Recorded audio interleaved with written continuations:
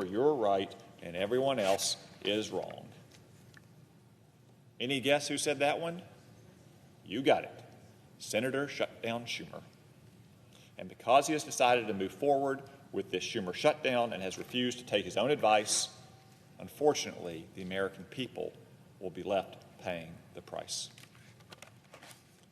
Mr. President, I yield the floor.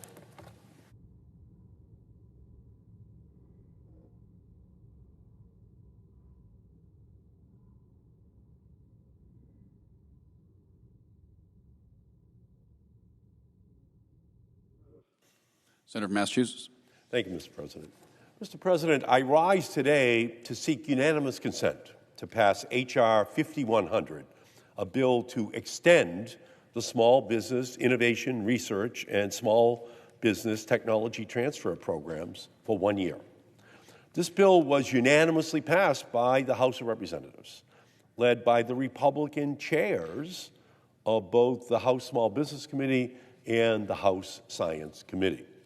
Hundreds of small businesses have written to Chair Ernst and to me, urging passage of the House bill to avoid ending the program. The national academies, including Trump's former Undersecretary of Defense for Acquisition, wrote to us urging passage of H.R. 5100. And given that the House will not be in session today, any objection or modification to this unanimously passed House bill will result in the program ending. Yet here we are, watching the clock expire on one of the most bipartisan and successful small business programs in our government. If we don't pass this bill, more than $4 billion worth of research and development funding for research institutions and small businesses is at stake. SBIR and STTR have led to technologies that have changed American lives.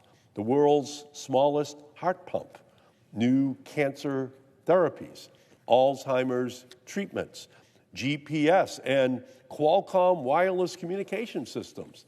This program has gone above and beyond the expectations of those who enacted it more than 40 years ago. For every SBIR dollar spent, the program returns $22 to $33 in economic benefits. And this number includes, contrary to recent rhetoric, positive returns on investment from the top 25 companies. 63% of the top 25 companies commercialized their technology. In 2024, 60% of SBIR awardees had won their first award in the last 5 years. And annually, 30% of awardees are new entrants. If we don't pass this legislation today, we will be hitting the off switch to the light bulb of innovation in our country. But that's not to say that the programs are perfect. In May, I introduced a 52-page bill with suggested improvements and extensions for the programs. And I want to provide small businesses with the certainty they deserve by making the programs permanent to ensure we do not watch the clock hit zero again. I want to increase how much agencies are required to allocate for these programs to maximize our innovation potential. I want to strengthen our commercialization efforts through better data collection, training, and designated commercialization officers. I want to increase the number of new entrants by reauthorizing and codifying new programs that aim to reach underserved populations. And I, like all of my colleagues, want to make sure that our technology never falls in the hands of our adversaries. That is why I want to continue the bipartisan program enacted in 2022, which has identified and mitigated foreign risk in its short period of implementation. According to the Department of Defense, only 0.04% of their applications have been deemed a foreign risk. If H.R. 5100 is not enacted, the current safeguards we have in place on foreign risks go away. Small businesses cut off from government funding will be left vulnerable, opening the door for foreign adversaries to swoop in and acquire American technology. And I know that none of my colleagues want that situation to become a reality. The SBIR and STTR programs are not graduation programs. They are research and development programs. These programs work because of their merit-based competition nature, Darwinian, paranoia-inducing competition. Kicking successful companies out of these programs would be like cutting your highest scorers after winning the NBA title. Instead of innovation, we would get decimation. We would be stifling potential technology critical to national security, our economy, our health, or to the next energy revolution in our country. It should not matter where these technologies come from, whether it's Massachusetts or Texas or New York or North Carolina or Iowa or any state. Our standing on the world stage of innovation depends on these small businesses. And a lapse in the program would be devastating. It would lead to expansive layoffs, setbacks to scientific advancement, and leave government-funded technology vulnerable to foreign adversaries and cut billions for small business innovators. We are already seeing the impact of uncertainty in the programs. Last week, the Department of Defense delayed their SBIR applications, and we have heard from multiple agencies that they will do the same if the program is not reauthorized. So to be clear, this was not in response to a government shutdown, but in response to Congress not coming to an agreement on the reauthorization of the SBIR and STTR programs. And that is why 5 of the 6 negotiators, including the 2 Republican House chairmen for these programs, have agreed on a 1-year extension. We all want to see improvements made, but we need the time necessary to ensure that we are making informed, evidence-based decisions that do not harm American innovation. So from my perspective, I ask my colleagues to work with the other 5 corners past the 1-year extension and work towards a longer reauthorization with the improvements we all want to see. So with that, Mr. Chairman, I ask unanimous consent that the Committee on Small Business and Entrepreneurship be discharged and that the Senate proceed to the immediate consideration of H.R. 5100. Further, I ask the bill be considered read a 3rd time and passed, and that the motion to reconsider be considered and made and be laid upon the table. Is there objection? Reserving the right to object. Senator from Iowa. Mr. President, reserving the right to object, the status quo will not work. I cannot continue to let China win, allow waste to run rampant, or fail our warfighters. When it comes to foreign influence in the SBIR, STTR programs, the fox is in the henhouse, and my colleague wants to shut the door and check back in a year. America's seed fund is in trouble. $5 billion of agencies' R&D budgets are set aside each year for American startups to develop critical technology. In practice, however, too many large companies, not truly small businesses, drain millions of taxpayer dollars by churning out white papers, instead of turning the taxpayers' investments into reality. In the past decade, 25 companies alone in the Pentagon's SBIR program received 18% of the funding. A single company received $650 million, more award dollars than the total issued to all companies in 26 states combined. Even the Pentagon's Defense Innovation Board concluded that the SBIR program has consistent overinvestment in a small number of companies that fail to deliver scalable capabilities to warfighters, warranting direct corrective action. In short, our warfighters are not properly benefiting from the billions of dollars being invested into SBIR mills. Additionally, companies linked to our adversaries funnel taxpayer-funded intellectual property into communist China and beyond. I have been crystal clear that I cannot support a one-year clean extension of the SBIR, STTR programs unless meaningful reforms are included to ensure every dollar serves America's investments. In just 2023 and 2024, we know 835 applications for SBIR, STTR funding were flagged for foreign risks. 835. Yet, only 303 of those applications were denied.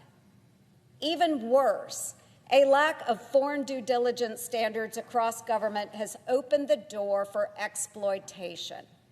Some agencies denied 100% of those flagged applications, while other agencies denied less than 1% of those flagged applications. When I shared my report with the Pentagon, they agreed that there are significant threats to our national security that must be addressed. If this program is to be extended, our taxpayers deserve to know that their representatives are, at a minimum, stopping wasteful spending to unproductive firms and implementing urgent safeguards to protect technology from our adversaries. That's why my amendment to H.R. 5100 would provide a 30-day extension of the SBIR and STTR programs with necessary reforms. Simply, this measure would, number one, root out waste and prioritize our truly small businesses by establishing a reasonable lifetime limit on SBIR funding, which would affect only 0.2% of participants in the program. And two, counter Chinese espionage by standardizing the foreign risk definition across our federal agencies. It's common sense, folks.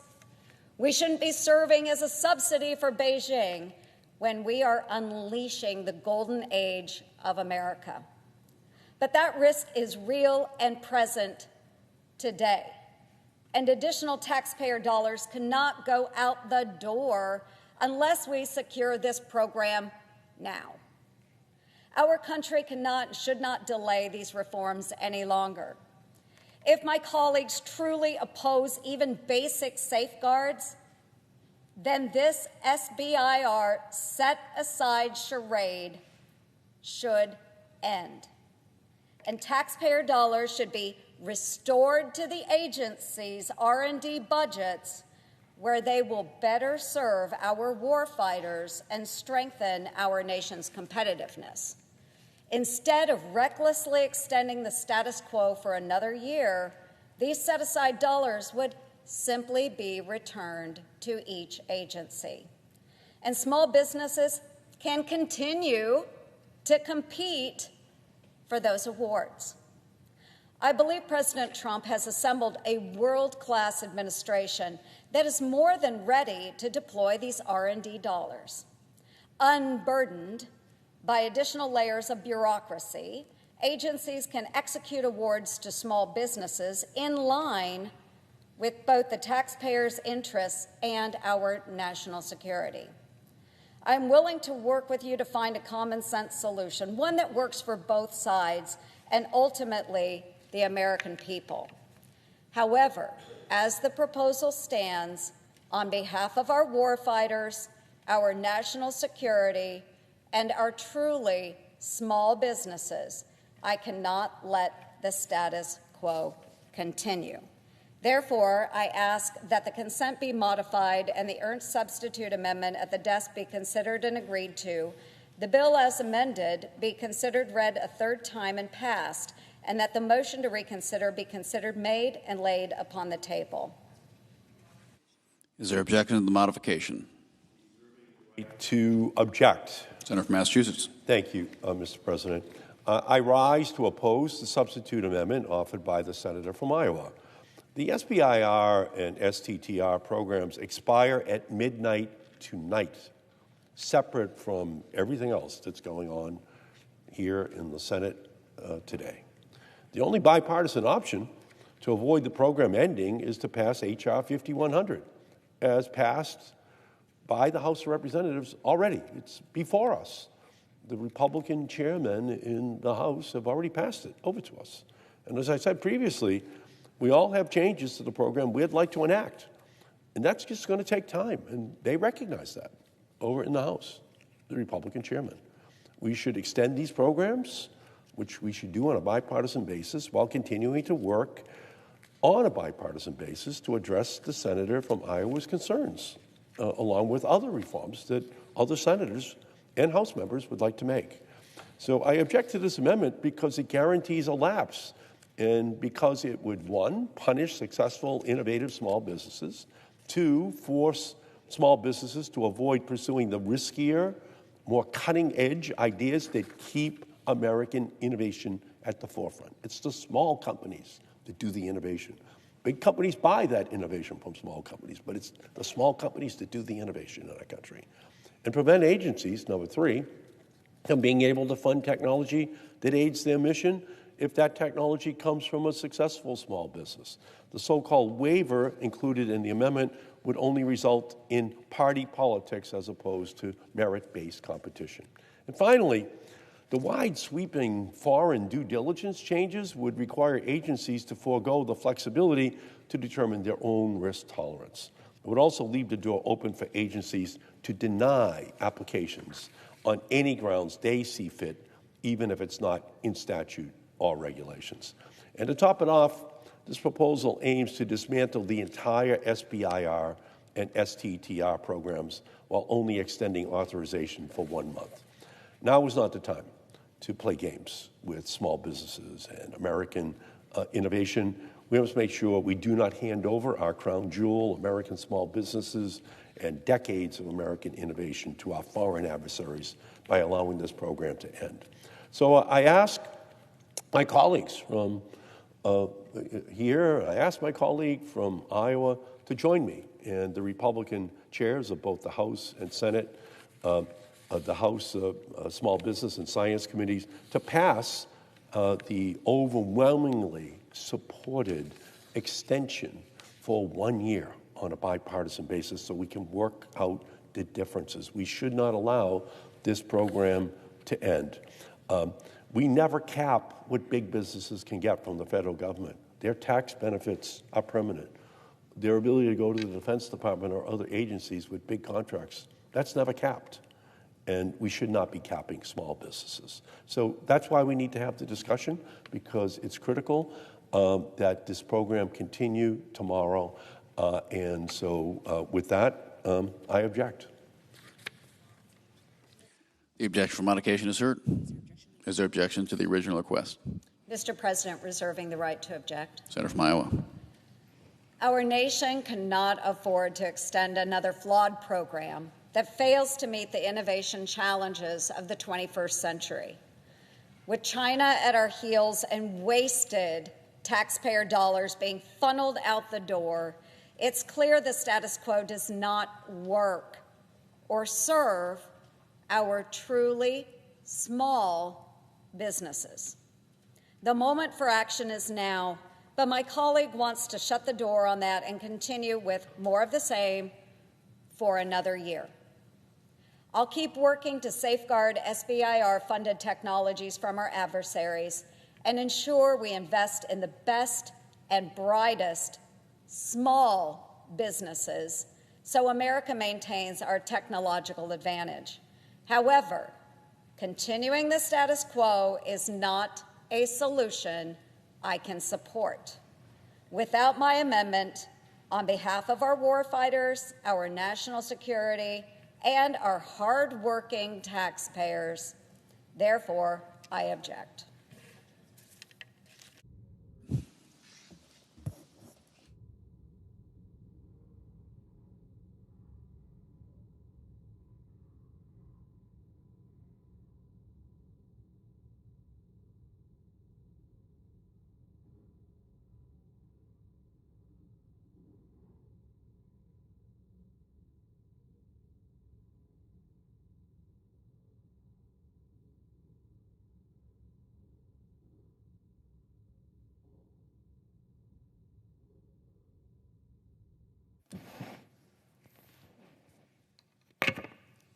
Mr. President. Senator from Iowa.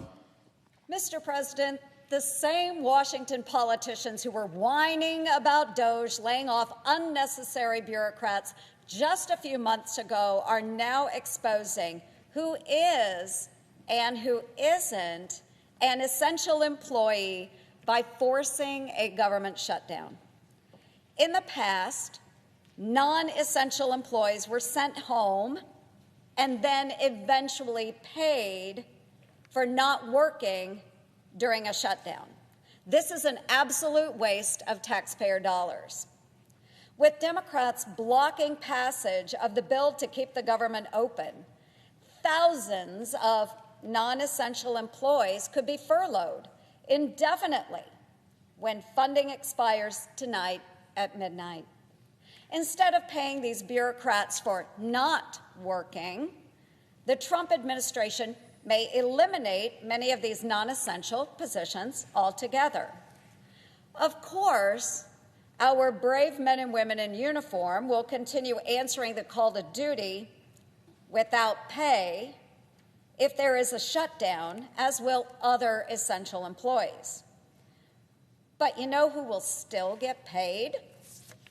The politicians who failed to do their jobs and caused the shutdown, namely Senator Schumer and the Democrats in Congress. Keep in mind, the bill they are blocking would keep the government funded at Biden's budget levels, go figure, while continue working out our differences. Senator Schumer himself stated earlier this year, no reasonable member on either side, Democrat or Republican, wants a government shutdown. Both sides recognize that a government shutdown would mean crushing delays to veterans programs, nutrition programs for women, infants, and children, delayed benefits for our military, and so much more. Senator Schumer went on to say, only extremists who can't win an argument are willing to shut down the government, to bully everyone else into submission.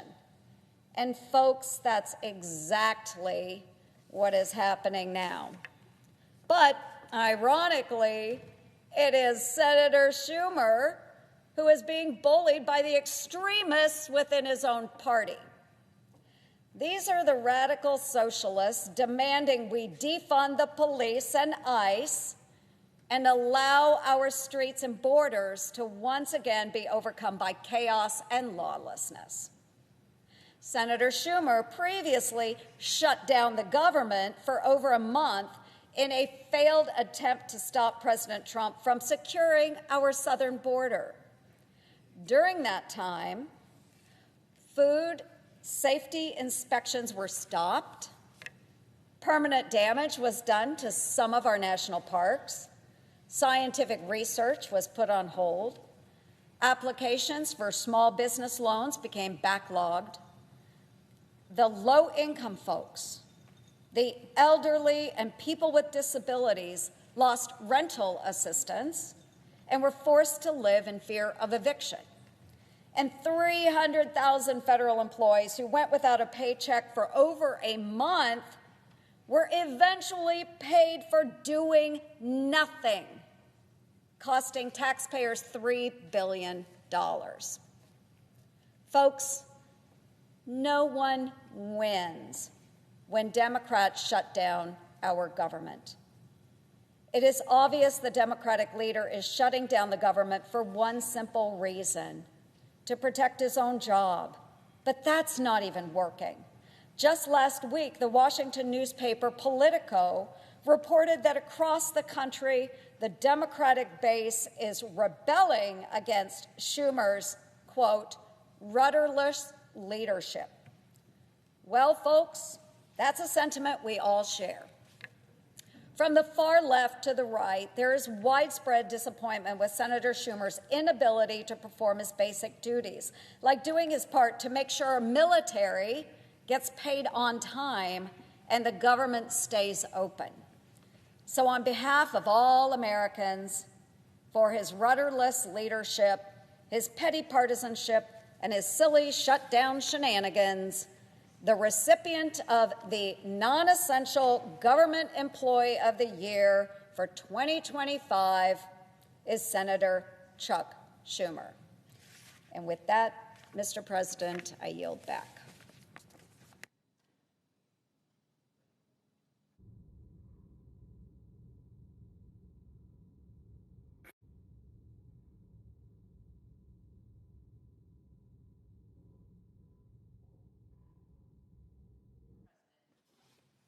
Senator from Nevada. Thank you, Mr. President. For the residents of Southern Nevada and so many others, October 1st is no ordinary day. On October 1st, 2017, my hometown of Las Vegas was struck by an unimaginable tragedy that forever changed our communities. We experienced an attack on a scale far worse than anyone could ever have imagined, a devastating tragedy that ripped families apart, destroyed lives. You know, during any given weekend, the Las Vegas Strip is buzzing with tourists and visitors from around the world, and that was the case on October 1st, 2017. That night, tens of thousands of people came to Las Vegas to attend the Route 91 Harvest Music Festival. Enjoy a fun night out with friends and good music. The weather's beautiful.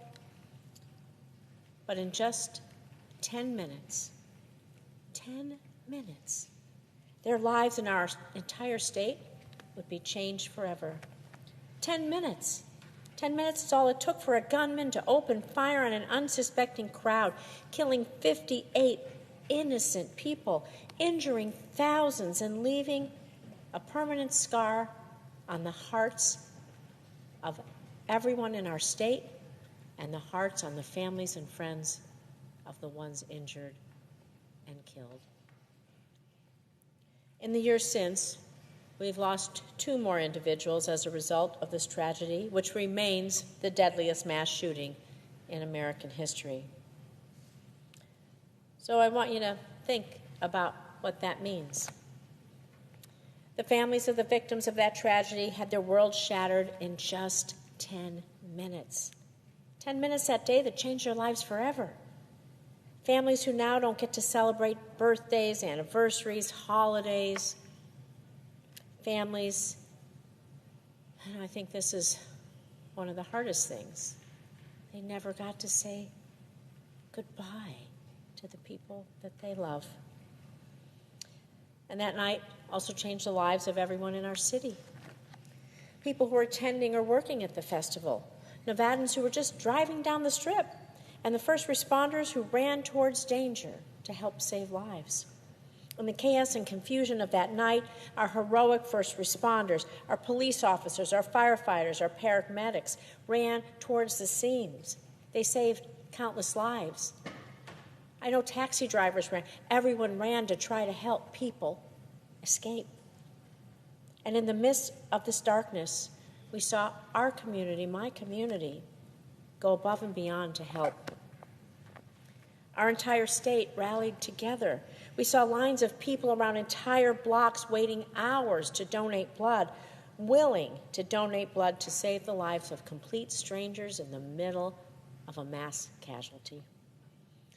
And I remember that day going to the line to talk to people, try to comfort folks in the midst of those first few days. And there was a woman in line to give blood, and I went up and I talked to her, and she started crying. She put her arms like this. She goes, "I don't have much."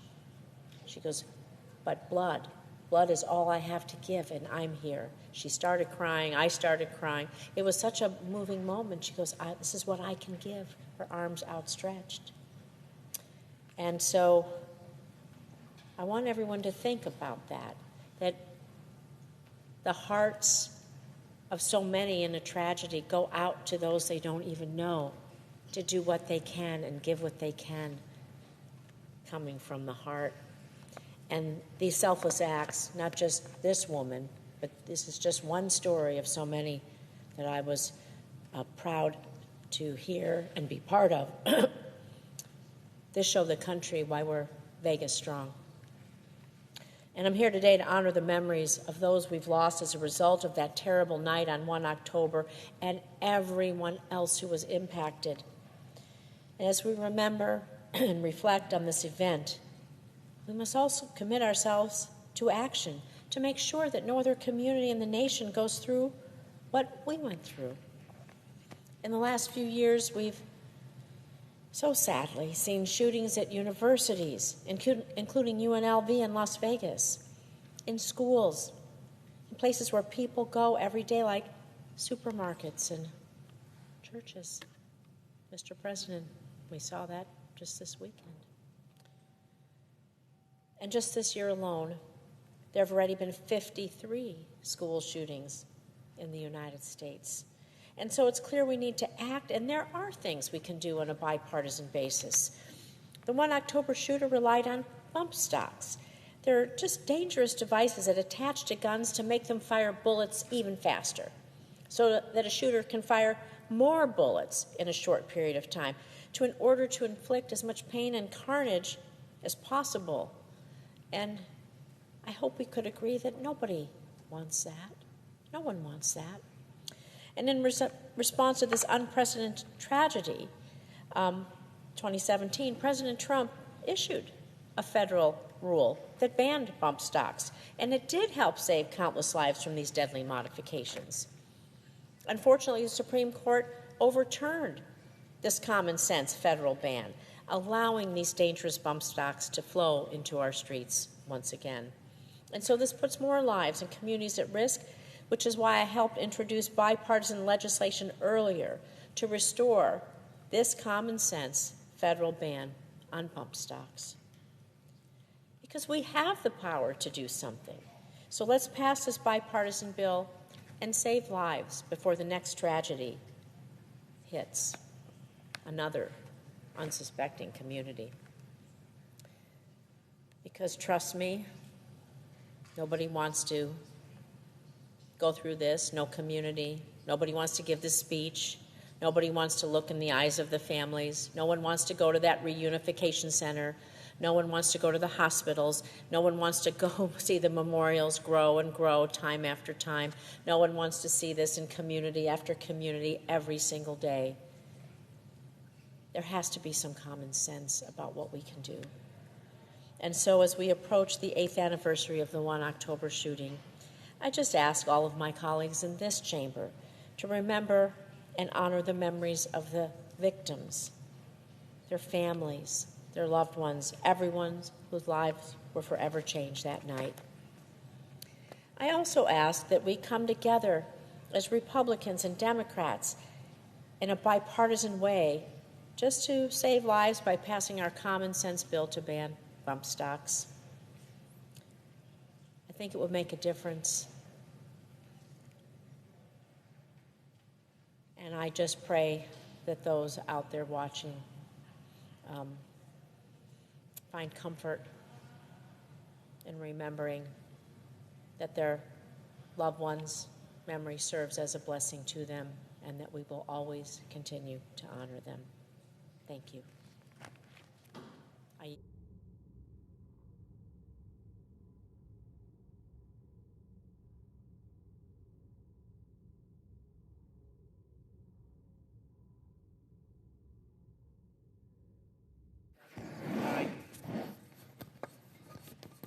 Mr. President, The senator from Nevada. I note the absence of quorum.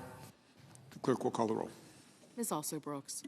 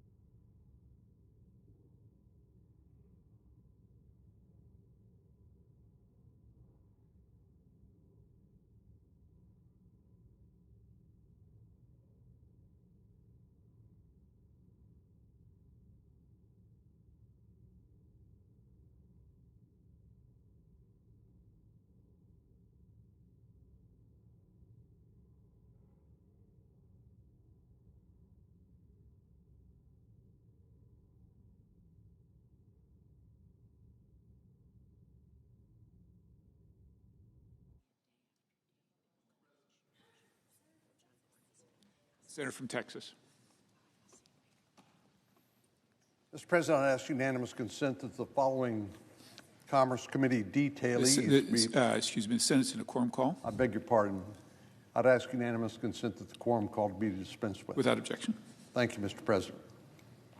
Now, Mr. President, I'd like to ask unanimous consent that the following Commerce Committee detailees be granted floor privileges for the remainder of Congress: Thomas Hastings, Joseph St. Peter, Tyler Stutton, Dean Legedakis, and Leticia Vega. Without objection. Thank you. Mr. President, for a long time, the United States has benefited from free and competitive global markets. For too long, though, we've relied on the conventional wisdom that engaging with China, and in particular the Chinese Communist Party, by bringing them into the global marketplace would be mutually beneficial. But it's become increasingly obvious, and it's plain as the nose on our face now, that China's primary interest in that so-called free market is to use it to undermine our interests and to further their own. I'm grateful to President Trump for ringing the alarm bells on China and for helping us reframe the way we look at the People's Republic of China. We need to be clear-eyed about exactly what's going on. China is not interested in a level playing field where both parties benefit from a bit of friendly competition. The People's Republic of China is treating competition in the global markets as a zero-sum game where they win and the West loses.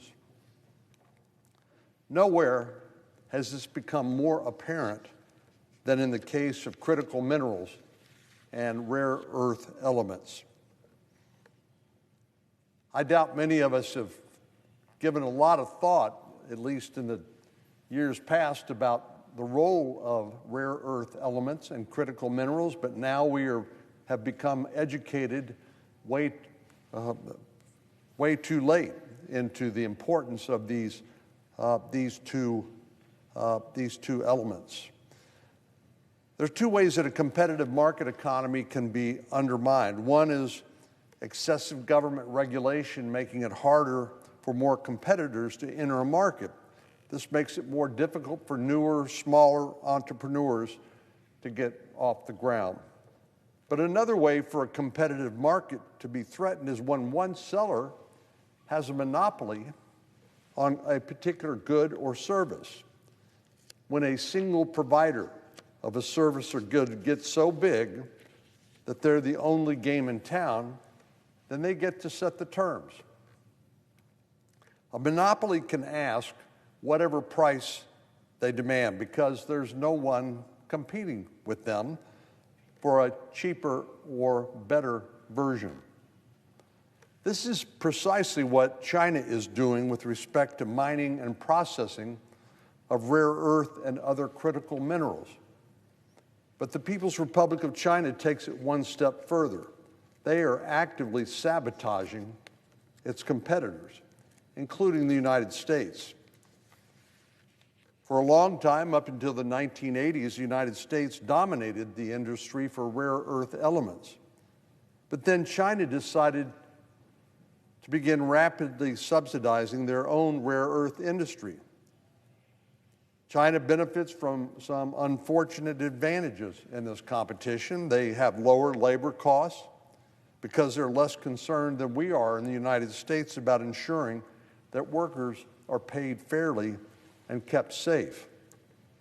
And we know China has lower environmental standards than we do here in the United States, which further makes it more difficult for the United States to compete against them.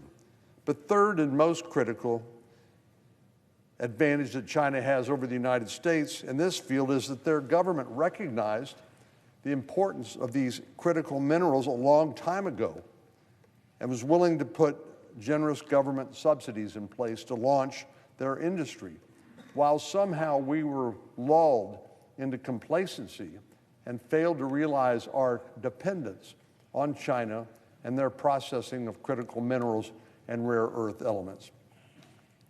Now, people may be asking, why do we care about critical minerals and rare earth elements? Well, the truth is these elements are essential to producing magnets and other components of our vehicles, our robotics, our aerospace, and our defense systems.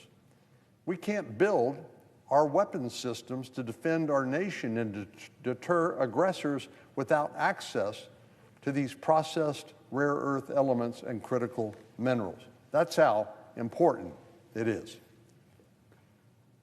But China has been successful in sidelining the United States and other global competitors, becoming effectively the only game in town, or I should say, in the world, when it comes to mining and processing these minerals.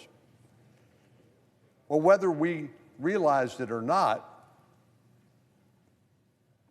there's hardly an aspect of our daily life that would not be affected were China to cut off our access to these processed rare earth elements and critical minerals.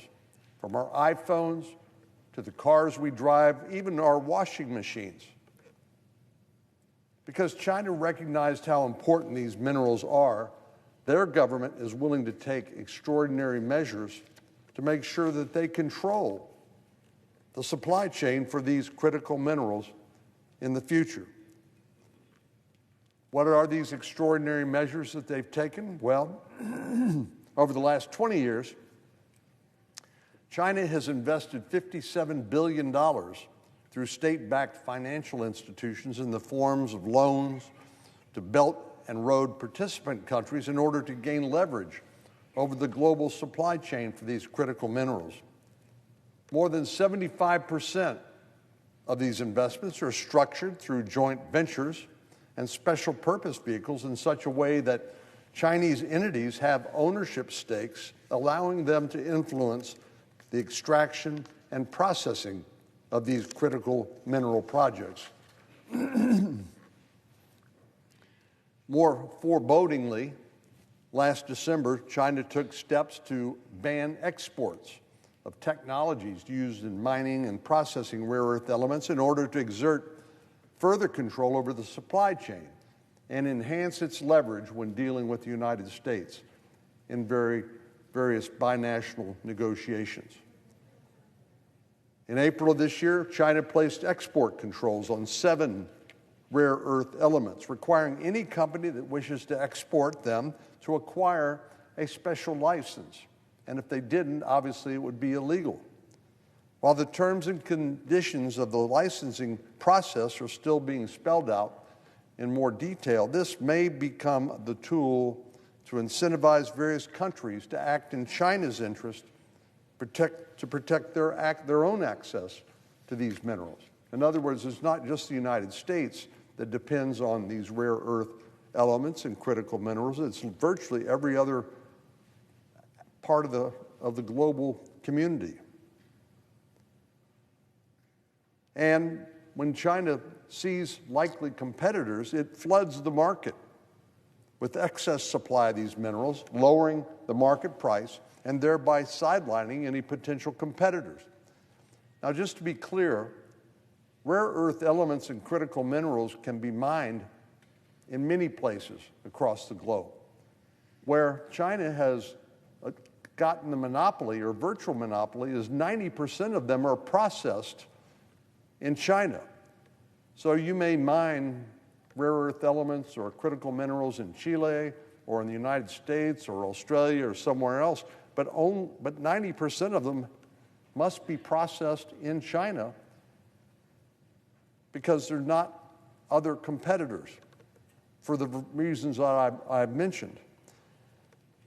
Because China will stop at nothing to manipulate the market, prices have dropped dramatically when they flood the market with processed minerals. Since 2023, for example, cobalt prices decreased 59.5% from $82,000 per ton to $33,000 per ton. again, because China is manipulating the market to discourage any competition. Nickel prices decreased by 73.1% from $48,000 per ton to $13 per ton.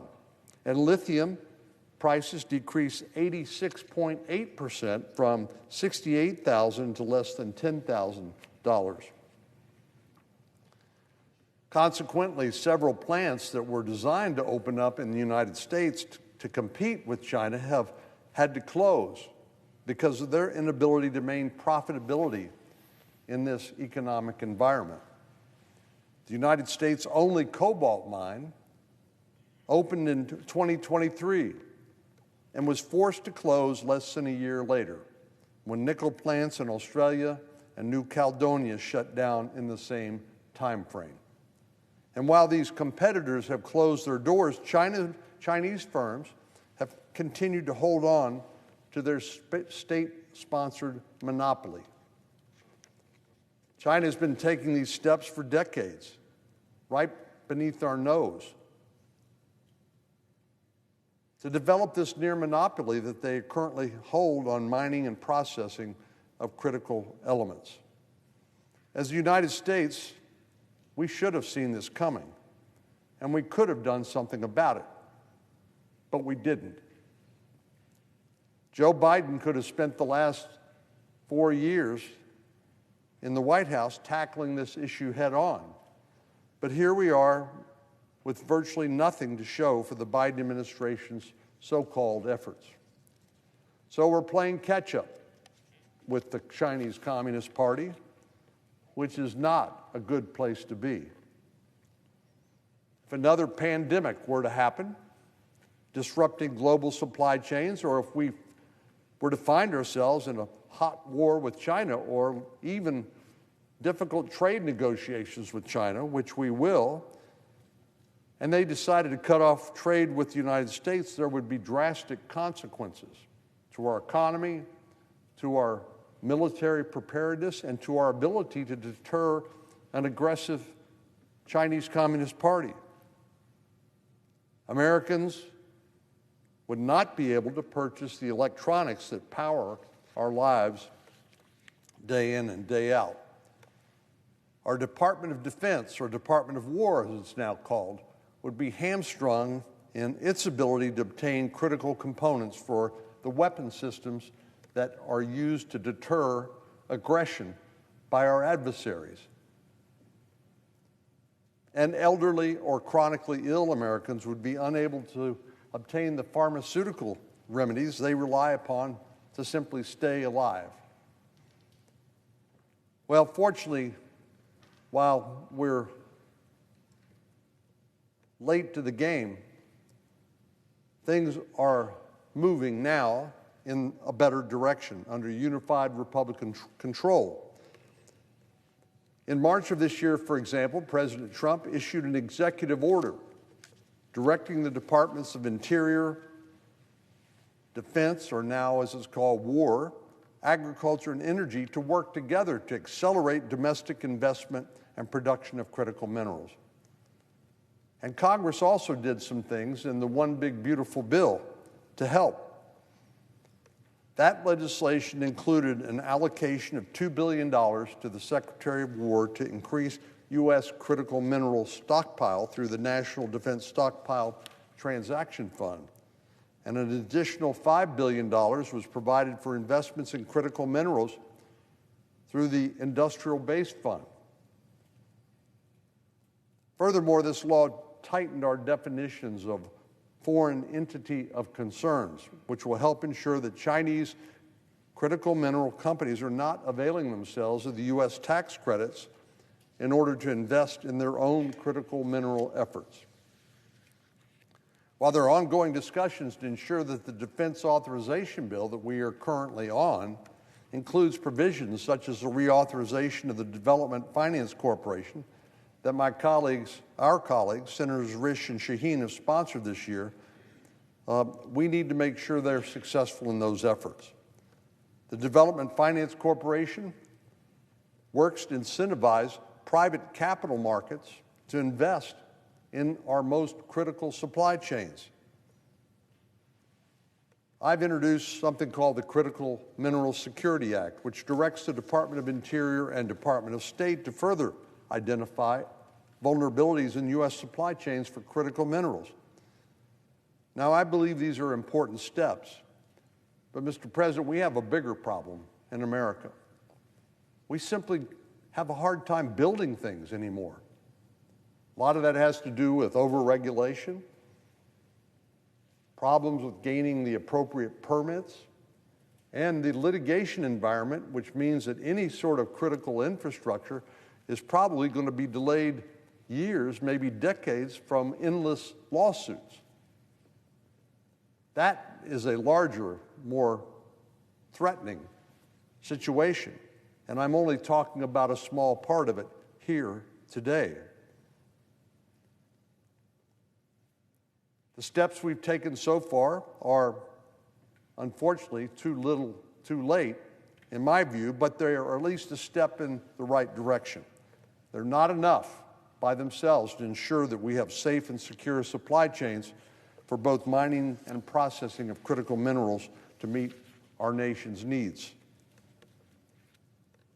Once again, Deng Xiaoping, who said, "Hide your motives and bide your time," has successfully snookered the United States and our other allies around the world so that we are now almost entirely dependent on Chinese processing of critical minerals. So there's not a day to wait. We need to make sure that we catch up, and we catch up quickly. It's going to take a lot of work for the United States to claw our way back to where we need to be. But I'm confident that we can if we rise to meet the occasion. So I would urge all of my colleagues to listen to and respond to this alarm bell that I'm trying to ring here on the Senate floor today, and take seriously the urgency of securing our supply chains and securing American processing facilities for critical minerals. We simply do not have a choice. Otherwise, we will continue to be held hostage by an adversary that does not wish us well. They don't want friendly competition, they want dominance. And they also want to take Taiwan in the coming years. If we can't build things because we can't deter them by building the weapons necessary to do that, if we can't sustain our economy by continuing to manufacture technology that allows us to compete with China in the coming years, we will have failed in our fundamental responsibility as members of Congress. If America is to have a safe, secure, and prosperous future, we have to compete and we have to win the critical minerals race with the People's Republic of China. Mr. President, I yield the floor.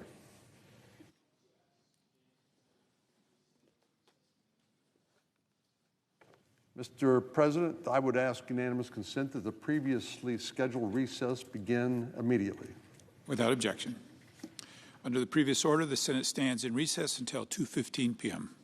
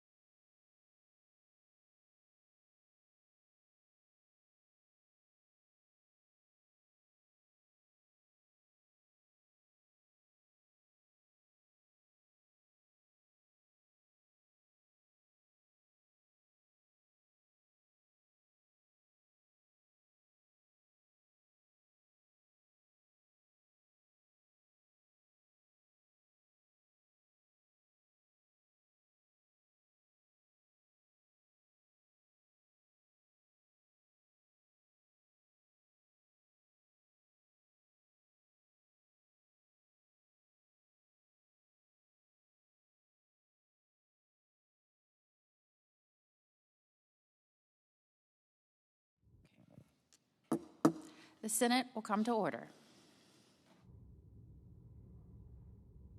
Madam President. Senator from Michigan. Madam President, in just a few hours, the Cybersecurity Information Sharing Act is set to expire. If we don't extend these critical authorities, we will lose one of our most effective defenses against cyber attacks. As our adversaries' attacks continue to grow more aggressive and more sophisticated. This law has protected our economy, it has protected our infrastructure, and it has protected our government for more than a decade. It allows private companies and federal agencies to share real-time threat information before attacks spread, before systems are compromised, and before damage becomes irreversible. If this law expires, it'll be harder to protect businesses and critical infrastructure against cyber attacks. And cyber criminals and our adversaries will be emboldened to continue to try to breach our defenses.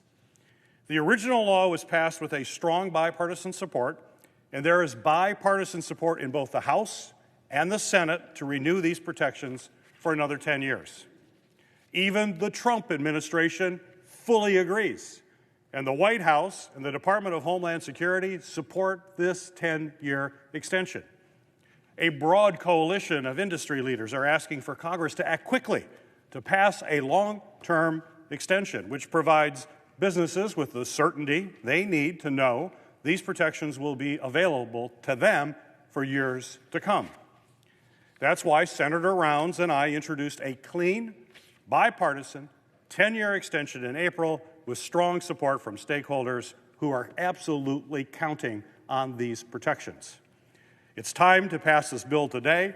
Otherwise, we'll lose our networks, our businesses, and our economy. We're going to leave them exposed, to vulnerable, and defenseless. We need to pass this legislation.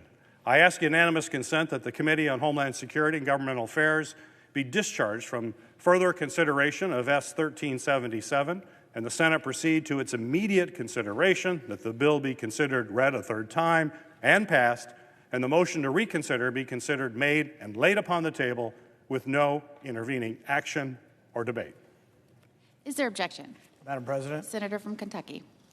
Reserving the right to object. There's nothing better in politics than fake outrage. I'm so outraged, my program's going to go away. Oh, but you could vote this afternoon at 5 o'clock to extend your program. So instead of all the hot air, why don't you come to the floor and tell us you are actually going to vote to keep the government open and your program will be extended. You've got a chance. So let's see how you vote this afternoon. I object. Objection is heard. Madam President. Senator from Michigan. I want to be clear. This is a voluntary program that businesses across the country have been able to count on for 10 years.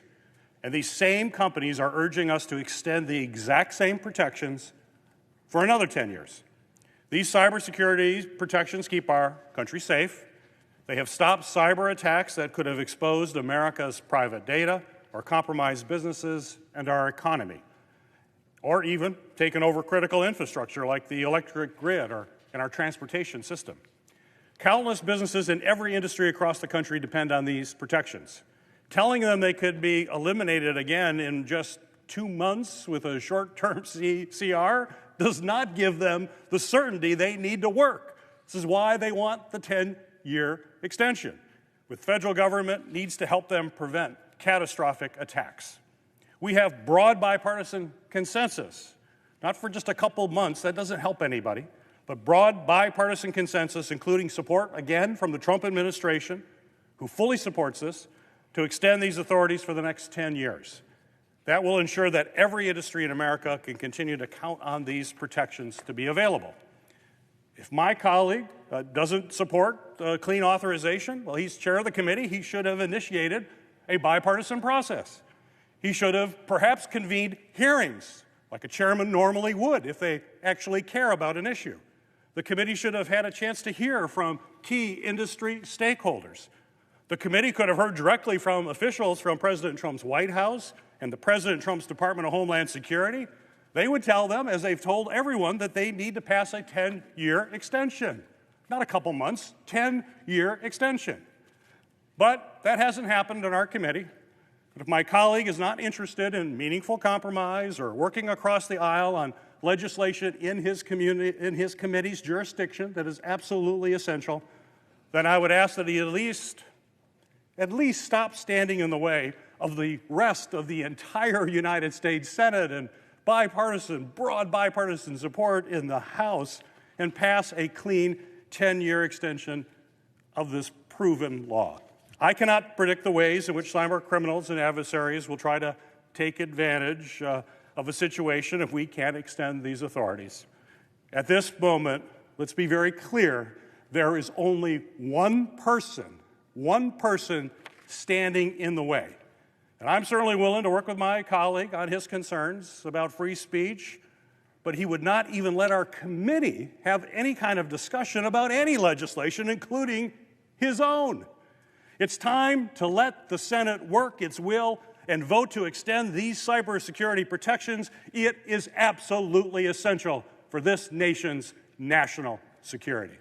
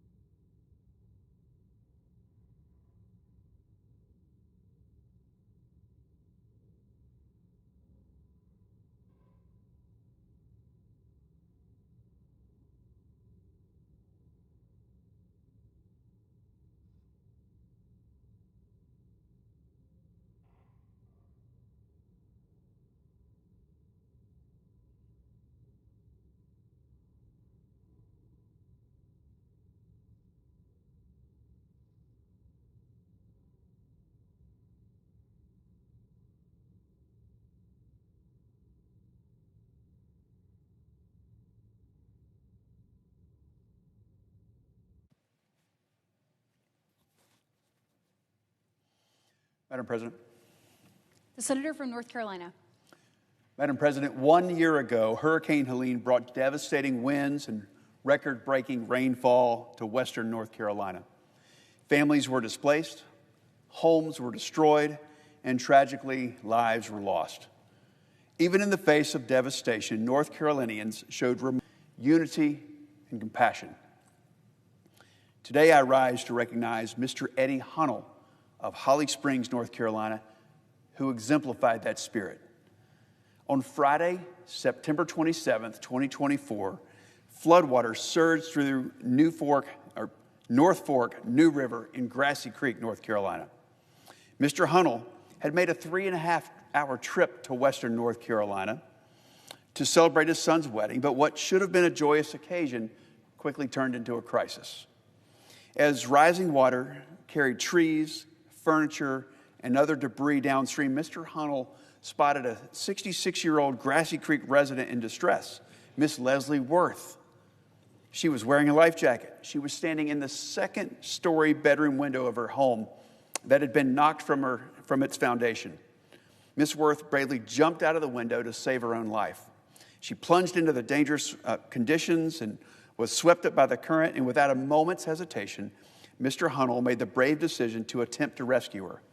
He steered a canoe through the flood and then, undeterred by the raging current, leapt into the water and swam to reach her.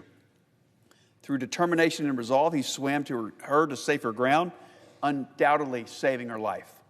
This was nothing short of an act of extraordinary bravery and selflessness. Once Miss Worth was reunited with her husband, Mr. Hunnell, he welcomed the couple to join his family that evening at his son's rehearsal dinner. He knew they were without a home, without a meal, and without any warmth. He even went further by setting up a fund to help them rebuild their lives, and he was the very first to contribute. In June, Mr. Hunnell was recognized for this extraordinary act of heroism as a recipient of the Carnegie Medal. This award honors civilians who risk death or serious physical injury to an extraordinary degree saving or attempting to save the lives of others, and I could think of no one more deserving than him. Madam President, the motto of the great state of North Carolina is esse quam videre, which means to be rather than to seem. I firmly believe Mr. Hunnell has lived out our state's motto to the fullest.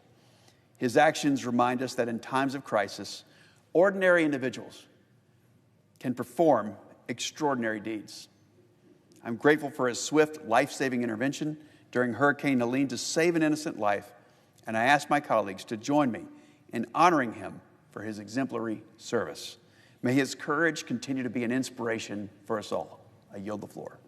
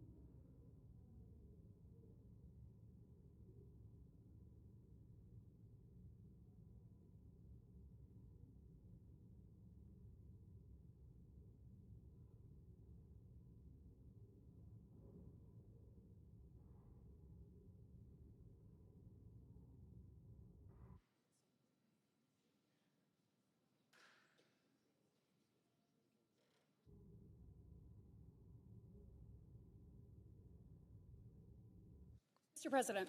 The senator from Alabama. Mr. President, passing a clean CR this week is important for two reasons.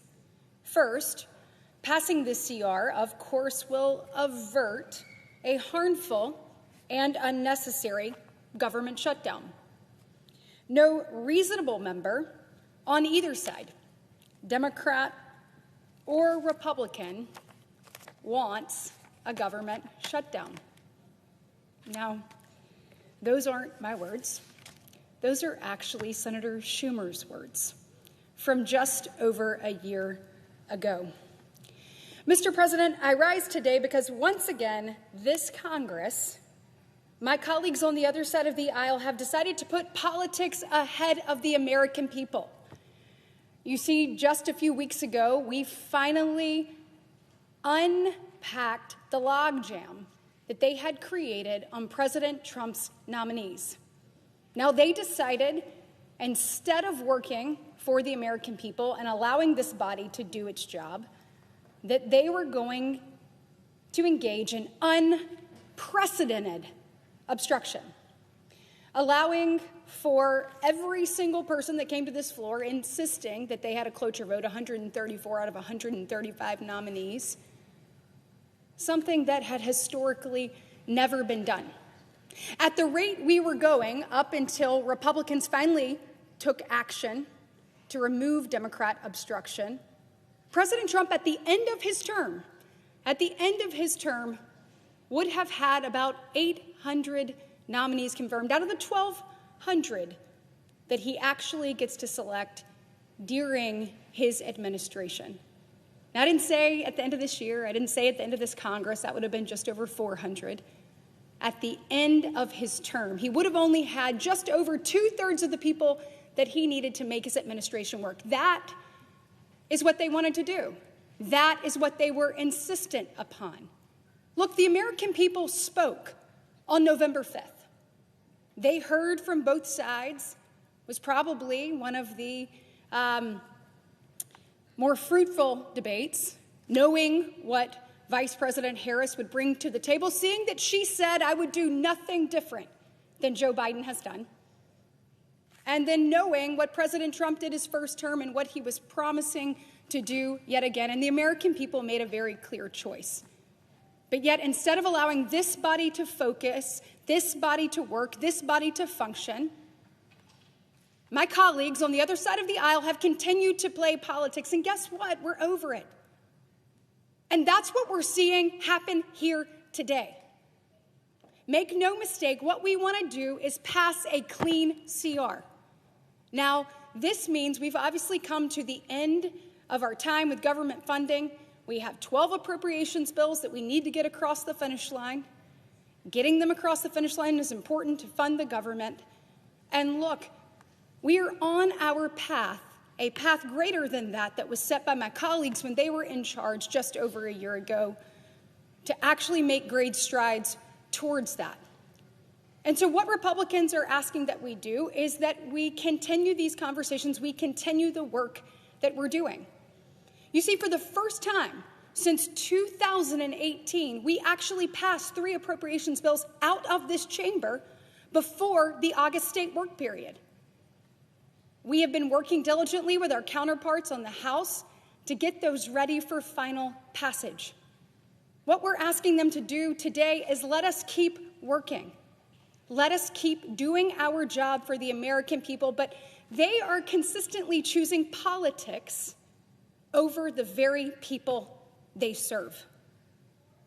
This chamber is barreling towards a government shutdown, and make no mistake about it, there is no one to blame but the Democrats. You know, instead of saying, yeah, let's keep working, they decided to say, you know what? For 7 weeks of keeping working towards the goal of bringing these bills to the floor and actually passing them, getting them across the finish line, when we've engaged in record obstruction on other items, we're going to ask you for $1.5 trillion in new spending for 7 weeks. So they have essentially asked, now you heard that right, not $1 billion with a B, trillion with AT for 7 weeks of spending under a Biden budget as we extend that while we work to put ourselves under a Trump budget moving forward. It's seriously partisan and unfortunate for the American people. Their plan also asks for some other things that are deeply unserious: to allow illegal aliens to receive taxpayer-funded benefits. That's what they're asking in exchange. To send $500 million to media that functions more as propaganda than it does an actual news outlet. And they want to eliminate the $50 billion of investment that Republicans pledged and made to rural health care. And that's just the tip of the iceberg. Here's the reality. Voters rejected all of that on November 5th. The America Last spending of Democrats is something that the people of this country said we don't want any more of. President Trump and Republicans were elected to change that in historic fashion. But time and time again, it appears that the people pushing for a shutdown, the people on the other side of the aisle, are not living in reality and are caring more about pandering to the far left than they are about actually delivering results to the American people, and that's sad. Look, this isn't an impasse where we said, let's work on these things and we will make no progress. We've made significant progress, and we're committed to continuing to do that given the opportunity. Meanwhile, Republicans have put forth a clean CR. It funds the government for 7 weeks.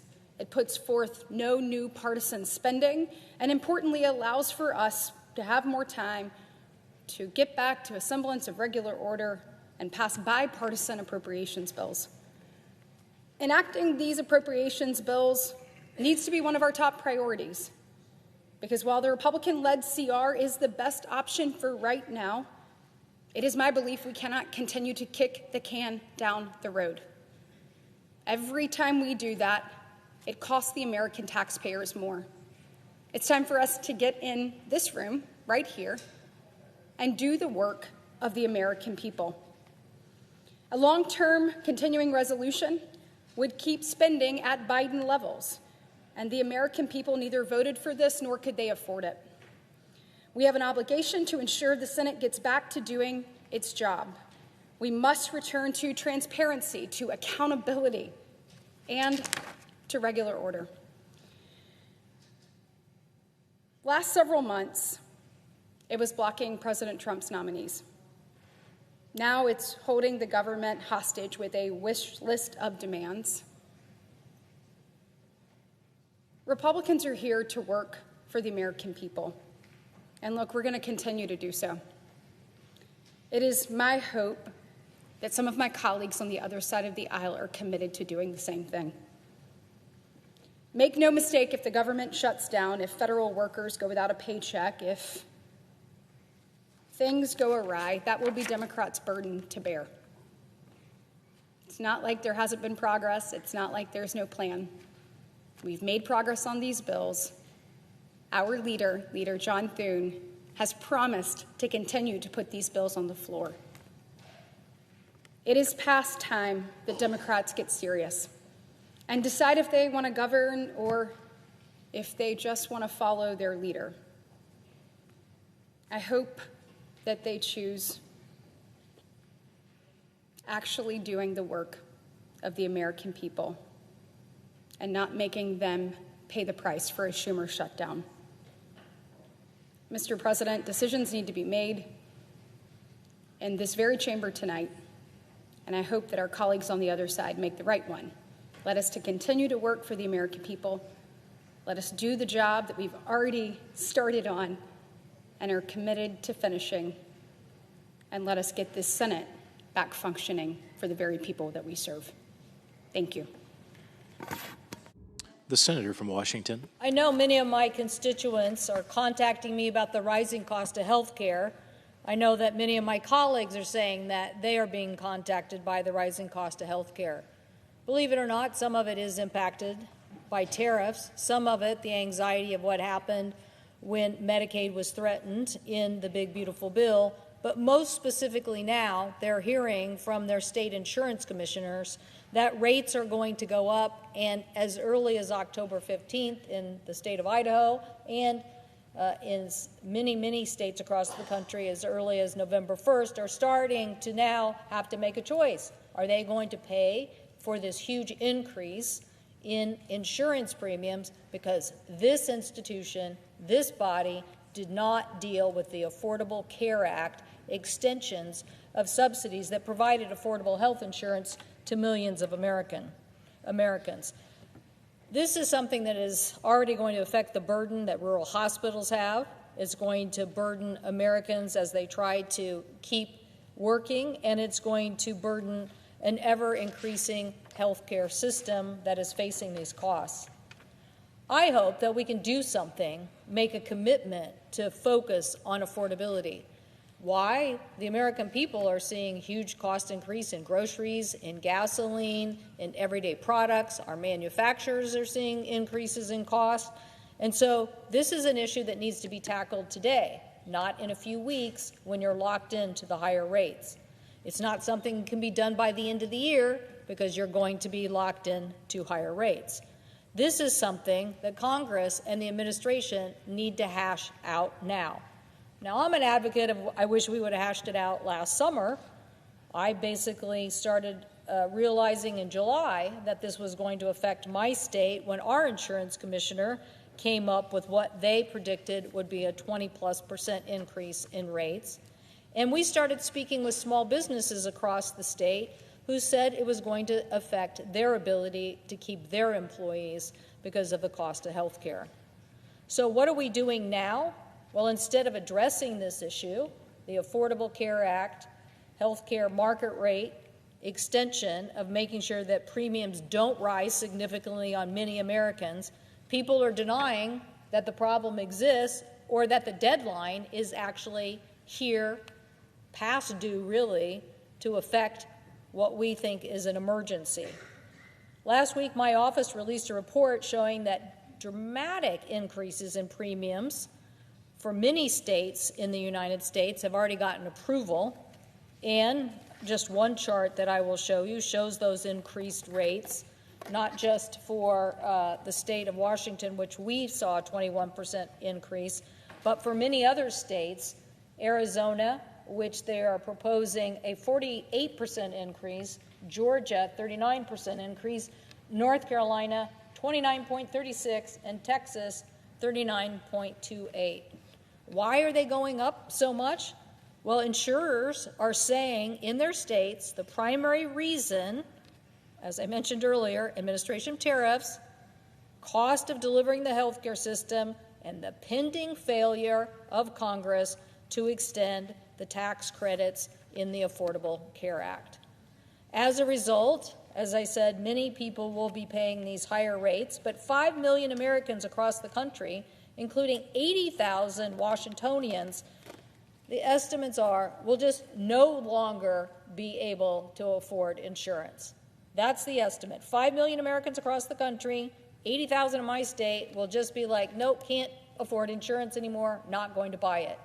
Why is that so important? Well, because the Affordable Care Act drove down the rate of uninsured in America from about 15% to about 7%. That decrease in uncompensated care helped us reduce our overall health care costs, too, for people who are getting insurance in many different ways. When you have uncompensated care, the costs don't just evaporate and go into the sky. They're paid by the rest of us in the system. Failing to deal with this affects everybody's health care, not just those on the Affordable Care Act premium plan of extension of these credits. It affects everybody because you're increasing the cost of health care throughout the entire system. I don't want to roll the dice on this and find out what happens to many of my constituents. I don't want to find out what happens when people who don't have health insurance get sick anyway and go to the emergency room or have a devastating diagnosis just because we wouldn't act. When you think about this, the ranks of people who are in this uninsured market, don't stop getting sick. They do still have costs, and that uncompensated care is what drove up the cost of our healthcare system overall. So now, as we face inflation, it's the last thing we should be doing is to drive up the cost of anything just because we have failed to act. The last thing we need to do is discover that on November 1st, that those premiums, which will go into place as people purchase those plans, is something that we can't reverse for the future because the market is a marketplace. It's a marketplace of insurance. If we want to affect this, we should affect it now. In August, I asked the chairman and ranking member of the Finance Committee to hold a hearing on how to lower these costs for Americans and find ways to keep people insured and healthy. Unfortunately, the Senate Finance Committee did not even meet in September and did not schedule any hearings to actually even discuss this particular problem. I would have hoped that there would have been an illumination with our report as everybody realized these rates are going to get locked in. People are going to make purchases decisions in November and December. And then, as I said, lots of people will just say, I can't afford these rates, they're insane. And now I'm going to just drop out of the marketplace. But yeah, I'm still going to get sick, and I'm still going to cost the hospital and the part of the state that may not even be able to afford it. I'm still going to have uncompensated care costs. All of this could have been discussed. And that is why, when we put out the report, we expressed the urgency by sending the same letter, not a big political letter, but a letter to the ranking member and chairman of the Finance Committee, but also to the leadership of the Senate, the House, and the President, saying, you need to wake up to this problem. This problem is real. It will affect our economy. It will affect millions of people, and it'll affect the rest of us by driving up the cost of health insurance. So I heard Speaker Johnson on the television this morning saying that extending the ACA credits is a December issue. Well, it's not really a December issue if people start in October and November making decisions and locking themselves in to higher rates or deciding that they're not going to even buy insurance because it's too expensive. He said reforms are needed to the program. Great, we could have had that discussion in August or September, and we certainly could have it today, but I see no convening. The House isn't even here.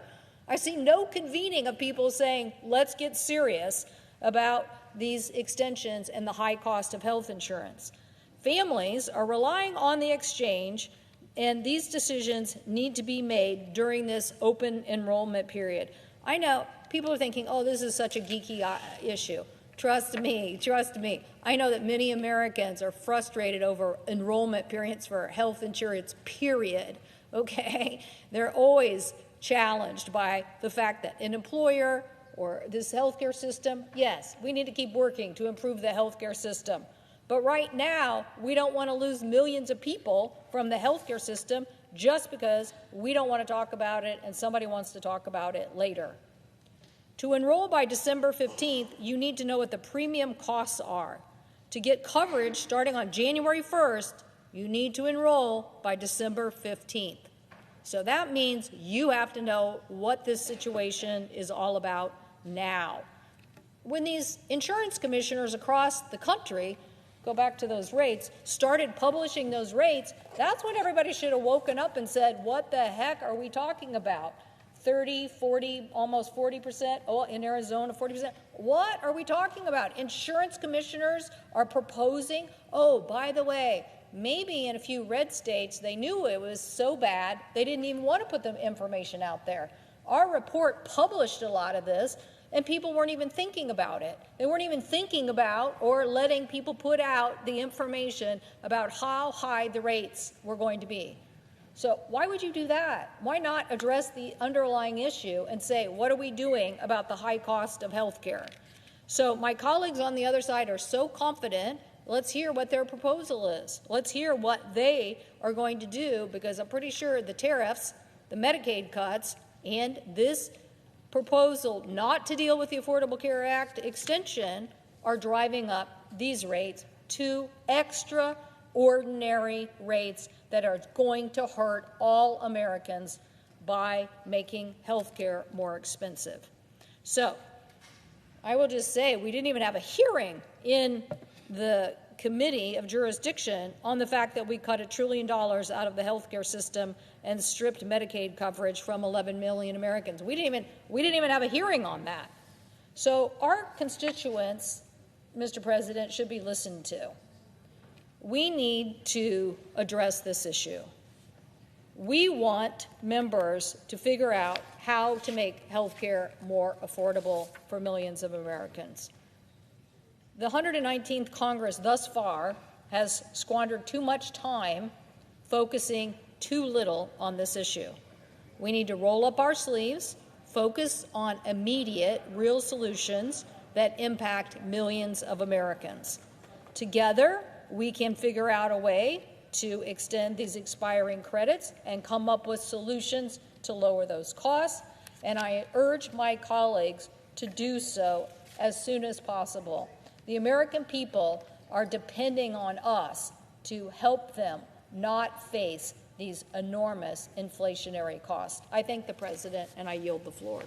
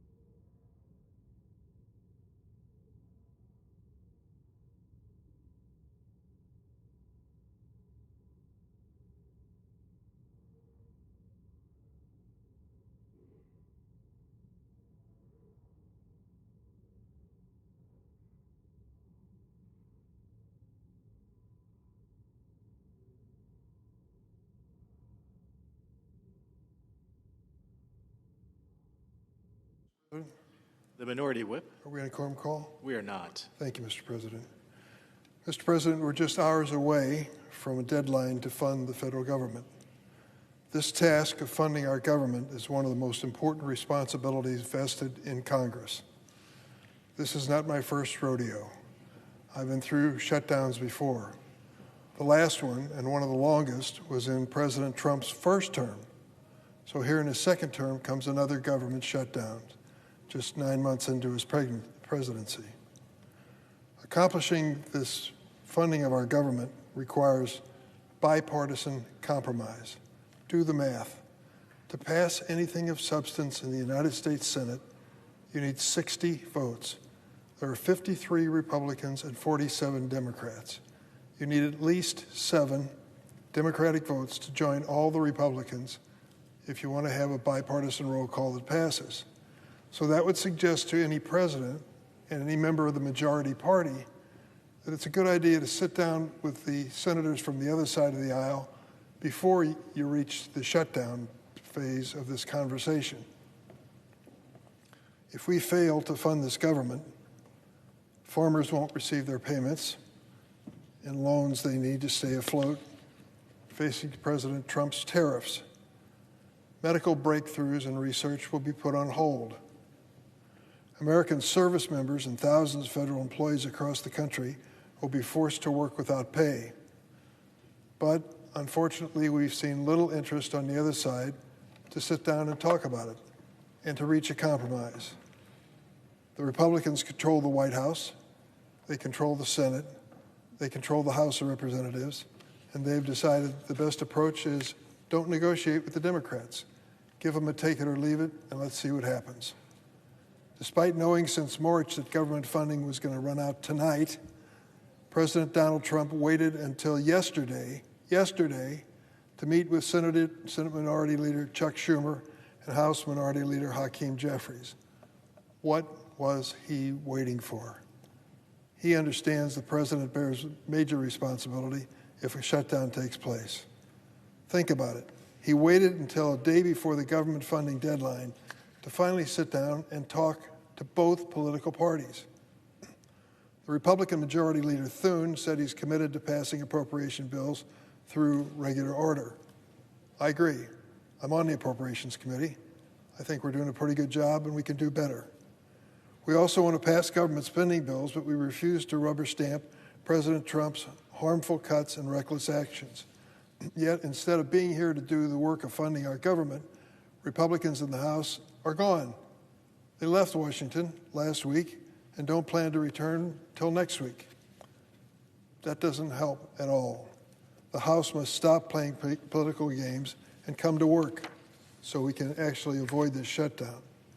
Republicans must take responsibility for the government they control. Government they control. White House Republicans are on vacation. Their refusal to prevent a shutdown will ruin millions of American travel plans. During a shutdown, air traffic controllers and TSA employees work without pay. That's not reassuring. This means delays and longer wait times for travelers at airports across the country. Just like the last time that President Donald Trump shut down the government in 2018 for 35 long days, it took pressure from the air traffic controllers to finally end that Trump shutdown. And our aviation system will continue to bear the effects because the shutdown would pause hiring and training programs for air traffic controllers at a time when we should be improving safety. Does it make you feel more confident to take a flight and realize that that air traffic controller, if they're at work, is working without pay? Or that the testing and training of the air traffic controllers has been delayed because of a shutdown?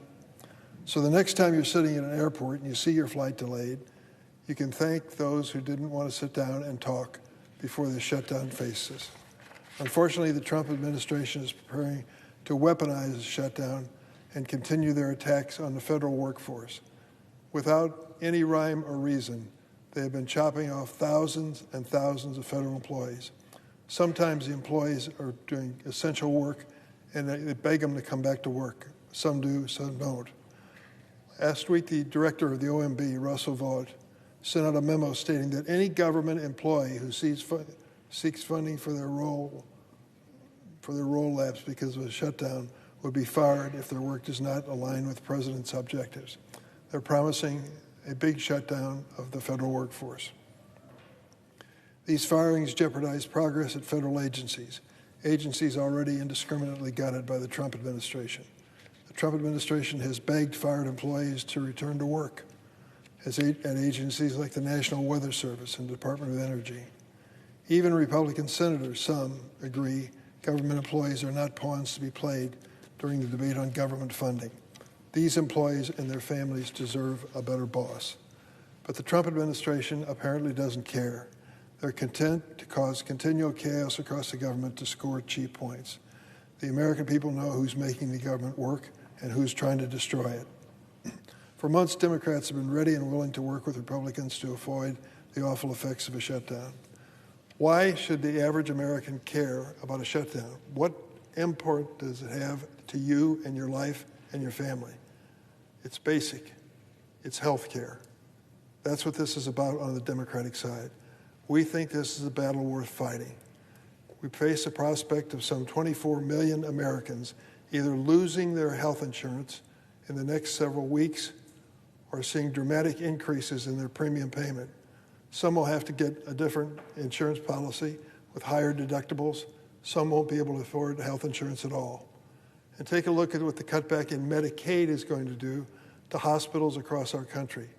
Illinois is a great state, very diverse. Beautiful big city of Chicago and a lot of smaller rural area towns as well. These rural areas count on hospitals like no other place in our state. They are literally the lifeline. And if these hospitals start to close, it not only presents a hardship when it comes to medical care, it hurts the economy of the region. Imagine trying to keep or attract a company to bring their business to your town when you just lost your hospital. This cutback in the big, beautiful budget bill of the Trump administration of paying into Medicaid is exactly the wrong thing to do for my home state of Illinois and for most other states. We want to make sure that that doesn't happen. We want to stop this cutback in health care quality and availability across this country. That's what we're holding out for. It isn't some big, beautiful border wall. It's what American families have to pay for health insurance each month. You ought to see the numbers if we don't do anything. The so-called ACA tax credits means that there's a helping hand for families in income situations where they're eligible to pay for health insurance. The Republicans eliminated this helping hand, and now the premiums are going to go up. We've already received notice in Illinois of several insurance companies that have gone out of business. It's a problem, a real serious problem in terms of the cost of premiums for families. So that's what this is about. Bringing down the government is not a good policy by and large, but neither is cutting the health care for 25 million Americans. So that's what we're bringing this issue together on. Can we have a sit down with Democrats and Republicans and reach an agreement? Yes, we can. We can start tonight. There's no reason why we shouldn't. So I hope that my friends on the other side of the aisle will understand that uninsured Americans and Americans with health insurance that they can't afford is serious hardship for working families. Mr. President, I hope my Republican colleagues will join us in a bipartisan conversation. It's long overdue. I yield the floor.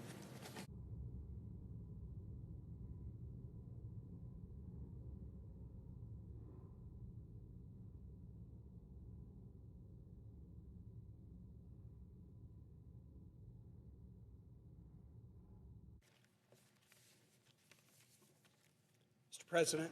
Senator from Virginia. Mr. President, I rise to discuss a vote that the Senate will take later this week on a block of executive nominations. The vote will likely come either tomorrow or possibly Friday, and there's a block of approximately 100 nominations that we will be considering. And I rise to talk about the nomination of one individual, Bill White, to be the United States ambassador to Belgium. I regret that we are taking up nominations in block. I think there are good reasons to reform the nominations process. I think we probably have to have Senate confirmation for too many people. But I didn't believe a few weeks ago in the Senate action that allowed people to be lumped together, because my view was that causes individuals who are in the block not to get the appropriate scrutiny that they should get. I viewed the action bluntly as a little less about advancing nominations as raising the risk of hiding nominations in large groups where individuals would not get appropriate scrutiny. And I believe that very strongly to be the case of Mr. White. Mr. White is President Trump's nominee to be ambassador to an important U.S. ally, Belgium, the headquarters of NATO. And Mr. White has done some good things in his life, and I don't dispute that. And I know he's been a strong supporter of President Trump, as are virtually all of the Trump appointees, many of whom I have voted for. I haven't done this calculation, but I probably have a track record of, on the Democratic side, of voting for as high a percentage of President Trump's nominees, both in term one and term two, as just about anyone, because I do believe, as a former governor, that your election does carry with it a mandate to be able to assemble a team of like-minded people. And even if I might disagree with you, President Trump was elected and should have the ability to assemble a team of like-minded people. But I do carefully scrutinize the character, judgment, and qualifications of the individuals who are put before us for important positions. And this nomination of this individual for this country at this time I view as so uniquely bad that I wanted to take the time to come to the floor and talk about why. And what I'm going to talk about is Mr. White's judgment, as evidenced by his social media postings. And I have a whole lot of examples I could use, but I'm going to just narrow it down to ones that I think are a true window into this individual's judgment and character, and demonstrates that he's not suitable to represent the United States in a critical ambassadorial position. On May 16, 2023, he tweeted out about one of our colleagues, Senator Graham of South Carolina, "Graham is a snake." He's tweeted out many bad things about Democratic colleagues that I'm not going to post before you, but someone who says about Lindsey Graham that he is a snake is not demonstrating the judgment that you need to be an ambassador representing the United States in Belgium. Mr. White fell down the rabbit hole of election conspiracy in 2020 and has repeatedly tweeted and posted his belief that the 2020 election was not accurately called and that Donald Trump actually won rather than President Biden. Now, I think any intelligent person recognizes that as a conspiracy theory that most fourth graders wouldn't be gullible enough to fall for. But Mr. White has tweeted it over and over and over again, and he's gone beyond just asserting that Donald Trump won the election in 2020. He's actually gone much, much farther than that.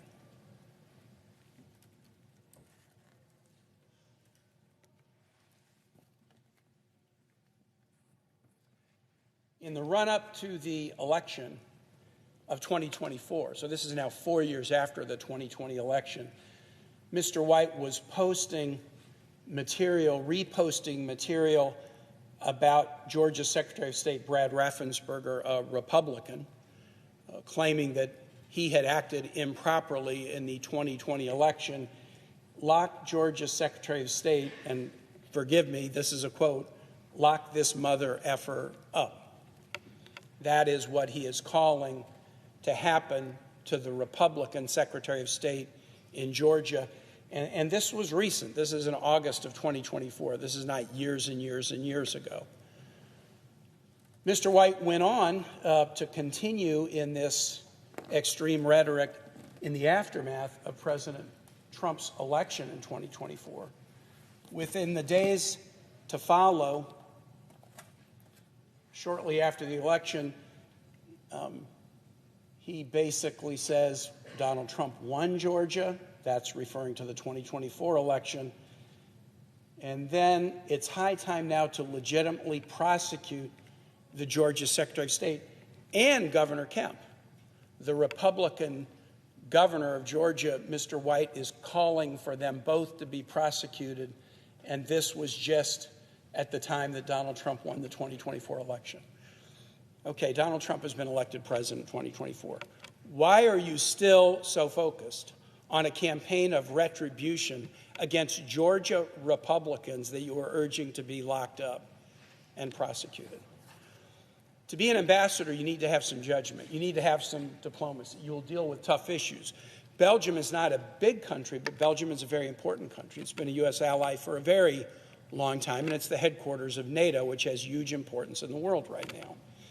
And putting somebody into a position like this who puts out negative tweets about Lindsey Graham and who is encouraging Republican officials in Georgia to be prosecuted and locked up, I think those would be disqualifying in and of themselves.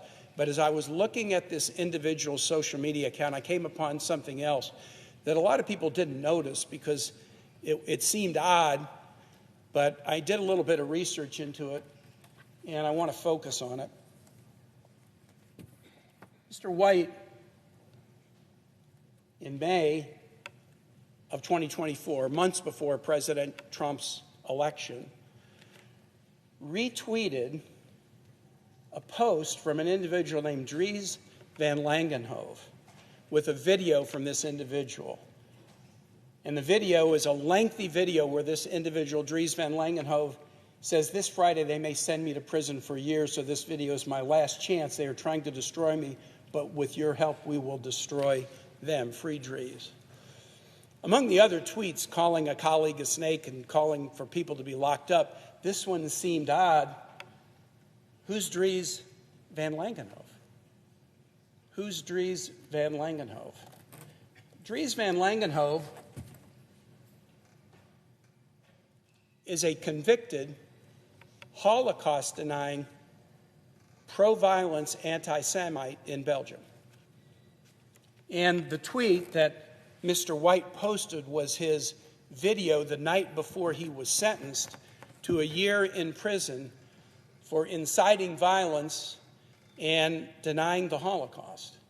This is an article from Politico Europe in March of 2024, and it talks about Mr. Van Langenhove. Title: Belgium's far-right prodigy gets prison term for inciting violence. Dries Van Langenhove, a political activist and leader of a Flemish nationalist youth movement called Shutdown, was convicted of inciting violence and denying the Holocaust, the Ghent criminal court ruled. He reveled in Nazi ideas that caused much suffering. He wants to undermine society, a judge said when announcing the ruling. Why would Mr. White, in March of 2024, even know who Dries Van Langenhove was? When I saw this, as I was researching this prior to the hearing in the Senate Foreign Relations Committee, I had no idea who Dries Van Langenhove was, and I wondered, why is Mr. White platforming this individual I know nothing about? And then as I read it, I find that he is a notorious violence-promoting, Holocaust-denying, anti-Semite criminal convict in Belgium. This is a big deal. The ADL says that of any nation in Europe, Belgium has seen the most spike in anti-Semitic behavior since October 7. Some of you might remember the attack, the Charlie Hebdo attack in Paris a couple years ago, pre-October 7. There was a similar attack on the same day in Belgium, an anti-Semitic attack.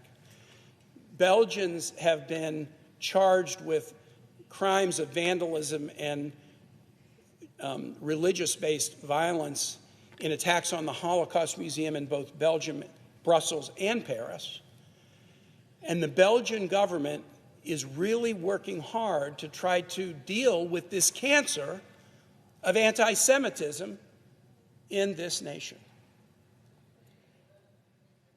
As far as I know, Mr. Langenhove is the only individual who has been successfully prosecuted in Belgium for Holocaust denying and inciting violence and reveling in pro-Nazi ideas.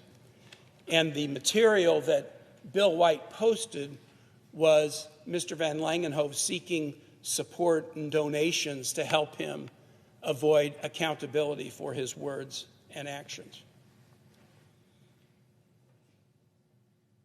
Mr. White's work in the past might qualify him to serve in some capacities. I'm not saying there isn't a position, one that doesn't require diplomacy, where his skills might be necessary. But this particular appointment is an insult to Belgium, a nation that is trying to deal with a deep, deep challenge in anti-Semitism. For the United States to send as an ambassador to that nation someone who has platformed the far-right prodigy who's received a prison term for inciting anti-Semitic violence is a slap in the face of this important ally. I started by saying I'm worried that the fact that this nomination is being slid into the middle of a big block of nominations means it won't get the attention that it deserved. Traditionally, on a nomination like this, we might get 1 or 2 hours on the floor to focus on this particular individual. My colleague, Senator Merkley, as we were discussing the change that allowed block nominations, proposed an alternative where you could remove a name from the block if you wanted to actually have some ability to focus on it, and that effort was unsuccessful. But I want to raise this today. This is already getting press in Belgium. The hearing itself, where it came to light that Mr. White was platforming Dries Van Langenhove, is getting press in Belgium.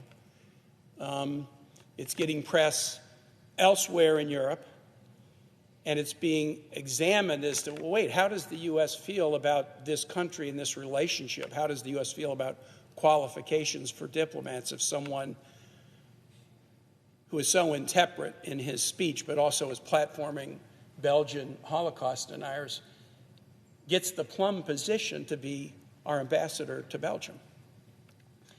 And so my hope, and in life I've often learned that high hopes is great, and so is low expectations. And I will say, in standing here today, I stand here with high hopes and low expectations.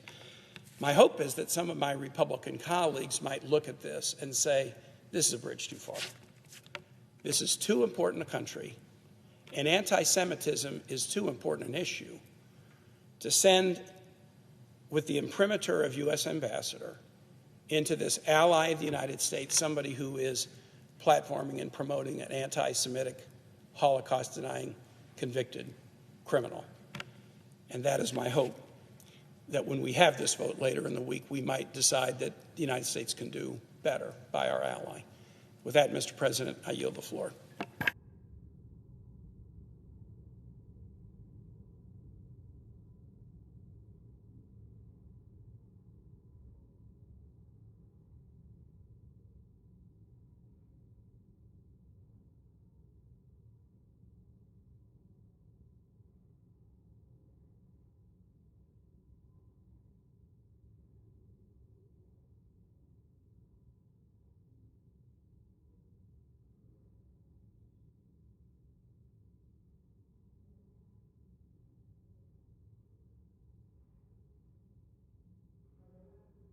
Senator from Virginia. The absence of quorum. The clerk will call the roll. Ms. Also-Brooks.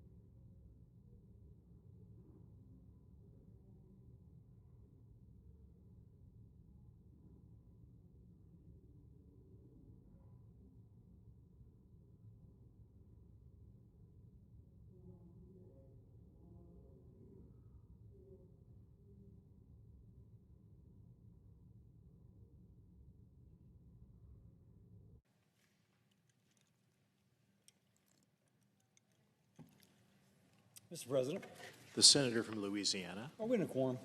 We are. I ask that the quorum call be vitiated. Without objection. Mr. President, hurricane season ends November 30th, 2 months left to go. Last week marked the first anniversary of Hurricane Helene, and I see from reports that the area of North Carolina most affected is still terribly affected. It was such a severe storm that people in Louisiana went from Louisiana to help North Carolina and other states with their emergency operations on the ground. This weekend saw 2 Category 4 storms churning in the western Atlantic. Thankfully, they did not hit, or they do not appear they'll hit our coast. Still, the storms remind people in Louisiana and other states that flooding is not a matter of if, but rather when. Now, Democrats, as we know, are pushing us towards a government shutdown. What does that mean for the National Flood Insurance Program? Imagine you're about to close on a house in 2 days, and the bank requires you to have flood insurance. If you're in a special flood hazard area, by the way, over half of Louisiana is a special flood hazard area, and you're purchasing a house with help from a federally backed loan, you will not be closing on that house, nor will you be able to renew your existing policy. All because Democrats have rejected a clean, continuing resolution to keep the government open. Let me repeat. They are walking away from a bill that simply extends the existing budget for 7 weeks to allow further negotiation. Instead, they demand a highly partisan bill, which would add more than $1 trillion to our nation's debt. They want taxpayer-funded health care for illegal immigrants, transgender surgery for minors, and to cut $50 billion from the Rural Hospital Fund Republicans created as part of our Working Families Tax Cuts bill. Now, back to flood insurance, Americans are left wondering how a shutdown will affect it. While Democrats are writing checks to the far left, folks are wondering if they can close on their house. Now, I'll tell you what the American people care about. They want the government to do its job. They want disaster recovery when needed. They want flood insurance that works. They want rural hospitals to stay open. They want energy security and a balanced budget, not trillion-dollar add-ons that only serve a political agenda. Mr. President, the American people deserve accountability. They expect Congress to put their needs before partisan politics.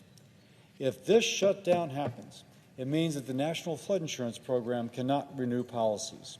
That's 500,000 people in Louisiana, millions across the country, unable to renew policies while we're still in hurricane season. It'll mean delays in disaster aid and emergency response coordination. It means uncertainty for families still recovering from Hurricane Helene and other past storms. Now, this is personal for folks in my state. If Democrats would stop trying to please the fringe of their party and start focusing on the real immediate needs of the American people, like keeping the government open, maintaining flood insurance, protecting access to rural health care, we can solve this today. So I ask my fellow senators who are Democrats, who are you working for?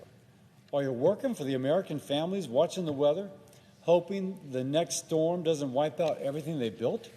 Are you working for veterans waiting on care, the seniors relying on Social Security checks, or the communities who count on rural hospitals in a crisis?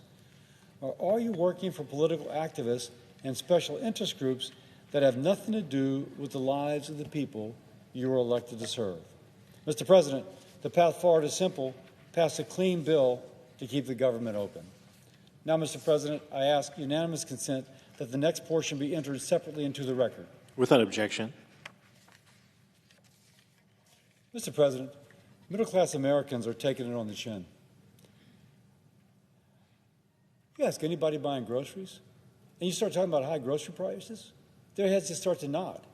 American farmers can't hire workers to pick their crop. Farm products are being tariffed. Beef and coffee prices are through the roof. For the first time ever seen since it's been tracked, ground beef is over $6 a pound, and it keeps rising. To put that in perspective, it was under $4 when President Trump left office in 2021. And people can't afford to live if you combine the cost of the things they absolutely need, their health care, their flood insurance, property and casualty or homeowners insurance, car insurance, mortgages, car payments. After that, they're sitting around an empty kitchen table worried as to whether there is enough left in their pocketbook to buy the groceries to feed their family. Now, with 67% of Americans saying they're living paycheck to paycheck, you can imagine how many empty kitchen tables there are. Last week, I got a message from a woman in my state who lives on the north shore of Lake Pontchartrain. She told me this is the problem she's facing. She can't afford to live and to pay for her groceries. By the way, she's a teacher. Good job. Been for 26 years. But she can't afford to live and pay for groceries. The middle class is taking it on the chin. And a lot of Americans are in the same situation as she is. No matter how hard they work, no matter how many jobs they work, sometimes 2 or 3, they can't keep up. Now, since 2000, housing demand has grown more than housing supply. Roughly 46% of Americans let their credit card payments roll over month to month because they cannot afford to pay in full. That's almost 50% of people in the United States are not paying their credit card bills, and that's with 21% to 26% interest rates on that. Almost a quarter of Americans don't think they will ever pay off their credit card debt. And the hole keeps getting deeper. Now, Republicans are trying to address this. In the Working Families Tax Cuts bill, we increase wages by eliminating taxes on tips and taxes on overtime. Most seniors will not pay taxes on their Social Security payments. We increase the child tax credit. We incentivize companies to start building in the United States now instead of waiting for 10 years. We attract private investment into low-income communities by giving investors a tax break in exchange for developing economically distressed communities. Our goal is to create jobs, better-paying jobs, as we spur this revitalization. We can increase affordable housing for families and workers by expanding and strengthening the low-income housing tax credit, which will help build more than 1.6 million affordable homes nationwide over the next decade. Again, we give tax incentives now for those better-paying manufacturing and construction jobs. We're working to decrease the high cost of health care with, if you will, programs to incentivize the education of more nurses, to lower the cost of prescription drugs, and to lower the cost of health insurance. We have proposed ways to lower the cost of the National Flood Insurance Program, which in my state is one thing that just saps from people's pocketbook. Now, the government shutdown will not help. It creates unnecessary worry, puts a strain on working families, veterans, and folks living on a fixed income. The American middle class has taken it on the chin. Republicans are working to give the American people hope instead of one more body blow. And with that, I yield.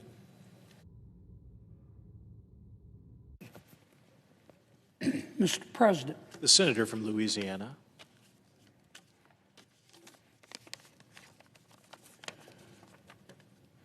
Well, Mr. President, it looks like we're going to have a shutdown.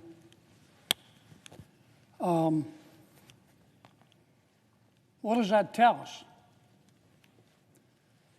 I'll tell you what it tells me. It's simply that much more evidence that human evolution is a slow process.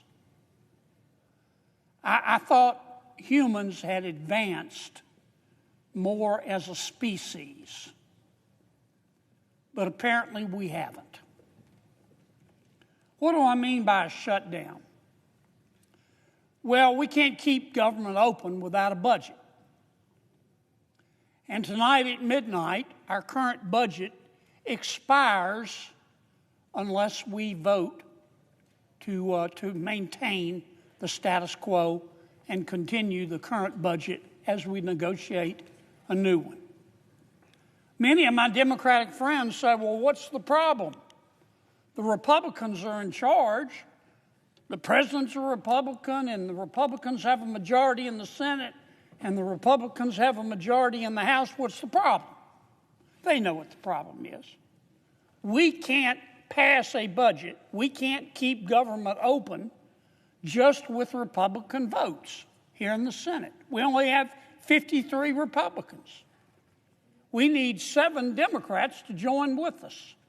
So for my Democratic colleagues to say, well, the Republicans are in charge and they don't need us, they know that's not accurate. And that's what's going on.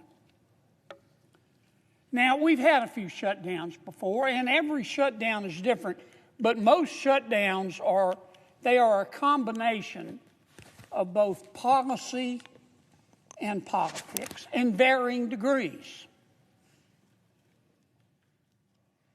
This shutdown, in terms of policy, makes absolutely no sense. None. What we have proposed to our Democratic colleagues and the minority leader, Senator Schumer, is to make no changes to the current budget. We just want to continue the current budget and keep government open until just before Thanksgiving to give us more time to negotiate a permanent budget. We did that many times when President Biden was president and when the Democrats had the majority. In fact, we did it 13 times. Not only have Republicans done it, but Democrats have routinely done it. But this time, the Democrats have said, no. We want more. And you may be thinking, okay, that's reasonable. What do you want? Well, it's not reasonable. In effect, what the Democrats are saying to us is that we're going to close government unless you Republicans agree to make it bigger. We don't want the status quo. We want you to commit to spending $1.5 trillion more than you're spending now. And we, the Democrats are saying, are going to tell you how to spend it. First, they want us to repeal all of the Medicaid reforms that we did in the reconciliation bill. Some call it the One Big Beautiful Bill. The One Big Beautiful Bill would not reduce Medicaid. In fact, it would go up about 2% every year as a result of our bill. But it would say to people who are on Medicaid, who aren't eligible for Medicaid, that you're not going to get Medicaid anymore. Dual eligibles, people who sign up in Louisiana and Mississippi, that's fraud. Under our bill, they would be thrown off. The Democrats want them put back on. Under our changes in the One Big Beautiful Bill that the Democrats want us to reverse, you would have to satisfy certain income levels to be on Medicaid. The law says if you make too much money, you can't get Medicaid because Medicaid is for the poor. In my state, we have found people through audits making $120,000 a year on Medicaid. So our bill, which the Democrats want us to repeal after just passing it, would say to those people that if you don't meet the income limits, you can't get Medicaid. So that's the first demand of the Democrats. Take out all the reforms that we made to Medicaid in the reconciliation bill and throw them out the window. Number two, they want to extend the Obamacare subsidies. What does that mean? Well, first let me say Obamacare was a mistake, and we know that now. When President Obama passed Obamacare, we were told that our lives would be better. Our lives have been worse. We were told that it would make health insurance more accessible and more affordable. It's done neither. On the non-Medicaid part of Obamacare, we've got, 25 million Americans who are accessing it. And for the most part, about 90% of them are low-income Americans. But the rest are making huge sums of money. Some are making $160,000 a year getting Obamacare subsidized by taxpayers. And that's not the way it was supposed to be. How did we get here? Well, it's simple. During the pandemic, when people were being laid off or losing their jobs or couldn't work, President Biden rammed through a bill to enlarge the subsidies. He took the cap off the amount that you needed to earn in order to get Obamacare. And those subsidies at the end of this year are about to run out. Now, the Republicans have said, we'll sit down with our Democratic friends and talk about how to extend them, but we want to reform the program because it's not right that people making $125,000, $150,000, $250,000, $200,000 a year are getting their health insurance subsidized by the federal government. That's bone deep down to the mayor stupid. But the Democrats, Senator Schumer and his colleagues, have said, nope, we will shut government down unless you agree automatically to extend these subsidies, which were passed during the pandemic, after the pandemic is over, permanently.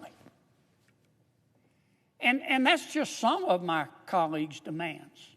I mean, you need an Excel spreadsheet to be able to follow their demands. Their demands to keep government open, you stack them here, you could stand on them and paint the ceiling. And that's not much of an exaggeration. And when Senator Schumer announced these demands, that's when I knew. I knew it in a nanosecond. We're going to have a shutdown. Because my colleagues, my Democratic colleagues, are very smart people. And Senator Schumer is a smart person. And he knew when he announced these demands that I could tell he wasn't serious. He knew they were unserious. And he knew that neither the president nor the other members of Congress were going to accept them. And you know what? Many Democrats know they're unreasonable as well. So that's why I say the policy part of this makes absolutely no sense. And that's because this isn't about policy. This shutdown is about politics. Now, parties change. Just like the human experience changes over time. Political parties change. My party's changing. So is the Democratic Party. And there is a wing of the Democratic Party, I call it the socialist wing. Some less charitable people call it the loon wing of the Democratic Party. And they are in charge right now. And the non-loon, non-socialist Democrats are scared to death of them. And this particular wing of the Democratic Party that's in the ascendancy, what do they believe? They try to out-weird each other all the time. They hate, if you listen to them, they hate Thomas Jefferson. They hate Abraham Lincoln. They hate George Washington. They hate Dr. Seuss. They hate Mr. Potato Head. They think our kids should be able to change genders back and forth at recess. Kids. And if it's their preference, should be able to undergo sex change operations while minors paid by you, the taxpayers. They believe that. They believe in open borders. They believe that if you support the law, which says you have to be vetted to come into our country, if you support the law, you're a racist. I think if you support the law, you're being prudent. But they believe in open borders. And my Democratic friends are about to elect a new mayor in New York City who is a member of the Loon Wing. He's a self-avowed socialist. He has said if the Prime Minister of Israel comes to New York City, he will have him arrested. But this is not the majority of Democrats that believe this. I don't think that for a second. And I know many of my Democratic colleagues here don't believe that. But the Loon Wing, the socialist wing, the angry Gary Busey wing of the Democratic Party is in ascendancy, and they've got a lot of power, enormous amount of power. And many of my Democratic colleagues in the Senate are scared of them. And the loon wing is mad at many of my Democratic colleagues in the Senate. They shouldn't be, but they are. And therefore, many of my Democratic colleagues in the Senate are scared of the loon wing. And they want the loon wing to love them. The loon wing will never love them. They're better off doing the right thing, and they know what the right thing to do is. But that's why I say this is a political decision, and that's why we're going to shut government down. Now, once you shut government down, unless you're prepared to leave it shut down permanently, and maybe my Democratic colleagues are, but I don't think so. I still, maybe I'm naive, but I still think too many of my Democratic colleagues in the Senate know better. Once you shut the government down, you got to get back open. How are they going to get it back open? We're not going to agree to their demands. $1.5 trillion. They know we're not going to agree to it. So how is my friend Senator Schumer going to get government back open? You know, there's a famous movie line. I don't remember the movie. I think Denzel Washington said the line. I love Denzel Washington. He's what cool looks like. The guy's awesome. He's a total baller, man. I love Denzel Washington. But anyway, I think he said in one movie, if you pray for rain, you better be prepared to deal with the mud. And truer words were never spoken. So if you want to shut down, I say to my Democratic friends, you better be prepared to deal with the mud. How are you going to get it back open? How are you going to get it back open? I wouldn't want to be in their shoes to have to make that decision. Let me just say a few words. Every time we do a shutdown, it scares the living daylights out of the American people, especially our elderly. It breaks my heart. All of us get phone calls from folks scared to death. They're not going to get their Social Security check, or they're not going to be able to see their doctor, and it just breaks my heart. So I want to give them a little bit of assurance. During the shutdown, the executive branch will be in charge, and the Trump administration is not going to do anything to hurt our elderly. I want to assure them of that. If you're receiving a Social Security check or Medicare or Medicaid or a veteran's disability, your checks are going to continue. We will make sure of that. Trump administration will make sure of that. Government may be shut down, but essential workers will still be there to make sure those checks are sent out. If you're hungry and you don't have the money to eat, we're not going to let you starve to death. The administration is going to continue payments. We call it, some people call it SNAP. I call it food stamps. And we will continue the payments for the women, infants, and children's program. Most of us refer that to WIC. You'll still get your mail. Don't worry about that. Postal Service will be working through the shutdown. If you depend for health care on your Veterans Administration and VA medical centers, they're going to remain open. So I don't want you to be scared about that. Now, you're going to notice an impact. Probably we've got 2.5 million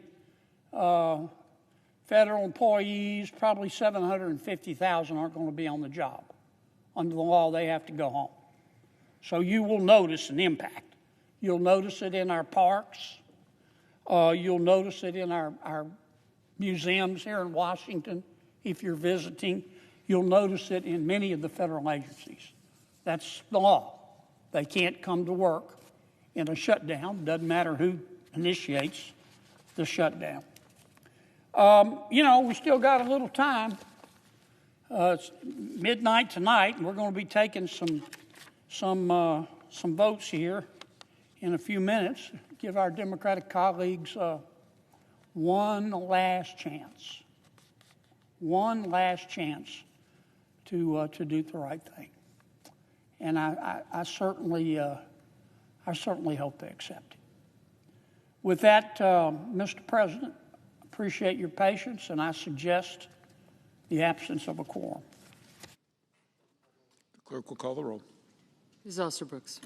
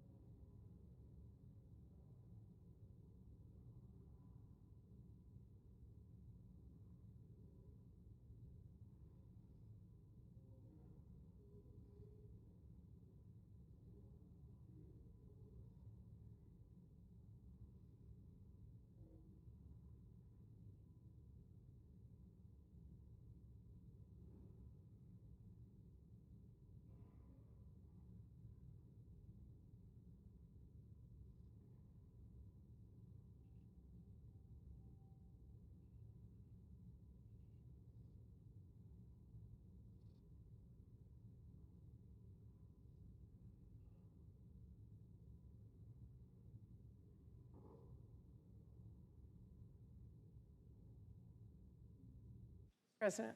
Senator from Washington. Thank you, Mr. President. I ask unanimous consent the quorum call be lifted. Without objection. Mr. President, Democrats do not want a shutdown.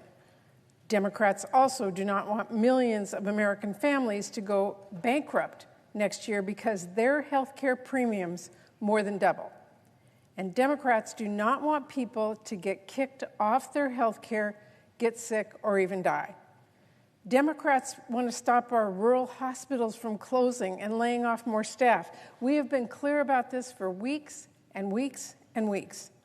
All along, Democrats have made clear we are ready to hammer out a solution to prevent a shutdown and save people's health care. But I'm afraid that at every step of the way, Republican leadership has made clear they would rather shut down the government than make sure people can afford health care. Apparently, working with Democrats to save American families money and keep the government open is too much for Republican leadership, because their plan so far has been to let health care premiums double next year and insist that Democrats swallow a bill that does nothing on health care. President Trump and Republicans in Congress would rather shut down the government than have serious negotiations to lower costs, save health care, and prevent a shutdown. Unfortunately, Republicans decided on the shutdown track weeks ago and have done nothing to steer away from that cliff. This is not hard to understand. Republican leadership has not been subtle. If Republicans were serious about avoiding a shutdown, they would not have skipped town last week. And Speaker Johnson wouldn't be refusing to return lawmakers until after the funding deadline. If Republicans were serious about avoiding a shutdown, they wouldn't be holding a vote on a bill that already failed, and that, I should say, actually got fewer votes than Democrats' bill, since 8 Republican senators didn't even bother to show up to take that vote. If Republican leadership was serious about avoiding a shutdown, they wouldn't be refusing to hold the vote until the last minute. If Republican leadership was serious about avoiding a shutdown, Trump wouldn't say, "Don't bother dealing with Democrats." He wouldn't shrug his shoulders and say, quote, "If it has to shut down, it'll shut down." If Republican leadership was serious about avoiding a shutdown, they would not have waited until the last possible moment to hold a meeting that could have happened weeks ago, and they would have listened and negotiated at that meeting instead of just saying my way or the highway. And ask yourself this: if Donald Trump and Republican leadership were serious about preventing a shutdown, would Trump be tweeting out completely unserious AI videos riddled with lies, debunked conspiracies, and mariachi music? Would they be toying with the lives of public servants and threatening to fire more of them when they know the vital role that they all play in providing services to the American people? Come on. The president is thrilled to be shutting things down and sowing division, not working to solve the problem. He's showing every day how unserious he is in this moment.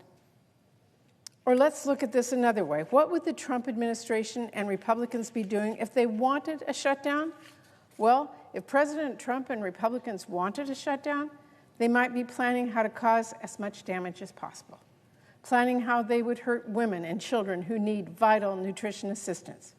The administration might be planning to use a shutdown as a pretext to conduct more of the same mass firings we have seen for months and inflict more pain. Republicans might be openly talking about how Trump, quote, welcomes the shutdown and how they will use it to advance their extreme agenda, exactly like Russ Vought and his team at OMB are doing and have been doing. If President Trump wanted a shutdown, he might be scheduling meetings with Democratic leaders only to cancel them and finally reschedule them at the latest possible moment, exactly as he just did. If Republican leadership wanted a shutdown, they might mischaracterize what Democrats' position is, because they know that refusing to lower costs and protect people's health care, which is what they've been doing, is not popular. And of course, mischaracterizing Democratic positions is exactly what Republican leadership have been doing. Mr. President, I swear, the only way President Trump knows how to compose a sentence is noun, verb, illegal immigrant. And hey, why not throw in transgender for good measure? That is how he aims to sow division and hatred. Are they serious? American citizens across the country are starting to get letters now warning that their premiums are set to double. Hospitals are already closing, laying off staff, and not for no reason in particular.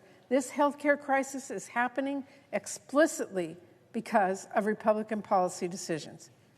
Instead of talking with us about addressing healthcare from the start, Republicans decided to pass a partisan CR, and they decided they would do nothing about the fact that healthcare premiums are about to skyrocket. They decided they preferred a shutdown because they don't want to act in time to prevent families from paying dearly with exploding healthcare costs. Good luck explaining that to the American people. Good luck arguing, sorry Republicans left town until the 11th hour and shut down the government, but you see, we wanted to make sure you couldn't afford health care. Good luck saying that to your constituents. Good luck saying, you don't understand. Those radical Democrats demanded we stop your premium from more than doubling next year. Just not going to fly. The American people are a whole lot smarter than that. And despite all this, Republican leadership is pretending they want to talk about health care later.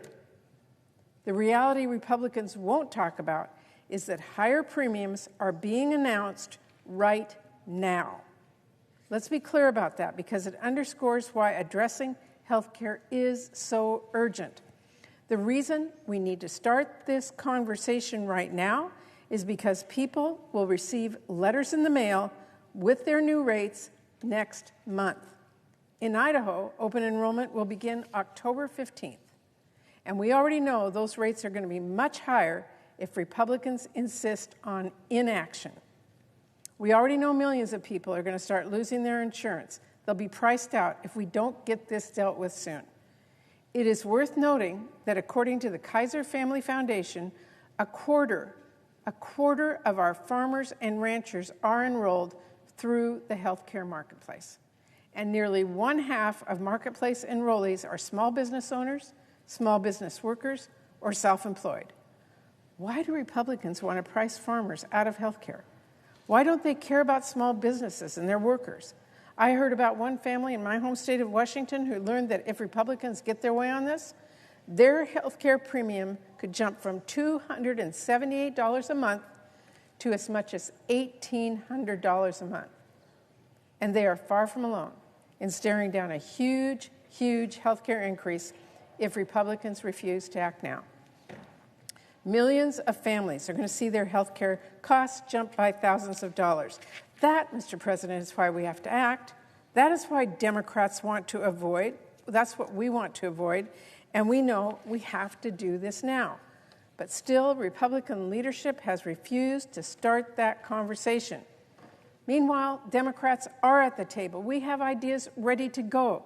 Democrats put forward our proposal for funding the government, not as Republicans are pretending as a take it or leave it demand, but a proposal.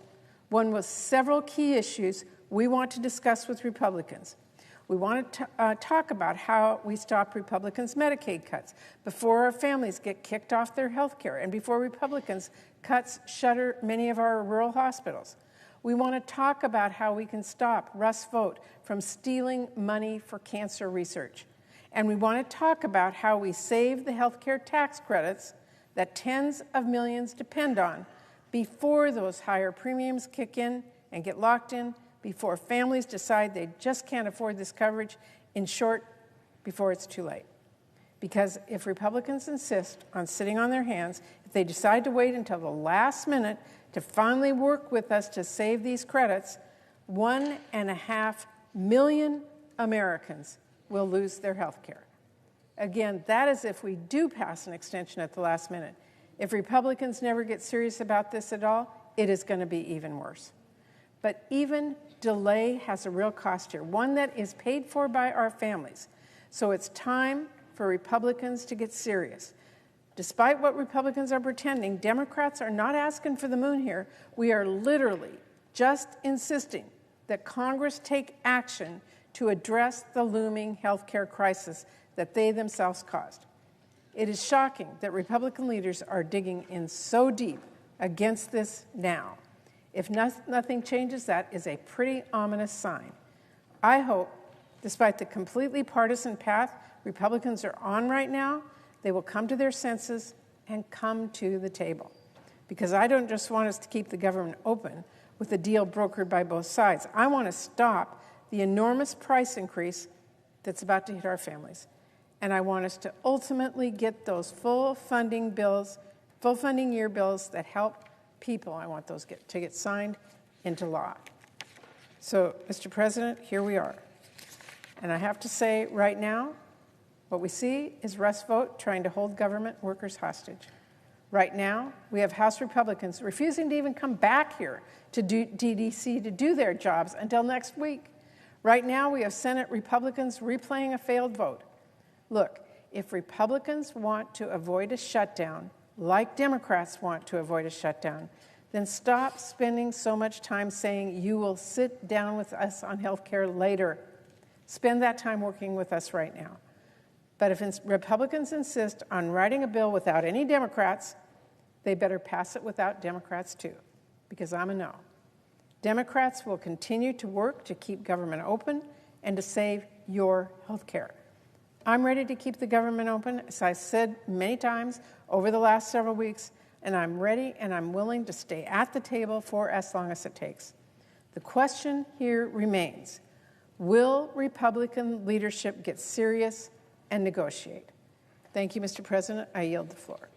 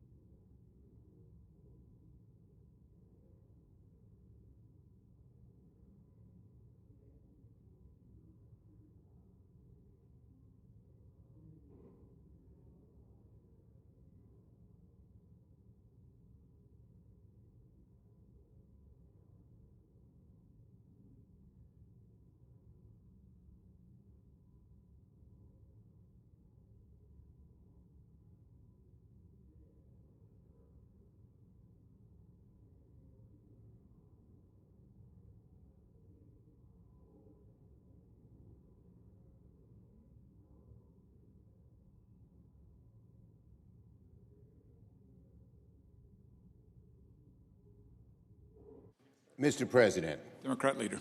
We in a quorum? No. I move to proceed to the motion to reconsider the vote on passage of S-2882. The question is on the motion. All those in favor say aye. Aye. Opposed, no. The ayes appear to have it. The ayes do have it. The motion is agreed to. I move to reconsider the vote on passage of S-2882. The question is on the motion. All those in favor say aye. Aye. Those opposed? The ayes appear to have it. The ayes do have it. The motion is agreed to. The question occurs on passage of S-2882. Upon reconsideration. I ask for the yeas and nays. Is there sufficient second? There appears to be. The clerk will call the roll.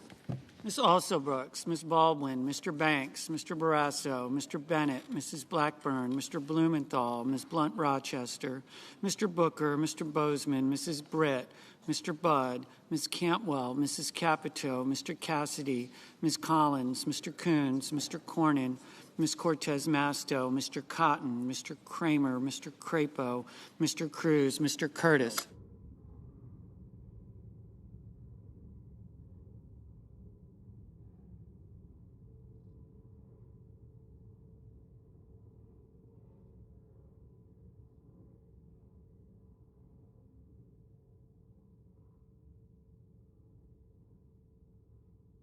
Mr. Daines.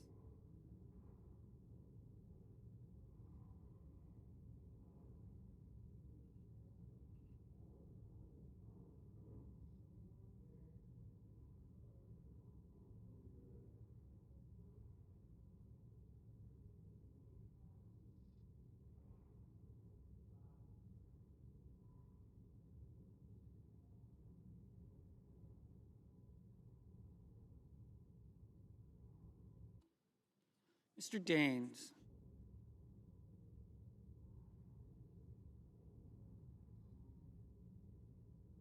Ms. Duckworth. Mr. Durbin. Ms. Ernst.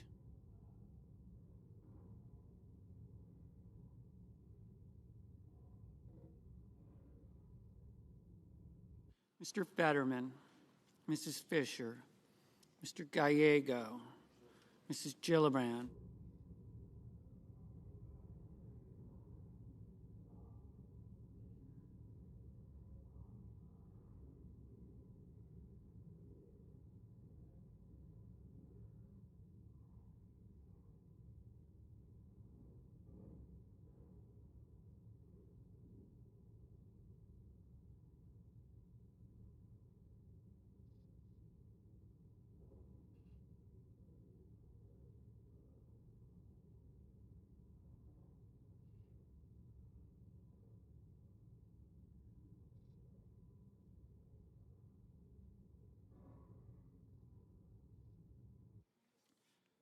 Mr. Graham, Mr. Grassley, Mr. Haggerty, Ms. Hassan, Mr. Hawley, Mr. Heinrich, Mr. Hickenlooper, Ms. Hirono.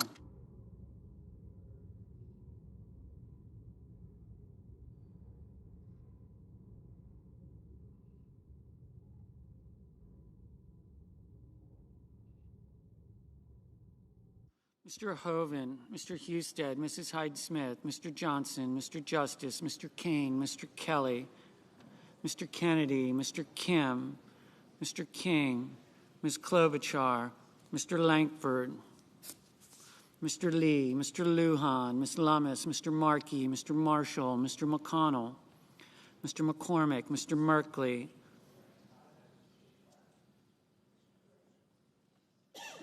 Mrs. Moody, Mr. Moran, Mr. Moreno, Mr. Mullen, Ms. Murkowski, Mr. Murphy, Mrs. Murray, Mr. Ossoff, Mr. Padilla, Mr. Paul, Mr. Peters, Mr. Reed, Mr. Ricketts, Mr. Risch,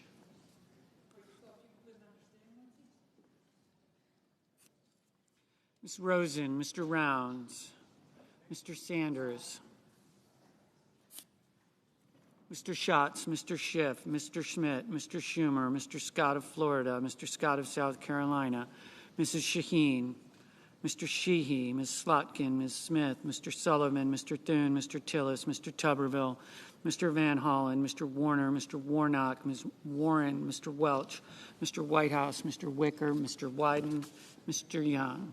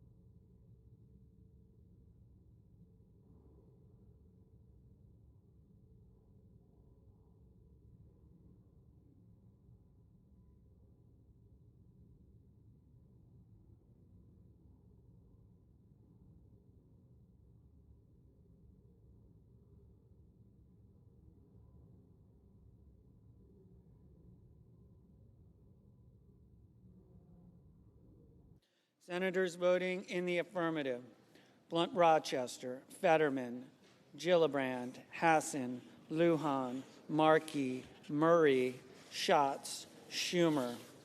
Senators voting in the negative: Capito, Curtis, Fisher, Graham, Johnson, Kennedy, Lee, Marshall, Hall, Scott of South Carolina, Thune.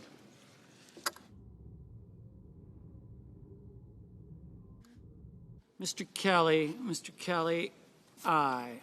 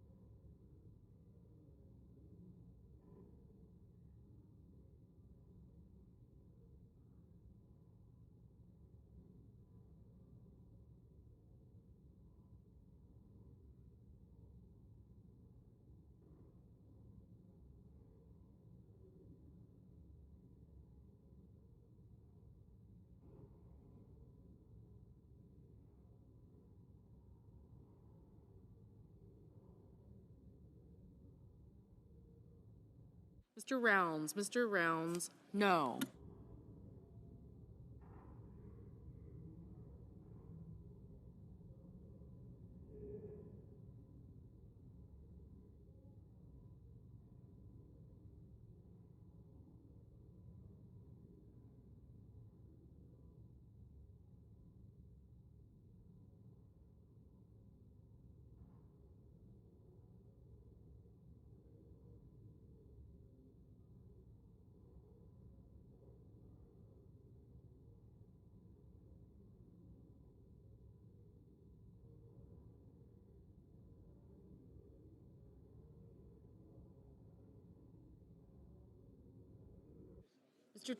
Mr. Tillis, no. Mr. Marino, no.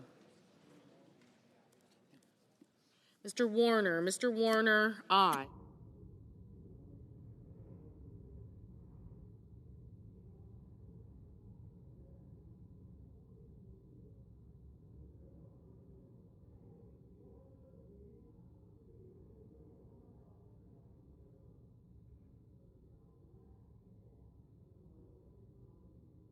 Ms. Cortez Masto, aye. Ms. Lummis, no.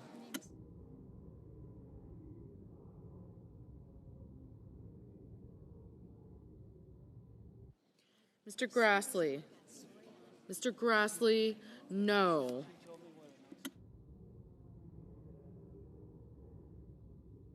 Mr. Kane, aye.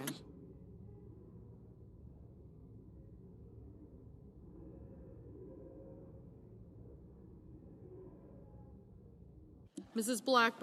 Blackburn, no.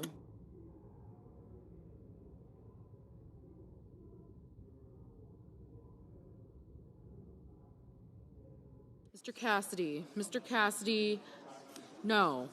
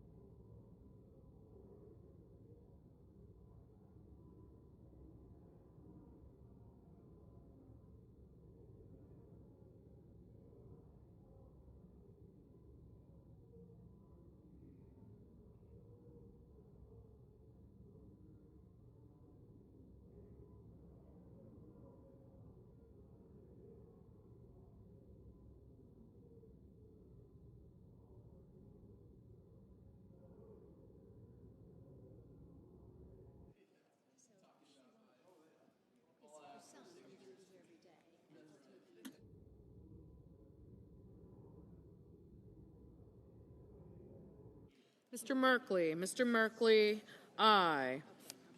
Mr. Cornyn, no.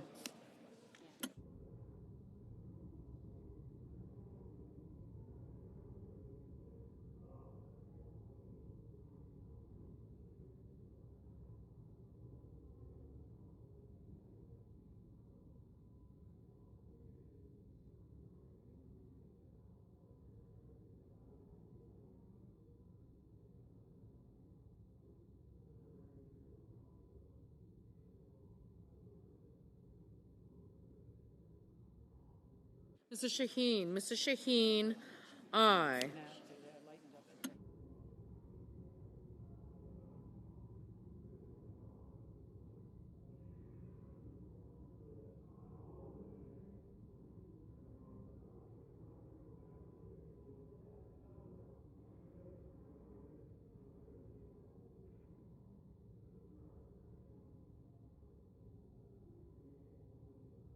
Ms. Duckworth, aye.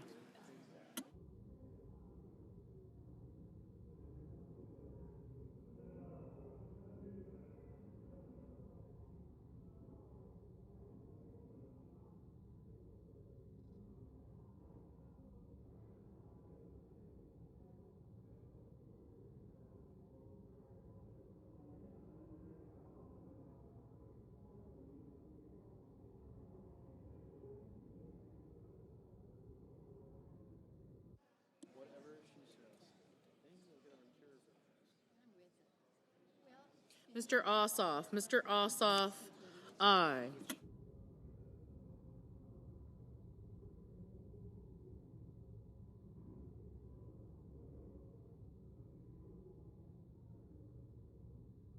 Mr. Durbin. Mr. Durbin, aye.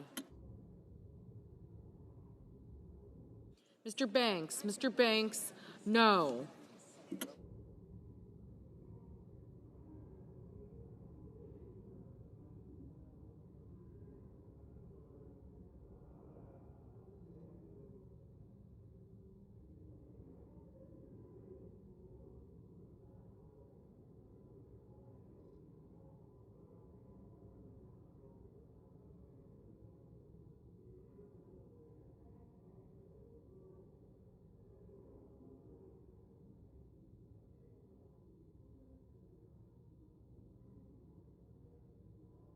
Mr. Kim, aye.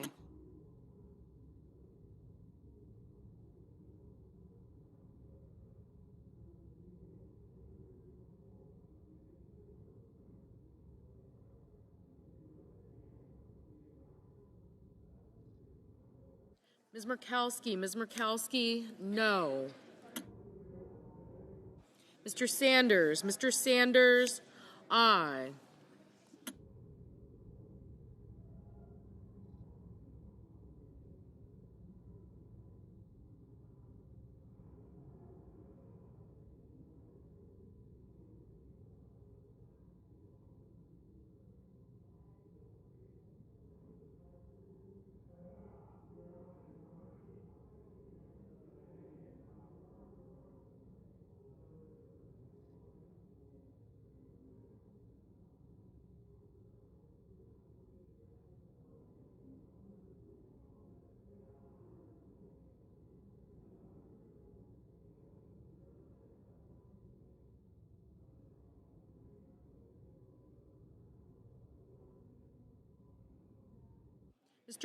Mr. Reed, aye.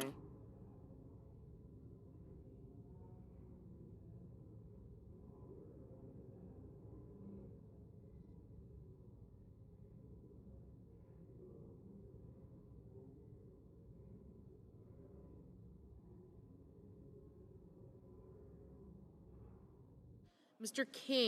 King, aye.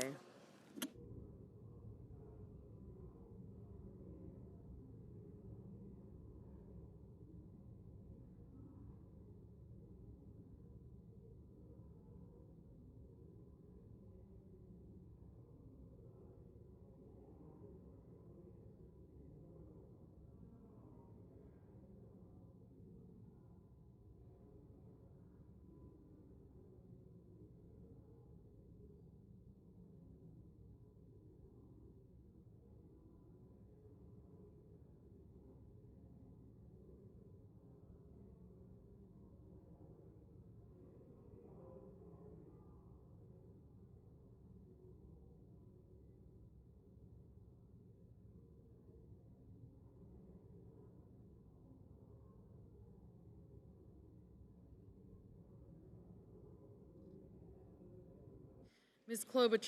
Klobuchar, aye.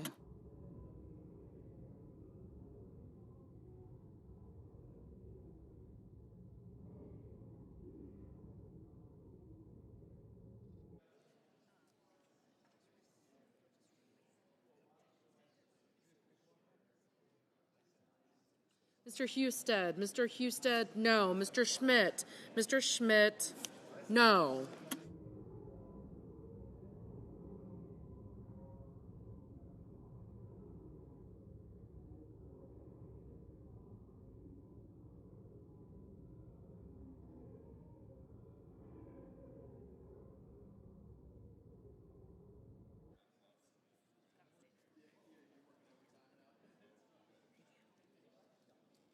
Ms. Ernst, no. Mr. Langford, no. Mrs. Hyde-Smith, no.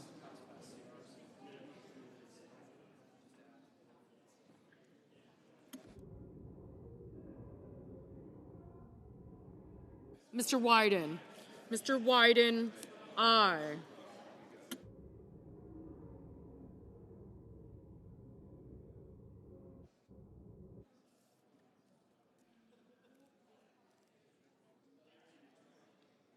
Mr. Bennett. Mr. Bennett. Aye. Mr. Kramer. Mr. Kramer. No.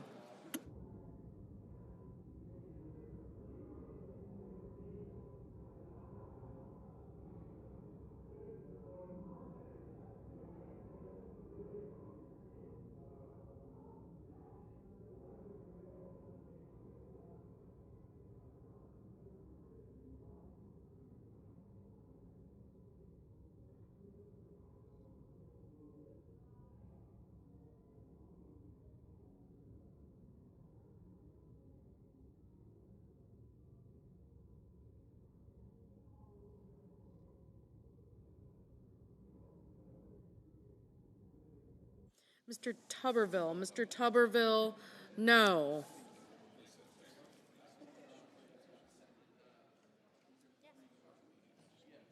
Mr. Crapo. Mr. Crapo.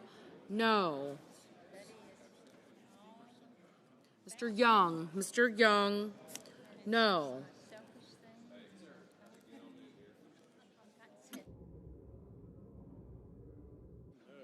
Mr. Justice. Mr. Justice. No.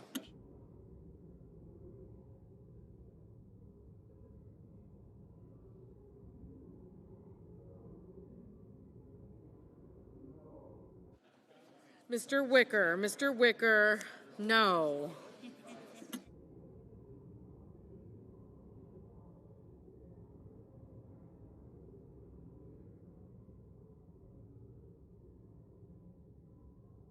Mr. Blumenthal. Mr. Blumenthal. Aye.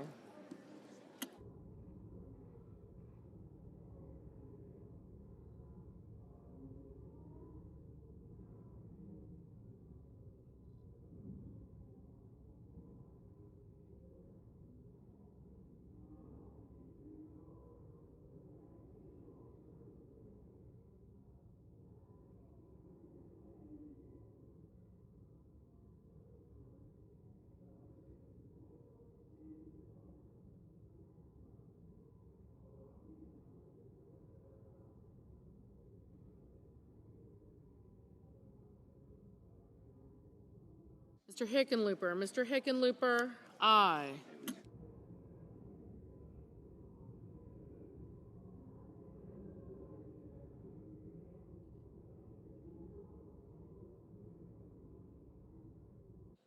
Mr. Scott. Mr. Scott of Florida. No.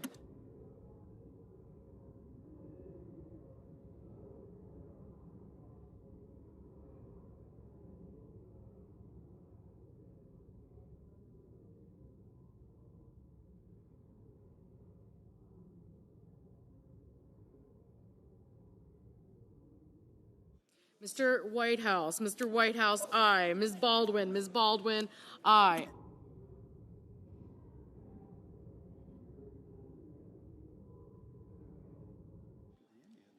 Mr. Murphy. Mr. Murphy.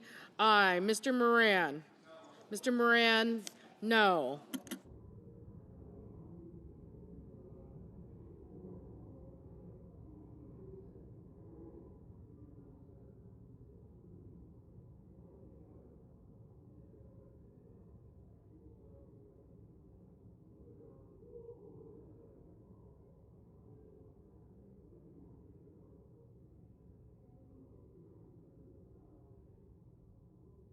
Mrs. Moody. Mrs. Moody. No.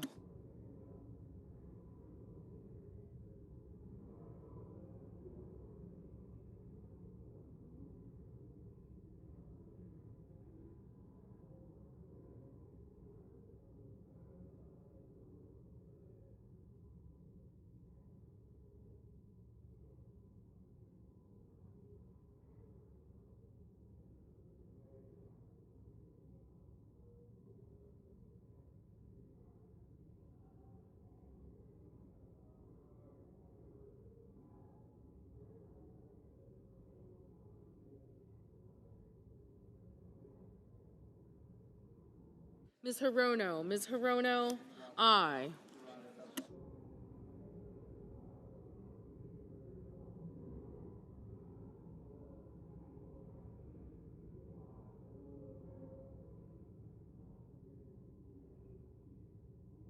Mr. Heinrich. Mr. Heinrich, aye.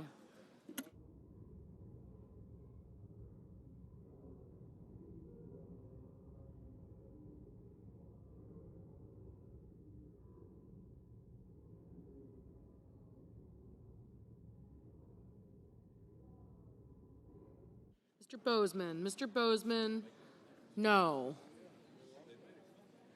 Mr. Barrasso. Mr. Barrasso, no.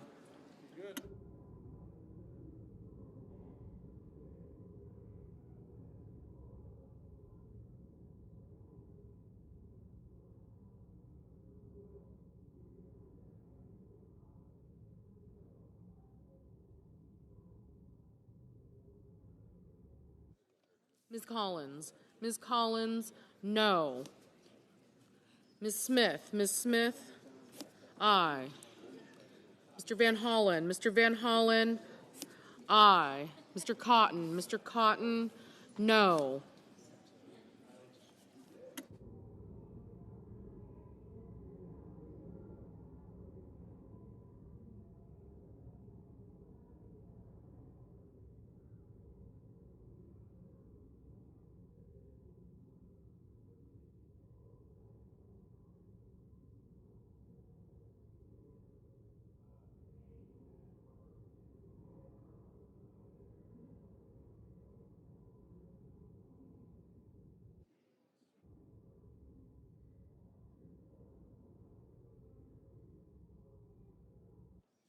Mr. Schiff. Mr. Schiff, aye. Ms. Warren. Ms. Warren, aye.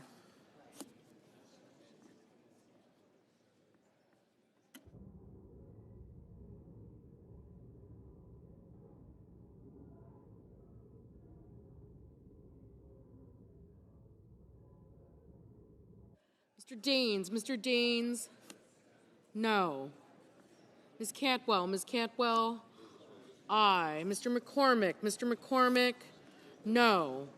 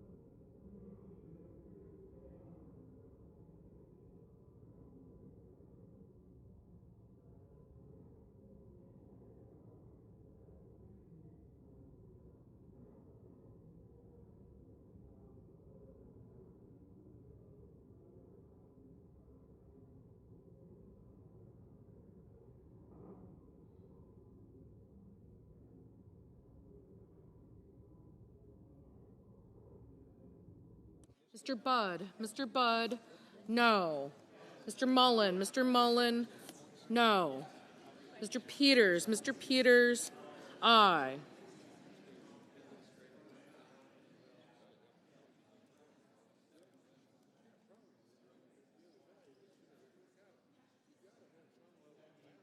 Mr. Hoven. Mr. Hoven, no.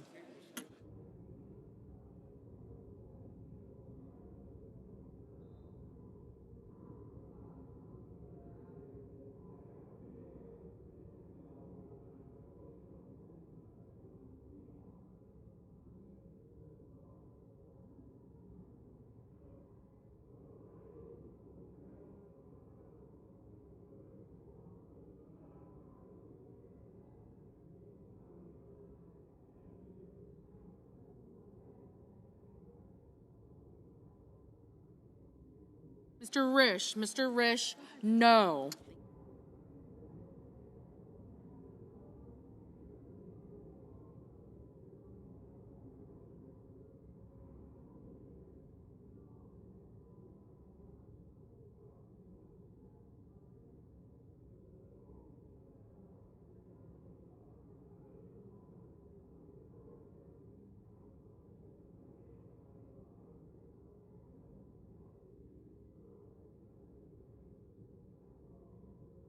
Mr. Welch, aye.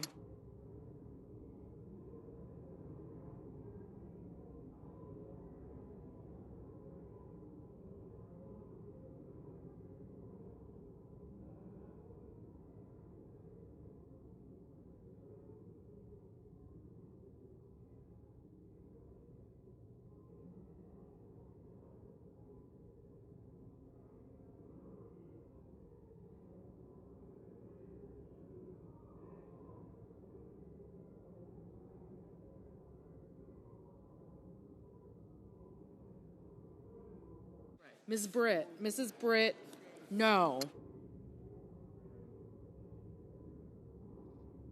Mr. Warnock, aye.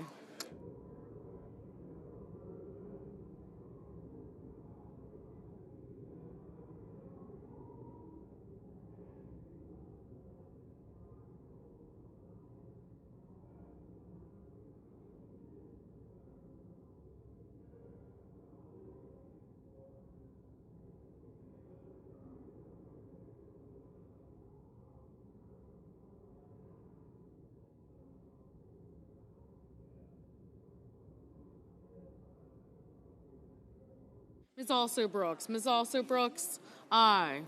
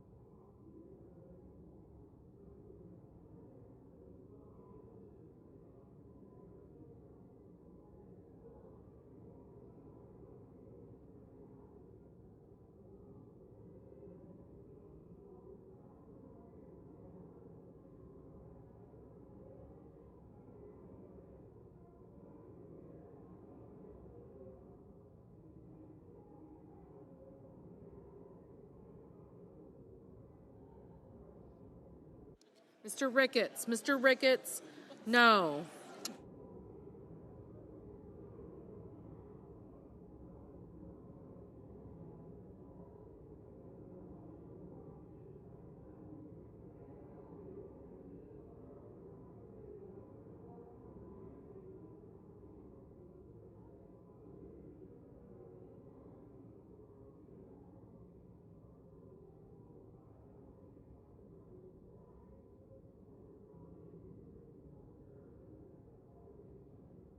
Mr. Coons, aye.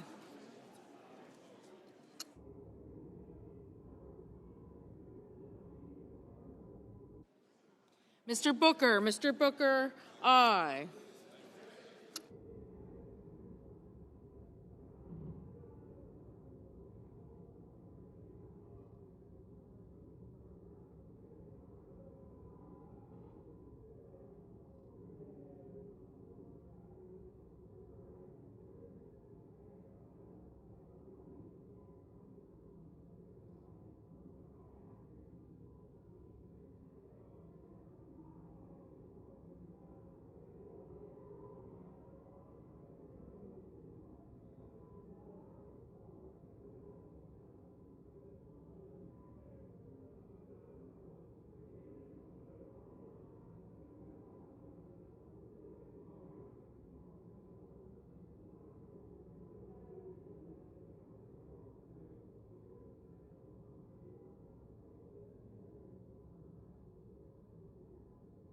Mr.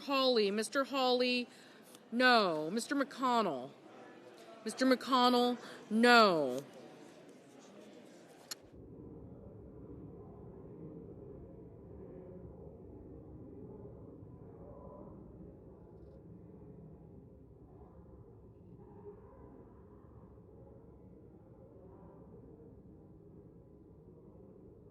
Ms. Rosen, aye. Mr. Gallego, aye. Ms. Slotkin, aye.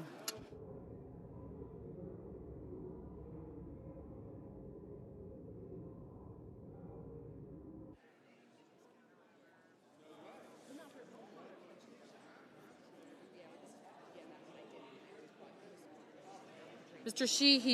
Sheehy, no.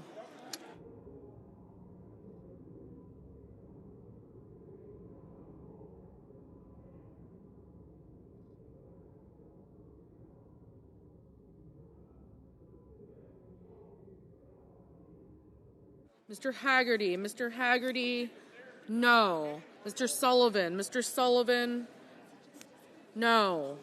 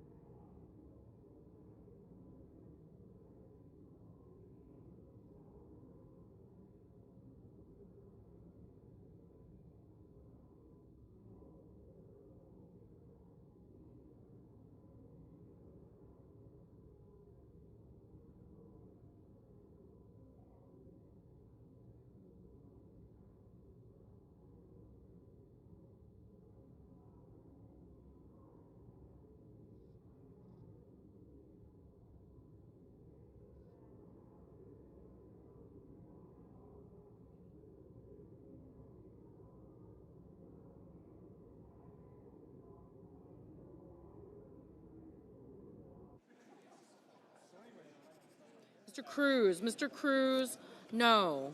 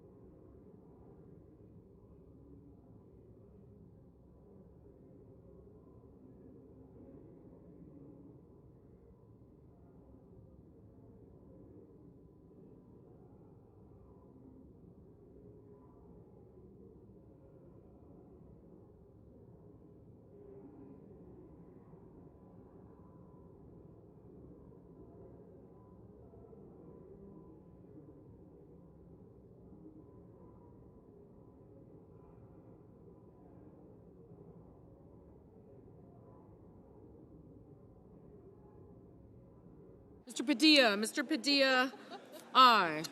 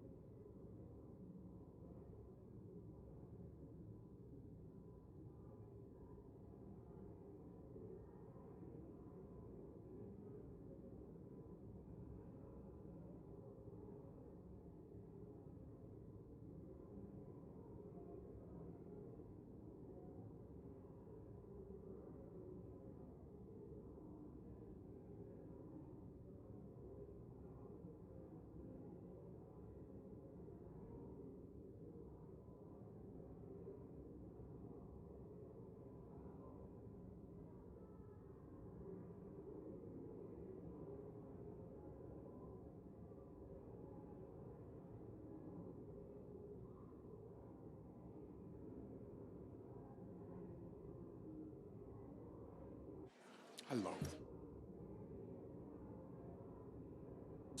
On this vote, the ayes are 47, the nays are 53. The 60-vote threshold having not been achieved, The bill upon reconsideration is not passed.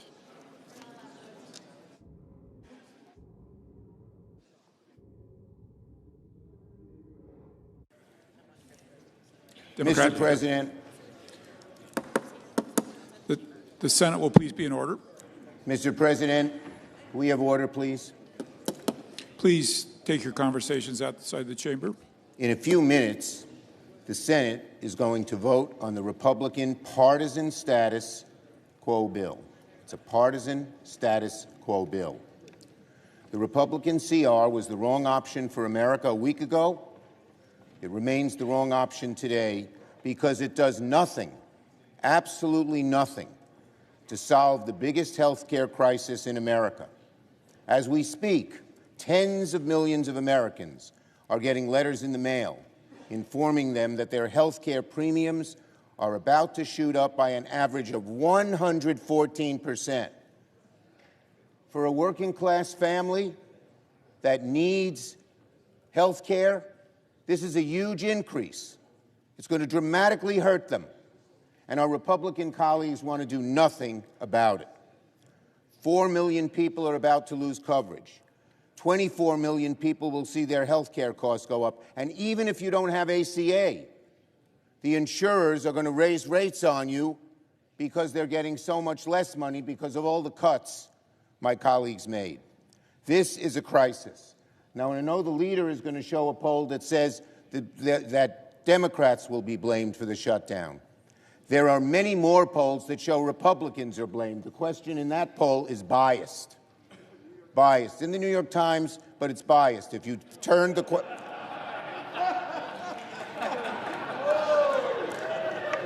That's true. I don't always believe the New York Times. You can be sure of that. Neither do you. Okay.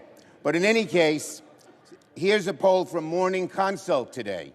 75% of Americans support extending the tax premium credit. 63% of Republicans support it. And 45% of voters say they'll blame Republicans in Congress for a government shutdown. Only 32% blame Democrats. It's natural that people understand that Donald Trump and the Republicans want to shut down and Democrats do not. We need to deal with this health care crisis now, not later.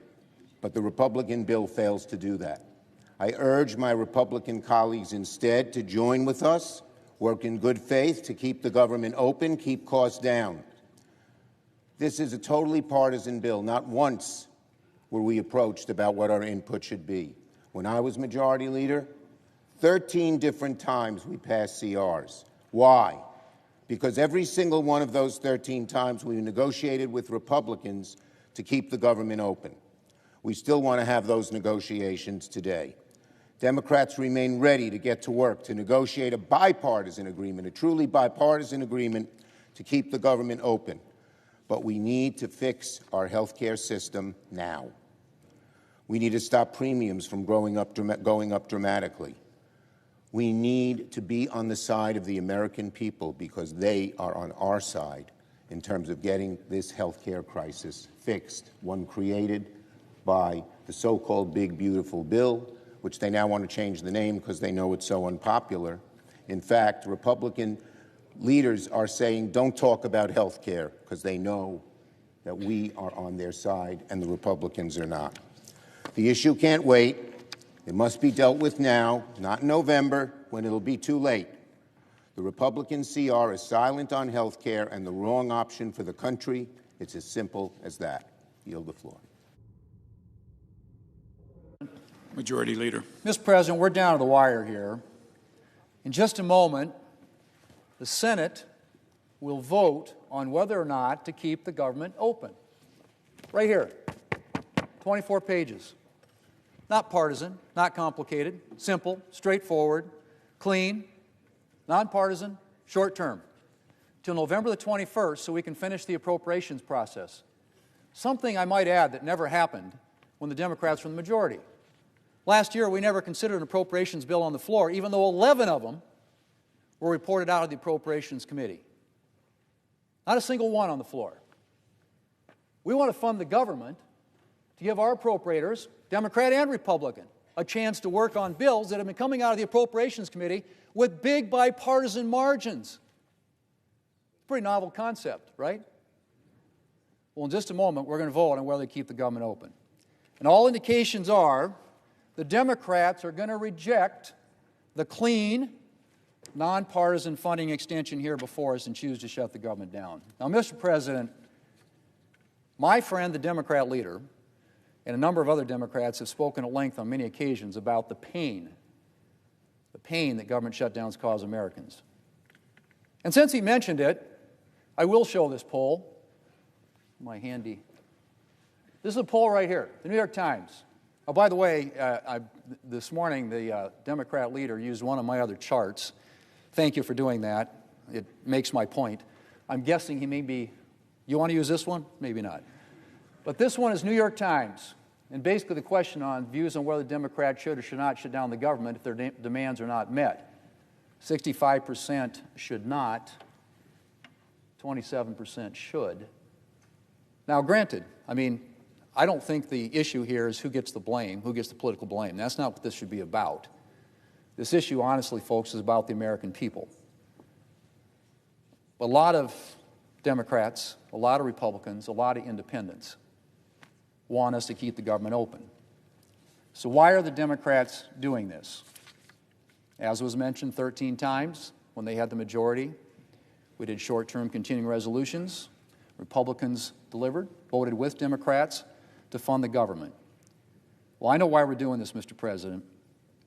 The Democrats' far-left base said jump. The Democrat leaders said how high. But the far-left's determination to oppose anything President Trump has ever said or done is not a good reason for subjecting the American people to the pain of a government shutdown. So I would say to my Democrat colleagues who still care more about their constituents than the dictates of far-left interest groups, think about what you're doing. Democrat leaders may be determined to take government funding hostage for their own partisan purposes.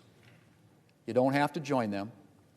We can pass a clean, nonpartisan bill and get back to the business of the American people. Mr. President, I move to proceed to the motion to reconsider the vote on passage of H.R. 5371. The question is on the motion. All in favor, say aye. Aye. All opposed, say nay. The ayes appear to have it. The ayes do have it. The motion is agreed to. Mr. President, I move to reconsider the vote on passage of H.R. 5371. The question is on the motion. All in favor, say aye. All opposed, nay. The ayes appear to have it. The ayes do have it. The motion is agreed to. The question occurs on passage of the bill upon reconsideration. Mr. President, I ask for the yeas and nays. Is there sufficient second? There appears to be. There is. The clerk will call the roll. Ms. Alsobrooks. Ms. Baldwin.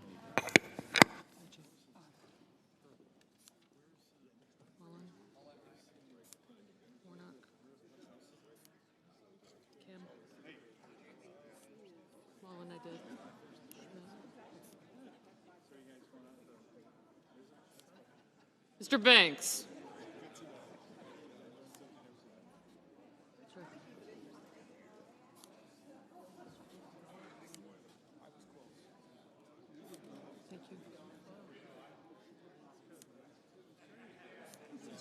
Thank you. Thank you. Warren, Markley.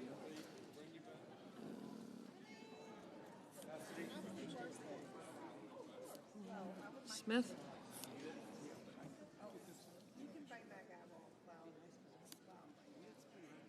Gotcha. Thank you. I got you. Thank you. I'm deferring to my junior self. Not as little. The cellmates. Thanks. Tuberville, Thank you. Get Tuberville. Well, I said you, but not the cellmate. I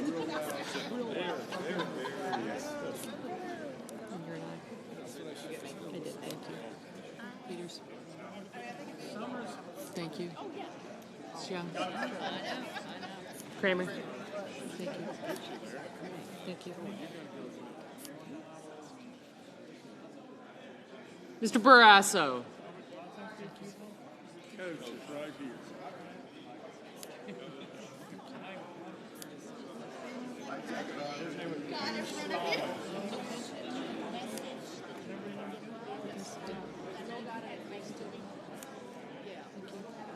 Bozeman's next.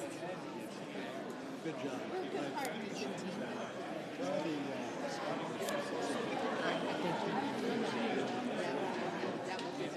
Mr. Bennett, Mrs. Blackburn, Mr. Blumenthal, Ms. Blunt Rochester, Mr. Booker,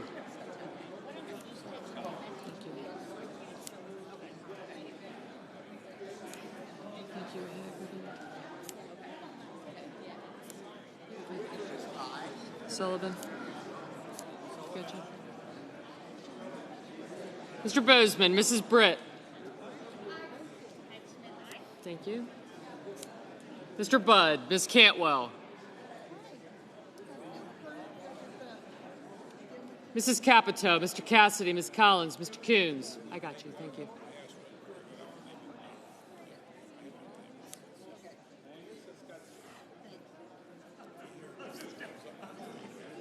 Mr. Cornyn, Ms. Cortez Masto, Mr. Cotton, Mr. Kramer, Mr. Crapo, Mr. Cruz, Mr. Curtis, Mr. Daines, Ms. Duckworth, Mr. Durbin, Ms. Ernst,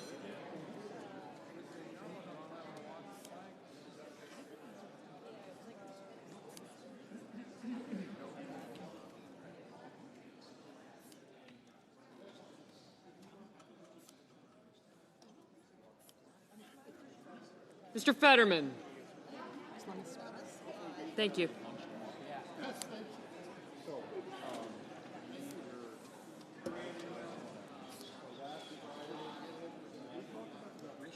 Thank you. Mrs. Fisher. Mr. Gallego. Mrs. Gillibrand.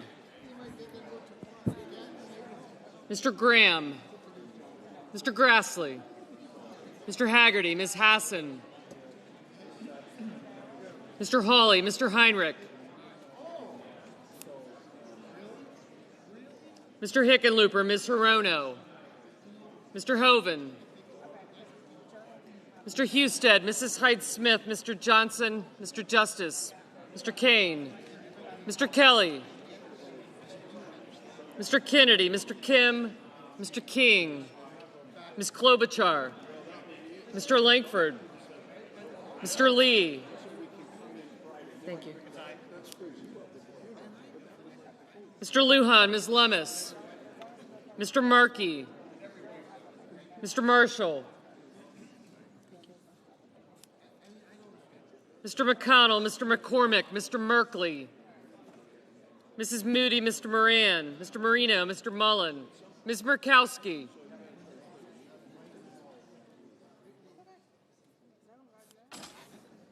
Mr. Murphy, Mrs. Murray, Mr. Ossoff, Mr. Padilla,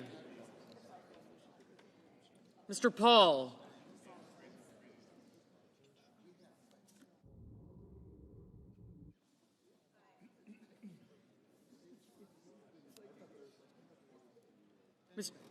Mr. Peters, Mr. Reed, Mr. Ricketts, Mr. Risch, Ms. Rosen, Mr. Rounds,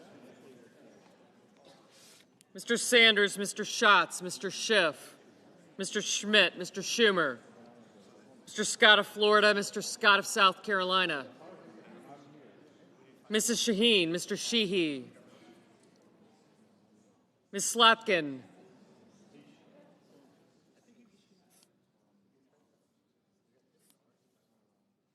Ms. Smith, Mr. Sullivan, Mr. Thune,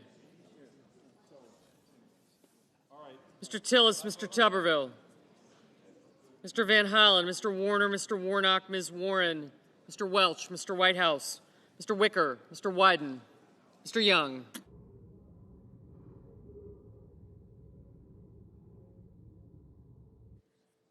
Senators voting in the affirmative: Barrasso, Blackburn, Bozeman, Britt, Budd, Capito, Cassidy, Collins, Cornyn, Cortez Masto, Cotton, Kramer, Crapo, Cruz, Curtis, Daines, Ernst, Fisher, Graham, Grassley, Haggerty, Hawley, Husted, Hyde-Smith, Johnson, Justice, Kennedy, King, Lummis, McConnell, McCormick, Moody, Moran, Marino, Mullen, Ricketts, Risch, Schmidt, Scott of Florida, Sheehy, Sullivan, Tillis, Tuberville, Wicker, and Young.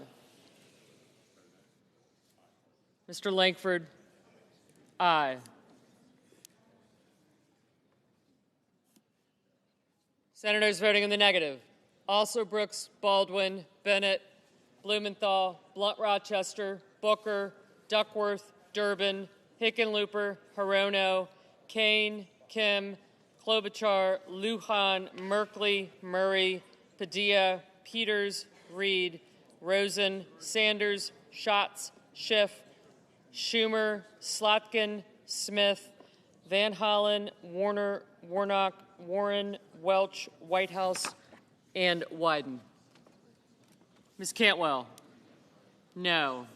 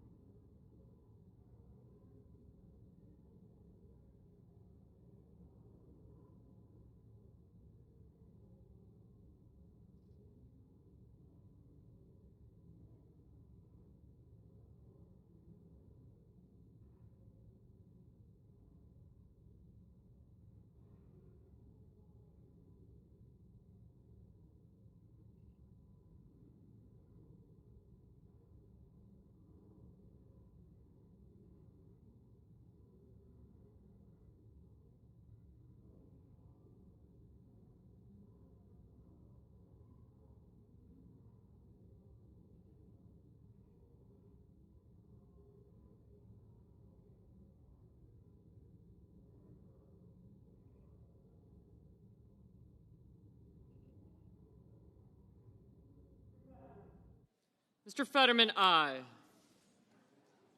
Mr. Kelly. Mr. Kelly, no. Ms. Murkowski, aye.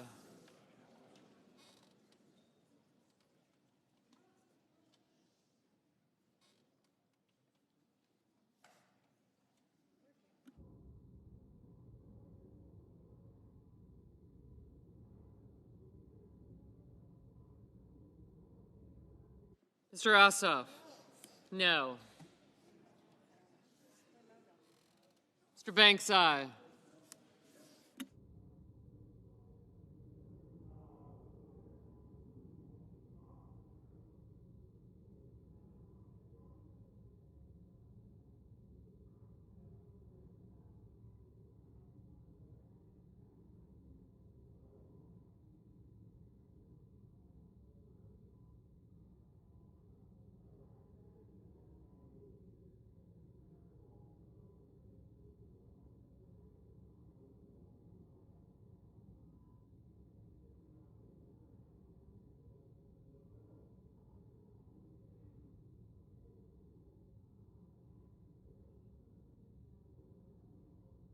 Mr. Heinrich, no.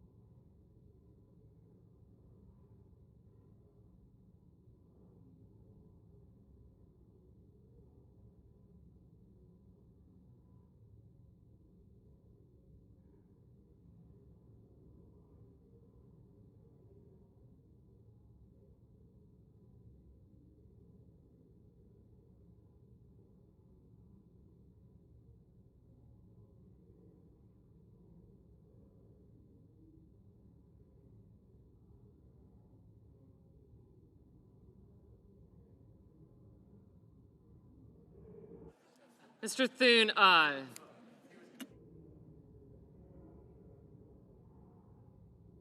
Mr. Hoven, aye.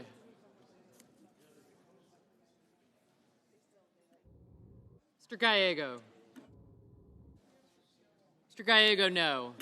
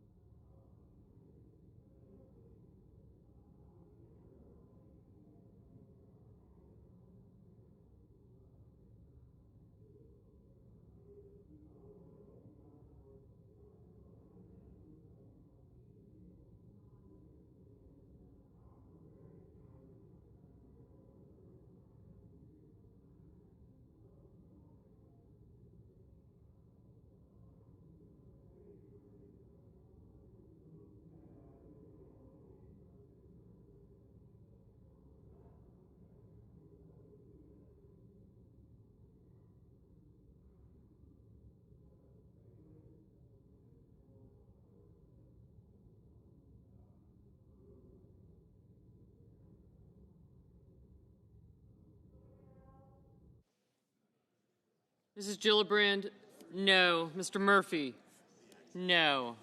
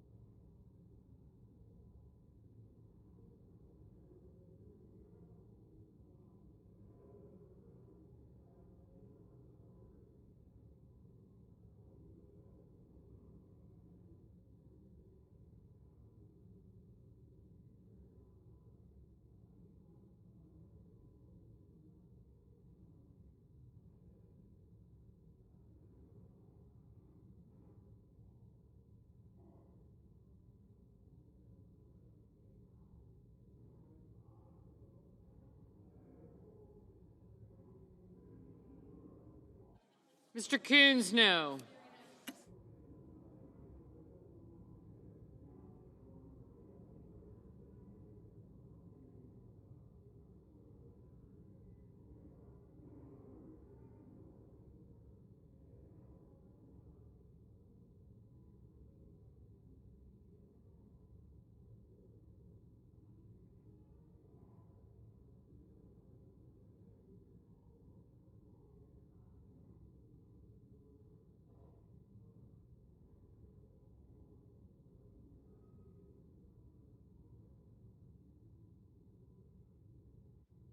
Ms. Hassan, no.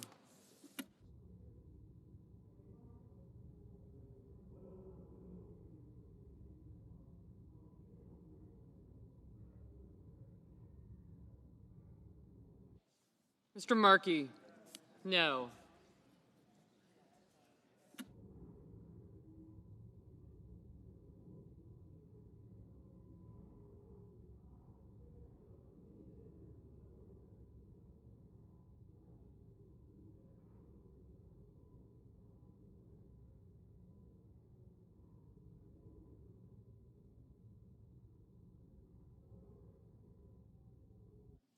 Mr. Lee, aye.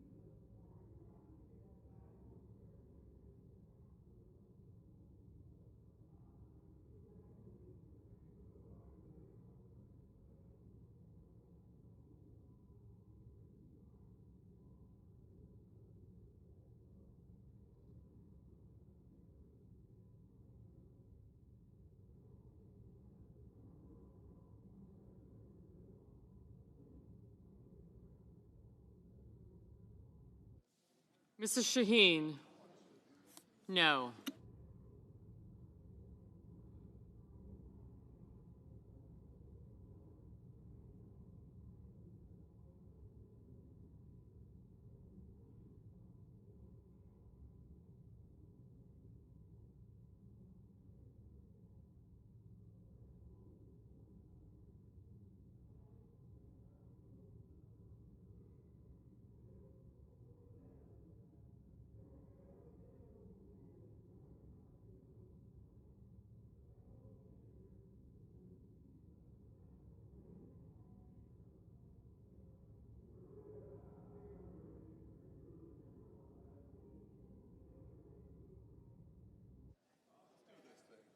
Mr. Marshall, aye. Mr. Scott of South Carolina, aye.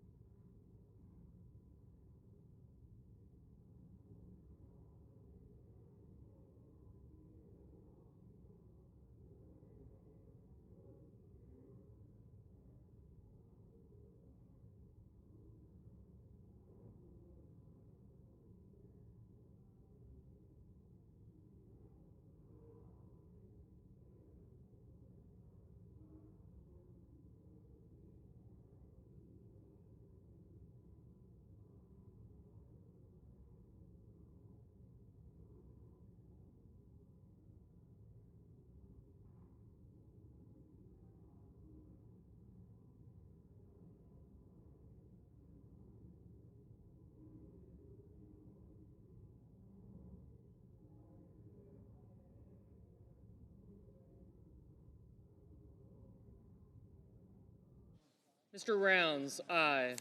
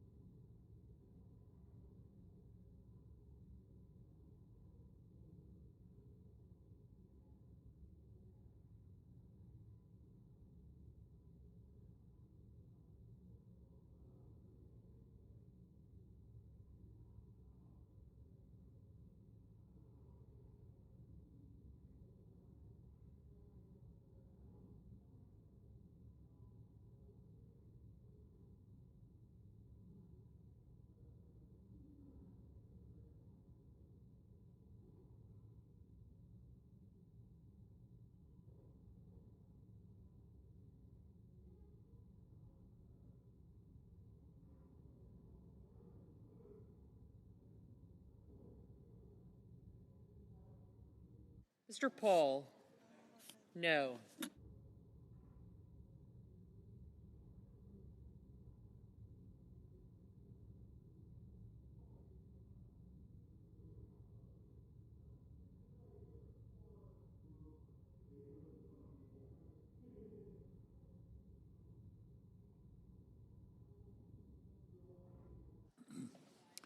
On this vote, the yeas are 55 and the nays are 45. The 60-vote threshold having not been achieved, the bill upon reconsideration is not passed.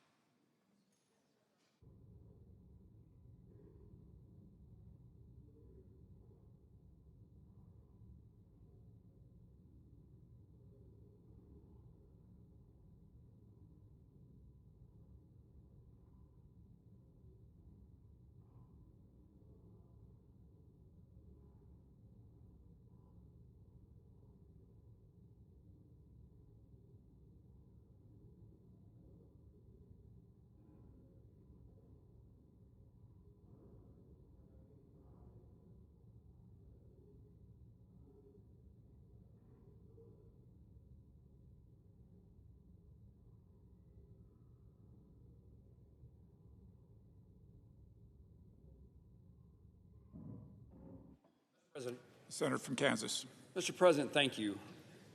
We just, for a second time, failed to pass a continuing resolution to allow the federal government to continue to operate. It's because we are coming to the end of the fiscal year.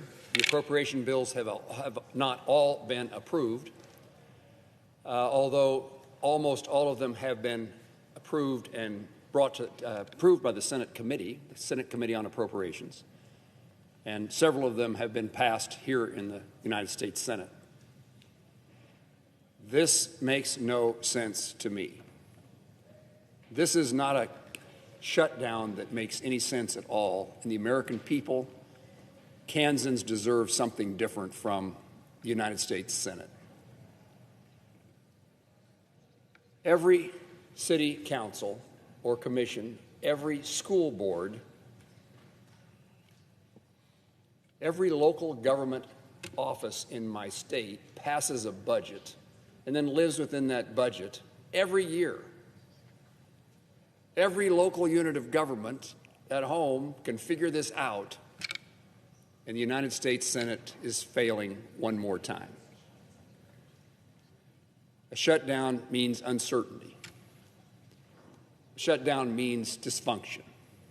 And the issue to me is this continuing resolution that would fund the federal government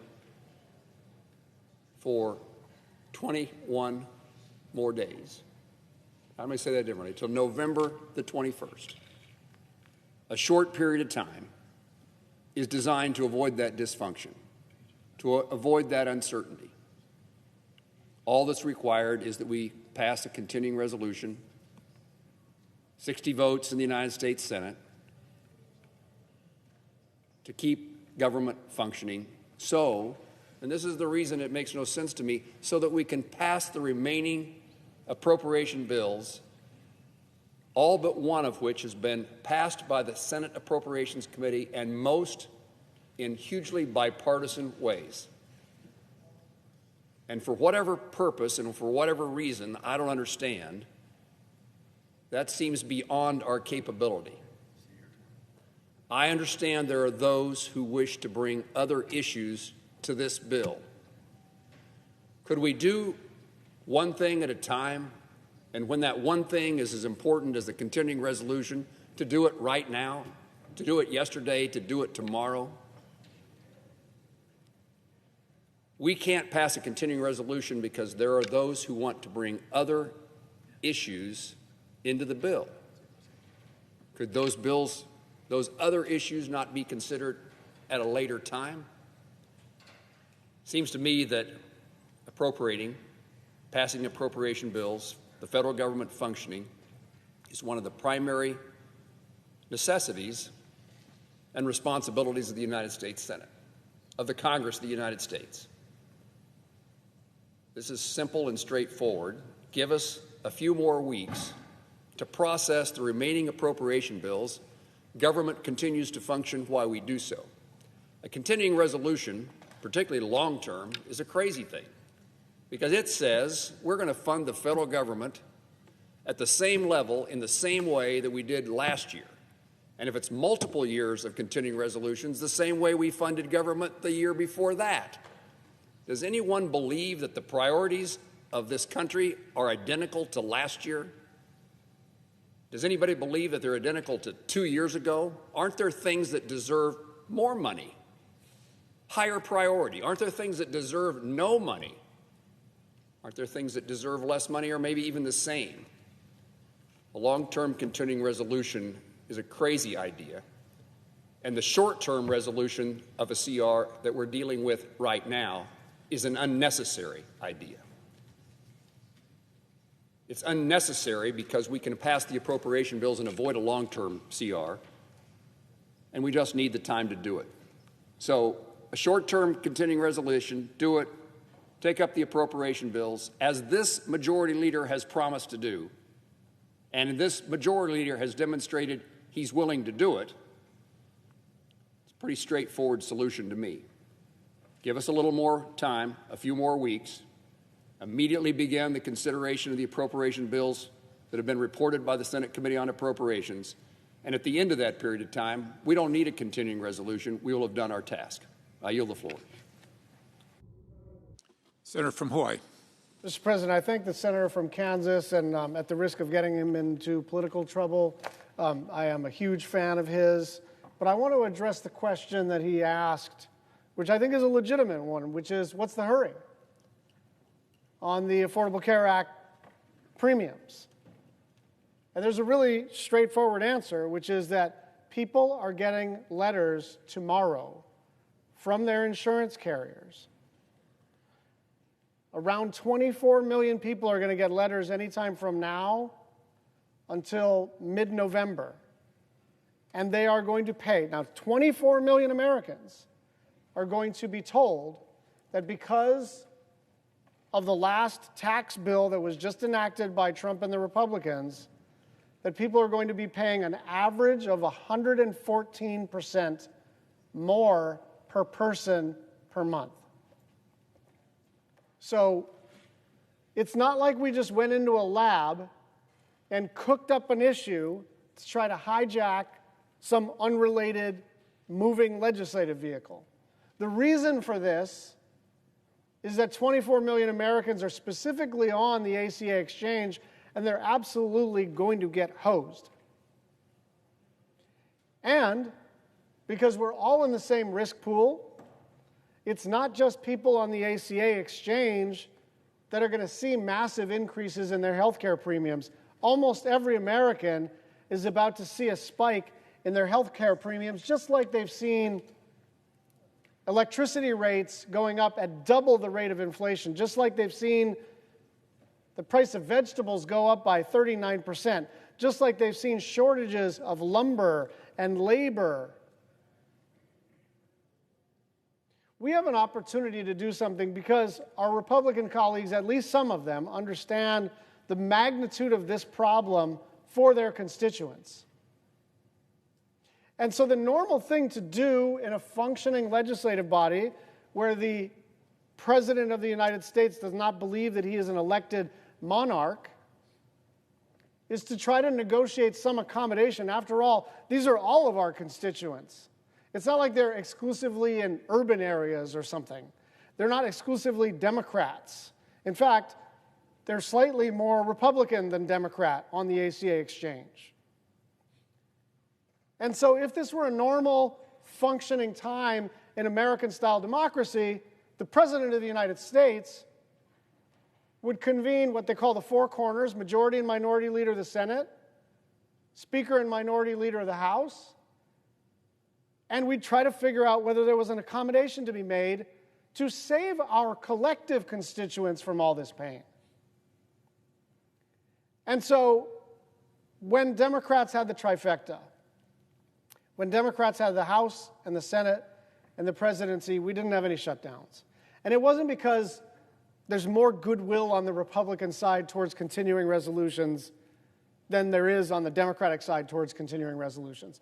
The reason is because Chuck Schumer and Nancy Pelosi sat down with Mitch McConnell and Kevin McCarthy or whomever it was and the president, and they figured out a deal. Even to raise the debt ceiling, Kevin McCarthy said, not for free. So this idea that the minority party, only this minority party, only in this time in United States Senate history, we are to shut up and do whatever we are told. And what's worse is they're asking the majority party to do the same thing. This president believes that he's a monarch. This president finds the legislative branch to be a nuisance. And you know what? The legislative branch is a nuisance. That's the architecture of the Constitution of the United States.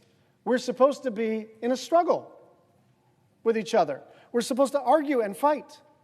And then we're supposed to come to an accommodation. But we can't come to an accommodation until there's a meeting.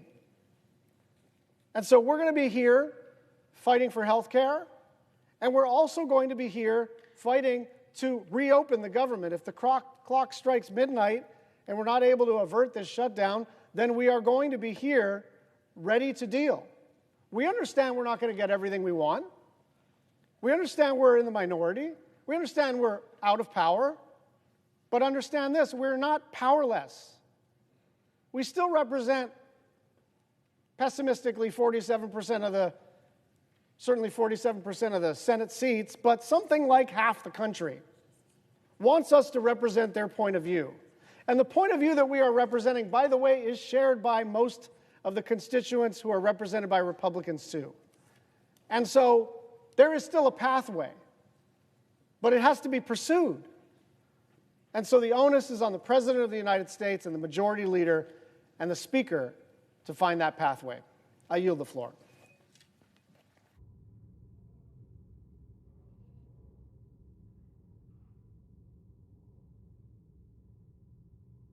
President. Senator from Nevada. Thank you, Mr. President. We're just a few hours away from the start of a government shutdown that could have been prevented by Washington Republicans just talking to us. But Donald Trump and Washington Republicans chose to once again put politics ahead of the American people. They won't come and talk to us. After slashing Medicaid and taking health care away from families who need it the most, Donald Trump and Washington Republicans are now shutting down the government, like I said, because they refuse to come to the table. They refuse to have a conversation. They refuse to work in a bipartisan way to stop a massive spike in health care costs for hard-working families, for all of you. And that's it. That's it. This is why Trump's about to shut down the entire federal government. You know, my dad often said, if you don't have your health, you don't have anything. And it's clear that Donald Trump and Washington Republicans want you to have nothing. Nothing. Because they're doing everything they can to take away health care from as many Americans as possible. And for every American, everyone out there, your health care premiums are about to double. About to double. Everybody across the board. So while Republicans, those folks here in Washington, fight for billionaires, Democrats are here fighting for you, for your health care, for your ability to see a doctor, get your prescriptions without breaking the bank. In my state of Nevada, over 110,000 Nevadans get their health care coverage through the Affordable Care Act's marketplace. We know it as Nevada Health Link. Nearly 95,000 of those families are able to afford their premiums using Nevada Health Link, thanks to what we call the enhanced premium tax credits. So I want to be clear, because there's a lot of misunderstanding here. It's not a handout. It isn't welfare. It's just a tax break that helps lower the costs for nearly 95,000 Nevadans so they can afford to buy an insurance policy, so they can go to the doctor when they're sick and have a copay, and go to the pharmacy to get their medication for a copay, so they can just afford their insurance. And we're talking about hardworking families, small business owners, workers who don't get health care through their jobs, so many of them. And these enhanced tax credits, they're about to expire. They're about to expire this year. And if Congress fails to act, health care costs across the board will double for everyone. Everyone. So when premium costs go up, many families won't be able to afford it any longer, meaning they'll lose their care. And the ones who can afford it, their deductible is going to be so high, they're never going to meet it, and they're still going to be paying out of pocket in ways they can't afford. You know, more than 38,000 people in my state alone, well, they're going to probably lose their coverage right away, all because Washington Republicans just refuse to extend this tax credit, allowing them to purchase their own insurance. Families, sadly, are going to be forced to make impossible choices. They'll be forced to delay care. They'll skip doctor's visits. They'll cut their medication in half. Cut those pills, give them half a shot of insulin to make ends meet. And these choices are real. They're real for these families, and sometimes they have tragic consequences. And since the beginning of this year, Democrats have been trying to work in good faith with Washington Republicans to extend these ACA enhanced premium tax credits and protect Americans' health care coverage. We've even introduced bills to extend the tax credits. We've tried to pass them right here on the floor, and at every turn, Washington Republicans have refused. They refused to hear your voice, refused to listen to you. My phone is ringing off the hook about people scared to death about losing their health insurance. And earlier today, when given an opportunity to keep the government open and extend the credits, every Republican voted no. Instead of working with Democrats to keep health care affordable, Washington Republicans are holding the government and the American people's health hostage to score political points.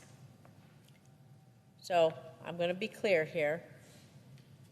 We will not be bullied by Donald Trump, and we will not be bullied by Washington Republicans into sacrificing your health care, the health care of American families, of our children, of our seniors, of our friends and neighbors.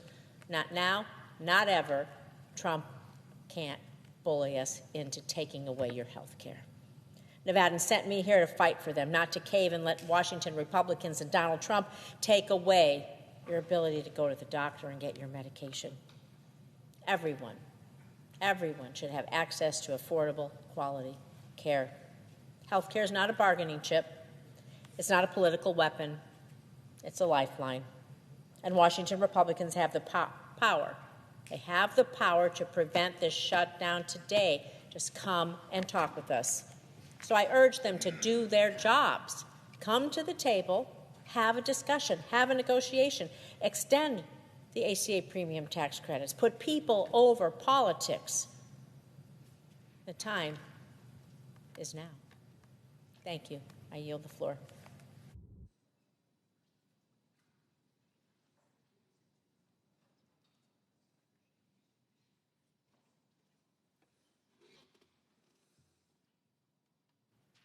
Mr. President. Senator from Connecticut. Thank you, Mr. President. My thoughts tonight are with the millions of Americans who will bear the brunt of this shutdown. The families in the path of hurricanes who will go without the services of FEMA, the veterans who will lack many of the helping hands in the VA, the recipients of Social Security who will be unable to verify their cards or perhaps receive payments that they've been denied, and others, millions of others Americans who unnecessarily will be hurt. Perhaps people who depend on the social safety net that we have established and may be torn by this shutdown. And I'm thinking about the millions of Americans, about 24 million in total, 139,000 in Connecticut alone, who will be notified that they can buy health insurance as a result of open enrollment. But what they lack in information is whether or not that health insurance will be affordable, because they have no way of knowing whether it will extend beyond the end of the year, those subsidies that are so essential to their affording health care. And our Republican colleagues, we just heard the senator from Kansas say there's no hurry. Well, Americans can't get sick on Donald Trump's timetable.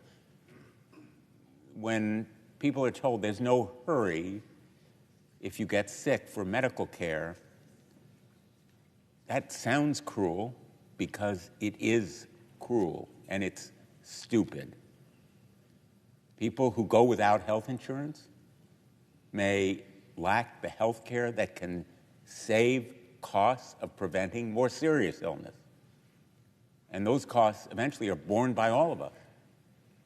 So this misguided denial of the certainty people need that health care insurance subsidies will be extended beyond the end of the year really affects all of us.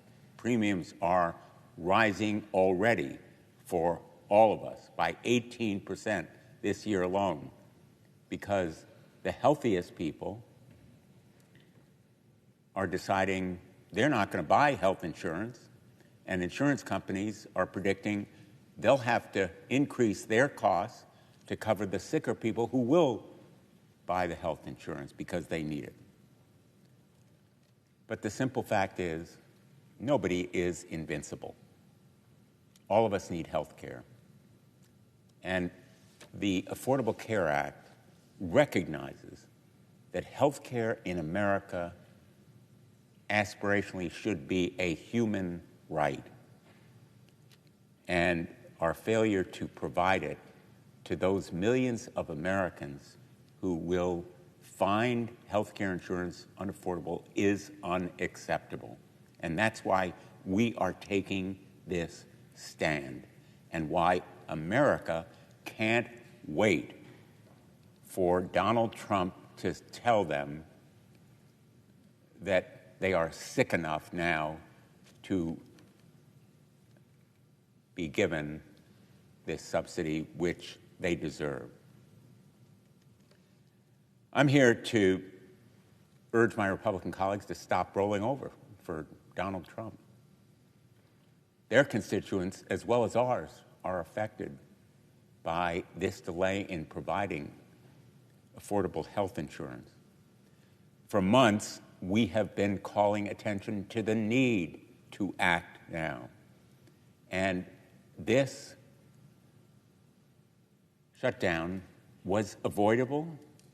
The path to stopping it was available, and shortening it, assuming it will occur, is still a possibility. If we come together, if Republicans are willing to negotiate, if they come back to town, House Republicans are out of town. They are out of touch with reality. And the way forward is simply bipartisan negotiations, coming together, reaching a solution, as is the way shutdowns have been avoided in the past. The fact is that Donald Trump's so-called big, beautiful bill, actually a big, blatant betrayal, along with inaction and avoidance by Republicans, are already wreaking havoc on Americans. In Connecticut, health insurance rates for 2026 have increased by nearly 18%, the largest increase in the last 6 years. Without the subsidies, consumers with ACA coverage will see premium increases in the range of 75%. I have visited with hospitals, community health centers, physicians, and many more who have raised their deep concerns about the impending cuts in Medicaid. The budget bill Republicans passed in July is threatening also Medicaid coverage for 158,000 Connecticut residents. And anyone lucky enough to keep their coverage will see reduced benefits as the state struggles to make up the differences in lost federal revenue. Americans and our health care system simply can't afford to be nickeled and dimed like Republicans are forcing them to do. The ACA premium tax credits have protected millions of Americans from higher health care costs. They've reduced the number without health care insurance. They've provided robust choices for consumers and provided stability for health care providers, particularly in rural areas, and there are rural areas affected in Connecticut. And in addition to the impending cuts in Medicaid, Republicans are refusing to extend these subsidies. It is cruel, it is unnecessary, it is dumb. So I'm here to advocate for the 139,000 Connecticut residents who depend on these credits and the 24 million Americans who are making decisions about health care insurance coverage right now at their kitchen tables, in their living rooms, in their homes. It should not be a partisan issue. At the end of the day, it's a choice. Do we choose a highly successful solution that has reduced health care costs for the whole nation, or do we allow the clock to run out and raise health care costs for families in every state in this country? That choice can still be made in the next 24 hours, in the next 2 days, to shorten and lessen the pain that will be felt by Americans. I choose to stand with working families. I will fight, and we are unified in our fight as a matter of conscience and conviction. We will not be bullied. Donald Trump should know that we will stand strong for working families in America. They deserve health care. It is about saving health care and holding Donald Trump accountable to follow the law. When there is a budget, when it's passed by Congress and signed by the president, he cannot be allowed to simply ride roughshod over it and disregard it. It is the rule of law and health care that's at stake here, and I will fight for them. Thank you, Mr. President. I yield. The senator from Rhode Island. Well, we are headed into a miserable situation. It is a miserable situation for all of the federal employees around the globe who are going to be put into shutdown mode. It is a miserable situation for our country as the rest of the world looks at us as the gang that can't get its act together and pass simple funding bills for the government. It is an extraordinarily frustrating moment to be here now. There are very few people for whom this is not a miserable prospect, but there are a few of them, and one of them is OMB Director Russell Vought, who is a strange character who has spent his life in the care and feeding of the fossil fuel industry and big polluters, and who takes a perverse joy in destroying American government from the inside.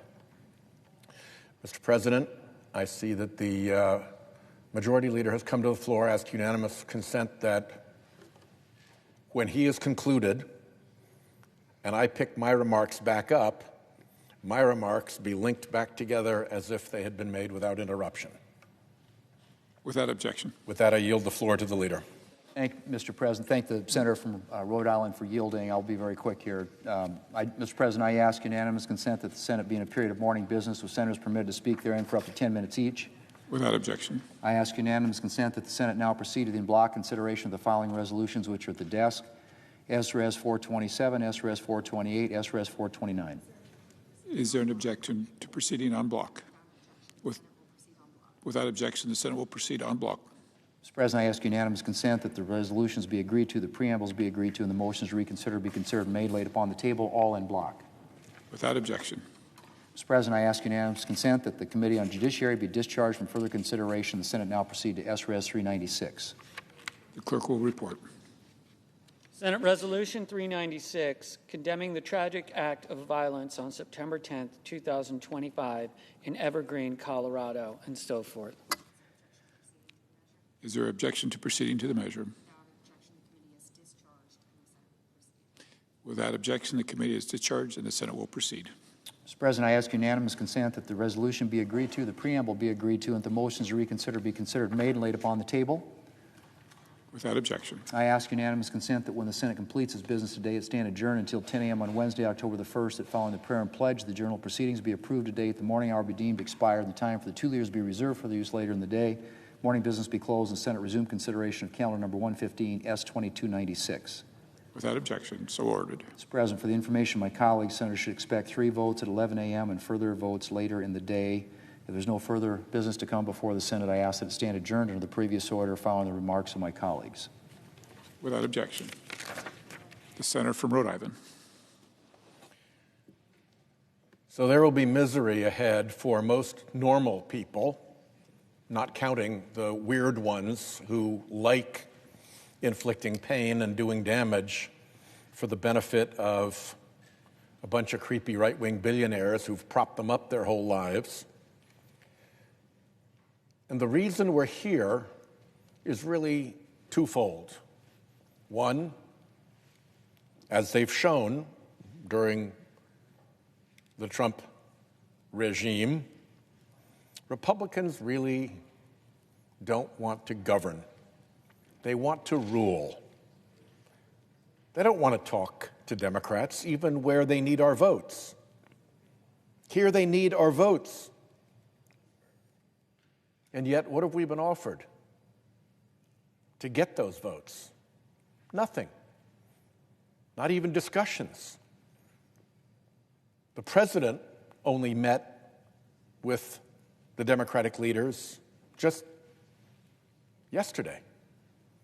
And he didn't seem to be aware of what was at stake here for the Americans who are about to lose a huge health care benefit. They just go wildly forward. We've seen it over and over again here on the Senate floor. How many times in just the few months that we've been here in this administration have Republicans done the thing that they were furious when we even talked about doing, to overrule the parliamentarian and change the rules to make things easier for themselves rather than negotiate with us? My count is 4 already. 4! And we're only 9 months in. They don't want to govern. They don't want to talk to us. They want to rule. They want to dictate to us. And at the same time, the other reason we're here is that there's this strange Republican fixation with taking health care away from people. I do not understand it. There are lots of Republican constituents who really depend on Medicaid, who really feel great that they're on Medicare, who really have their family budgets made possible by the credits from the Affordable Care Act. It's not like Democrats get the benefit of this. Everybody gets the benefit of this. And yet, what have we been put through just in these months? $1 trillion in cuts to Medicaid. $1 trillion in cuts to Medicaid. Already, hospitals and nursing homes and doctors' practices are reeling at what those cuts mean for their financial viability. Medicare, $500 billion in cuts, hidden in the bill in a tricky way so that the cuts come through sequestration and nobody has to own them. They can do a Pontius Pilate hand wash of the cuts. Well, no. We saw what you did. You own it. It's a $500 billion cut to Medicare. And why you would want to do that, I cannot imagine, but that's what you did. And now we have these cuts to people receiving help, paying for their health care under the Affordable Care Act. It's going to be about 40,000 Rhode Islanders. These aren't people who have loads of money. Their premiums are going to, on average, double or better. I mentioned a retired mental health counselor yesterday. She's going to have $477 in added expense every single month because of this. And it all starts now. It all starts happening now. So when we're told, why are we forcing the issue now? It's because now is when the issue is upon us. When we're told, why don't we negotiate later? My question is, why aren't we negotiating now? Why would we believe when we're told that you'll negotiate later on this when you won't negotiate now on this? Now, when you need our votes, you won't negotiate on something that you say you'll negotiate later? Why does that make any sense? Why is that even remotely credible? The harm starts now. The negotiations should start now. And frankly, what Democrats are asking for is something you ought to be doing anyway, just to help your own constituents. This shouldn't be hard at all. We should not be here having this conversation. This should have been resolved already, except that the Republican majority wants to rule, not govern, and they have this strange fixation with taking away health care, even from their own constituents. Over and over again, we've seen it. We've seen it with the repeated overrulings of the parliamentarian. We've seen it with the Beautiful for Billionaires bill that got rammed through with a simple majority. We've seen it with the change in the rules to allow 100 nominees to go through at a time under advice and consent. We have seen it with clean air standards that help everyone being repealed over and over and over again.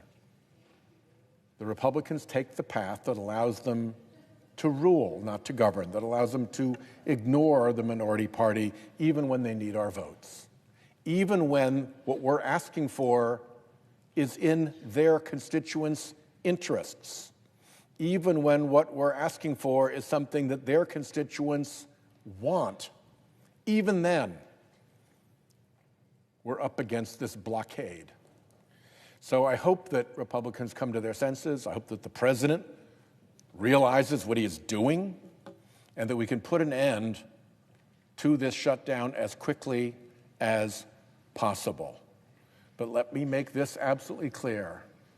This is a shutdown that lands entirely at the feet of the Republican Party that controls the Senate, that controls the House, that controls the presidency, that won't negotiate with Democrats even when it needs our votes, and that has an unhealthy fixation with taking away health care from their fellow Americans. I yield the floor. Madam President. The senator from Delaware is recognized. Madam President, I'm asking why we're here. Why we're here on the floor of the Senate is the hours tick down to the end of the federal fiscal year and the shutdown of the federal government. I've served here 15 years. I've seen my share of shutdowns, and I know how much they hurt. How much they hurt the men and women of our military, federal law enforcement, folks who serve and protect our country at home and abroad. And they should not have to wonder when or if they'll get paid. A shutdown isn't good for our reputation abroad and our cohesion at home.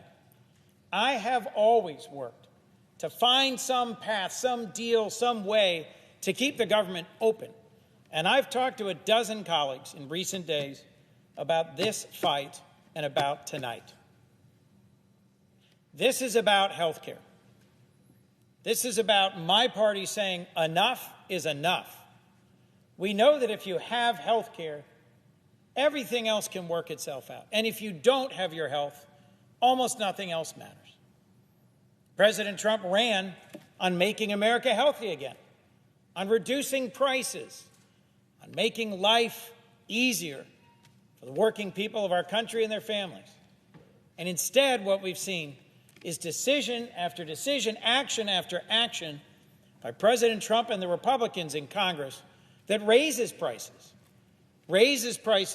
on health care, on insurance, on drugs, on medications, whether it's the tariffs being imposed on prescription medications or the decision to end subsidies that keep health insurance affordable, or it's laying off thousands of researchers working to help cure pediatric cancer or address ALS or do research into HIV/AIDS, decision after decision that moves us in the wrong direction, that makes us sicker, poorer, and more divided. I'm usually one of the first to walk across the aisle and say, let's find a solution. Let's find a way out of this. And I've been doing that in recent days, talking with colleagues. But I can't see a way forward if we can't change direction and together say to the people we serve, we want to help with your health care. We want to stop the cuts to NIH and CDC. We want to reduce the increases in health insurance costs. We want to help you and your family. In my home state of Delaware, emergency room wait times are too long. And as millions of Americans get thrown off of health insurance, they're going to go to the emergency room. And those wait times will get longer and longer for all of us. Next month, we're going to find out how much health insurance premiums go up. For some Americans, they're going to double. But for all of us, they will go up. Healthcare is getting costlier, and Americans are getting sicker. So why am I standing on this floor tonight saying I'm not voting to keep this government open? Because enough is enough. There are ways we can and should work together to change direction, to put on the floor the bipartisan health appropriations bill that'll restore tens of billions of dollars to the NIH and CDC, that'll stop Trump's cuts to American health care and insurance and research. There's a path towards reforming and extending the Affordable Care Act that both parties should agree on. But folks, if you're listening, your member of Congress needs to hear from you, needs to know that you want us to work together to reverse course and end Trump's tragic cuts to health care. If my colleagues don't get those calls, they won't change direction. If they don't change direction, we won't reopen this government. Make no mistake, we have Republicans in control of the House and Senate and the White House. If they want to find a way forward that reduces the harm to Americans and our health care, we can. And I'll be one of the first to extend my hand to find that path. But if we don't change direction, we shouldn't reopen this government, because Americans have taken too many hits already, too much additional cost, too much cuts to health care research, too much increase to health insurance costs. This is a fight about America's health care, and we're fighting for you. Thank you. With that, I yield the floor. The chair recognizes the gentlelady from Minnesota. Madam President, I have 7 requests for committees to meet during today's session of the Senate. They have the approval of the majority and minority leaders. Duly noted. Thank you. Madam President, as my colleague from Delaware just noted, we are here today because Republicans have created a healthcare crisis for millions of Americans. And like the senator from Delaware, I am someone that works across the aisle all the time. I have one of the best records for bipartisan bills, and I think that's an important part of our governing, and that is to find common ground. You don't always pick your neighbors, but you find a way to live next to your neighbors. You find a way to work with them. And what is so unfortunate about what's going on tonight is that didn't happen here. There was no crossing over the fence with some coffee for the neighbors to try to have a meeting, to try to work this out. In fact, it was Senator Schumer and Leader Jeffries that had a request time and time again that got canceled on a meeting with the president. There is still time to continue to negotiate, but not if they're just going to say, hey, this healthcare thing, it's not a problem. Well, maybe we can deal with it in December. First of all, who would believe that when Donald Trump just decides one thing one day or posts something on Truth Social and then everyone changes what they agreed to, which has happened time and time again. So that's one reason it's not reality, unless he's at the table. Number 2, it's not reality because this is not a December problem. This is not a January problem. This is a now problem. November 1st, that's when people start re-enrolling. Whole bunch of small businesses, 20 million people, more than a quarter of the farmers in this country who are already facing, as one of my farmers said to me last week, a perfect storm of ugly. That's about the tariffs, that's about their input costs with fertilizer, and that's about their personal health care costs. A perfect storm of ugly. When you're in a big storm in Minnesota, you don't just go outside and hold an umbrella and think maybe it'll go away. You do something about it then. You take cover then. You help people take cover then.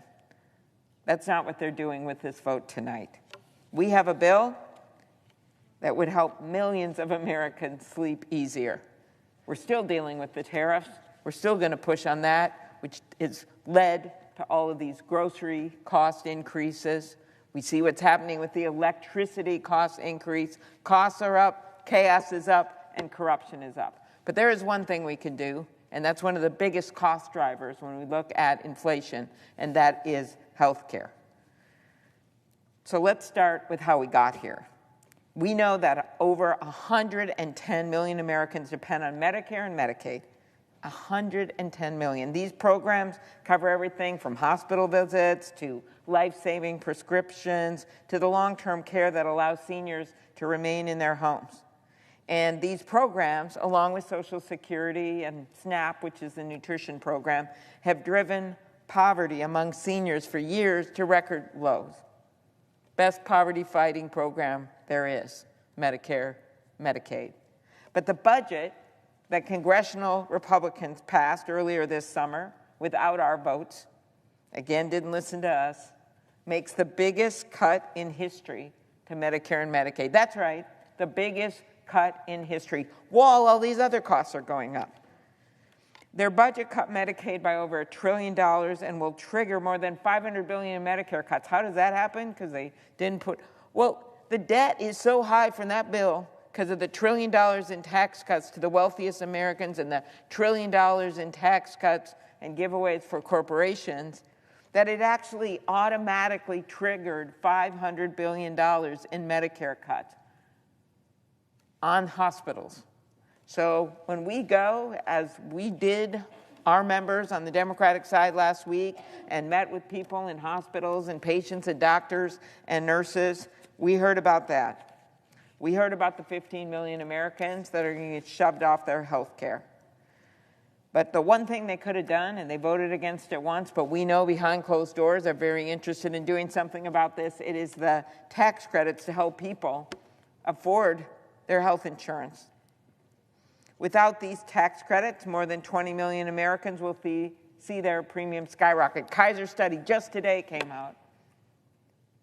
Double the premiums. Double the premiums. That's why one of my hospitals told me, look, of course Medicaid hits us hard. Of course Medicare does.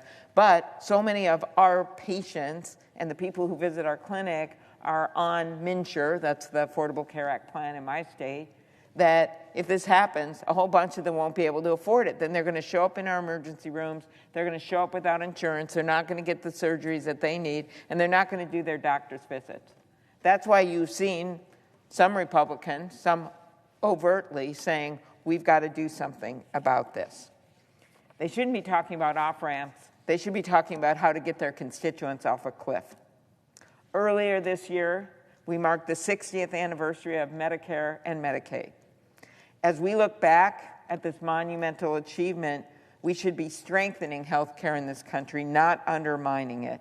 We made progress, right? Capping out-of-pocket costs, passing my bill to allow Medicare to finally negotiate for better prices, making health care more affordable.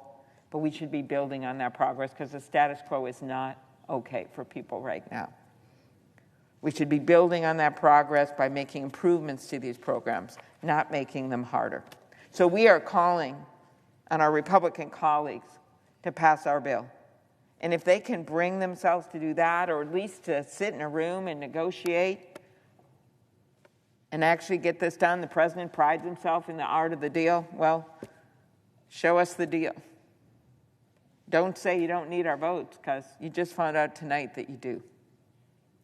They need our colleagues to stop taking cues from a guy who, after a meeting about one of the most important moments in his presidency, puts out a deep fake video, offensive, making fun of the leaders. Who does that? What other president has done something like that when they're actually in a negotiation?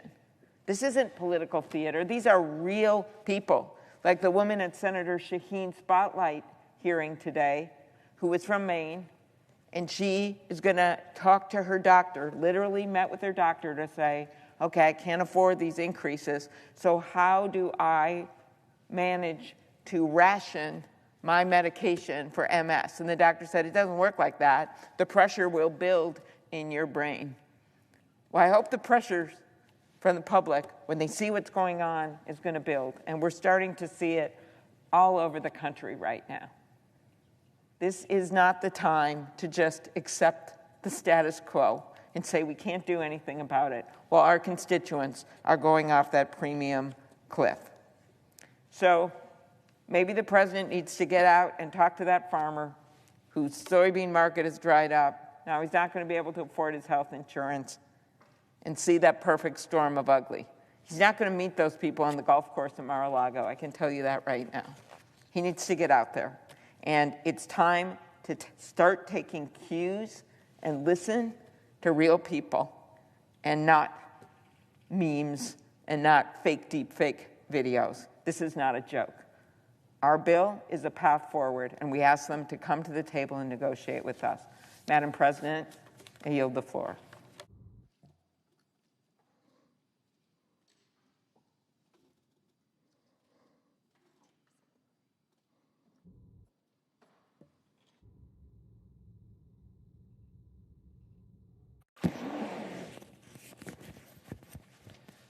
Madam President.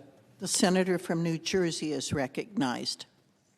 Madam President, I rise today because I literally just about 2 minutes ago finished a telephone town hall with over 5,000 people back home in New Jersey that joined up to try to figure out what in the world is happening to our government right now when they see just this abdication of leadership from the White House to leadership here in Congress to step up right now at a time of need. Thousands of people from across New Jersey that had called in worried about how this shutdown is going to affect their lives, how the health care costs that they are going to be experiencing are going to reshape their ability to be able to deliver care for those that need care the most. The simple story is they're scared. The people I talked to, they were nervous about what comes next. And frankly, they're pissed off about this. They know that this is not how a government should function. They know that, yes, we need to be able to step up and have negotiations, but how can you have negotiations when one chamber of this Congress isn't even showing up to work this week? That's right. When I told them about how Speaker Johnson didn't even bring the House of Representatives to work this week, even though they were supposed to, they were furious. If we're going to ask public servants to show up to work tomorrow, if we're going to ask our military to show up to work tomorrow without getting paid, the least that our Republicans in the House of Representatives can do is show up to work here. We should be furious about this. It's an abdication of leadership. It is a dereliction of duty. It is one of the most shameful things that I've seen in terms of just giving up on something that is so important, is going to have so much impact on so many people across this country. What I heard is they want us to be the adults in the room, to sit together, to be able to have the kind of dialogue. But instead, what we see is just this posturing and back and forth from Donald Trump, from leadership on the Republican side that hold the gavels here. And yes, the Republicans control the White House, they control the Senate, they control the House of Representatives, and the American people know that, and they know who is at fault for where we stand right now, that we are all about 3 hours away from a government shutdown. And this is something that I take personally. As someone who worked as a career civil servant before, I told my constituents today how I worked as a civil servant. I worked through multiple shutdowns before. Of course, I don't want to see us get to this place, and this should be an absolute last resort. But again, when they're not even bothering to show up to work, we know where their priorities land, that they have been moving towards this and barreling our country towards this for a long time now. So my constituents have every bit a right to be feeling pissed off about this. Because after we were already going through this in March, they see government once again not working for them. And they're right. Where have the attempts been over the past few months to work together to avoid this scenario? And again, it's not just about process. I don't want people to think that this is just some tug of war, that this is just some battle for political power, that this is just some challenge between political parties for who has the momentum on their side. There's real struggle. And I heard that on this town hall. We had people like Letitia from Camden who said that with the prices so high, quote, every choice feels like a sacrifice and the stress is constant. It's affecting how they're able to hold up and how they feel when they wake up every morning, what keeps them up at night. Still, she remains determined to advocate for families like hers who deserve stability, dignity, and hope. Or an urgent call from Barbara, who begged us not to back down from this fight. Laura from Brick, who called and urged Democrats not to back down from this fight, and being able to say how concerned she was for just regular citizens to be able to make things easier for everyone impacted. She was asking, how can she help? She's asking, how can she help those that are struggling from the shutdown? She frankly wants to do more than what Speaker Johnson is doing on the other side of this building. Or people like Mick from Toms River, who although was trying to be an informed citizen and learn what was going on, was having trouble figuring out fact from fiction regarding this budget because it's just the sheer amount of disinformation and lies that we see out there in political rhetoric. Lies that are blatantly trying to smear and make it difficult for the American people to understand what's at stake. So yes, when we hear the Speaker of the House talking about how this funding, that this is Democrats that are trying to cut resources from FEMA or make it harder for people to get care through the WIC program for women, infants, and children. Well, look, it's just deception. Because what we already know is that reconciliation bill that was passed, this is something that is estimated to potentially affect 3 million people, preventing them from getting care through the WIC program already. 3 million out of 8 million that get care now. So who is it that's actually hurting people's ability to get those services? And FEMA? Are you kidding me? I literally heard it out of the mouth of the president and the Homeland Security Secretary that they want to abolish FEMA. And here we are hearing it from the speaker, making it seem like the blame is over here. These are things these are issues that people understand, like Jody from Manchester, who is concerned that with all the rising prices, that she'll have to choose between being able to afford food or medicine, because costs are simply too high for her to be able to afford both. No one in this country, the richest, most powerful country in the world, should ever have to make that kind of trade-off. Yet we see right now, we're on the cusp of it, not just 3 hours away from a shutdown, but over the course of tomorrow and the coming days, Americans all over this country will be getting their new bills when it comes to health care. And we see that tens of millions of them will have to pay more, possibly double what they're already paying. Over 4.5 million Americans to lose their care, including many in New Jersey. That is a catastrophe that we see coming. We knew it was coming, and we were trying to take action to be able to address that. And what happened? Kicking the can down the road. When does open enrollment start when it comes to healthcare? Starts in November. So what good is it if we punt towards Thanksgiving, which is what this body tried to do? They need solutions now. They need answers now. And they're not getting it, and they're certainly not seeing anything that resembles leadership in this country right now. So yes, when I'm hearing from Lorena from Forked River, who says that, literally could lose her current health insurance if the ACA premiums go away, that's what we're fighting for. That's what I hope people see over the coming period as this continues on. Because I know it's so easy to make it feel like, again, it's just completely detached. And often it really seems that way. It feels like people here in the Senate, here in Congress, at the White House, that we're playing with other people's chips, that we don't feel it ourselves. I have to say, I found it disgusting when I learned in 2019 and I came into Congress that the president and members of Congress get paid during the shutdown, that they continue to get their salary while service members in our military and other public servants do not, even though they are showing up to do the work. We should not be held to a different standard. We should not be in a place where it seems like we're above the rest. Because that's exactly what the rest of the American people believe. They believe that we think that we're above the law, that we don't have to obey it, that we don't have to follow the rules that other people do, and that's why they are losing trust in this government. And I can tell you, come midnight today, they have every bit reason to believe that, because we have failed to ability to be able to deliver for so many people. We had Lucinda from Whiting write in telling us, begging us to hold the line when it comes to fighting for health care. Because in her words, quote, I definitely cannot afford my ACA insurance without the advanced premium tax credits. If costs go up and health care gets more expensive, I will have to go without insurance and not go to the doctor. These are just a fraction of the thousands of calls and emails and outreach that we've received. We asked people to share their stories. We got over 3,500 stories back just this week about people's concerns about what's happening with this shutdown and losing health care.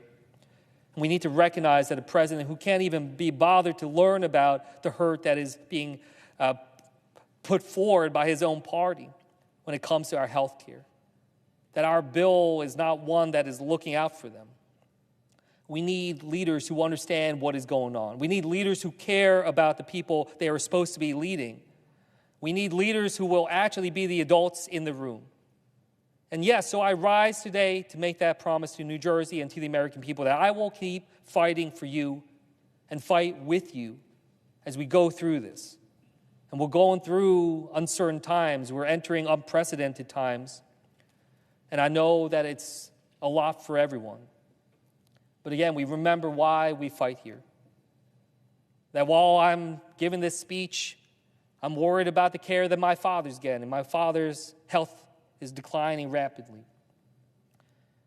Every single one of us knows what it's like to have a loved one struggling when it comes to their care. And I know everyone knows that experience of saying that we would try to move heaven and earth to be able to make sure that they get the care that they need in their time of greatest need?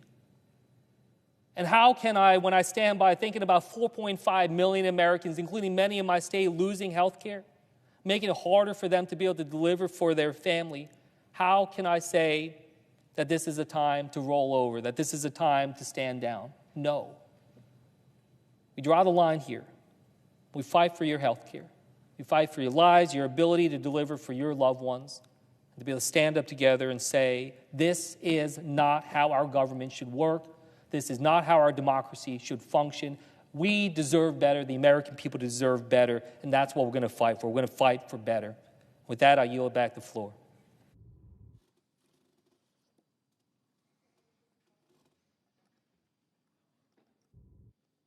The Senate stands adjourned until 10 a.m. tomorrow.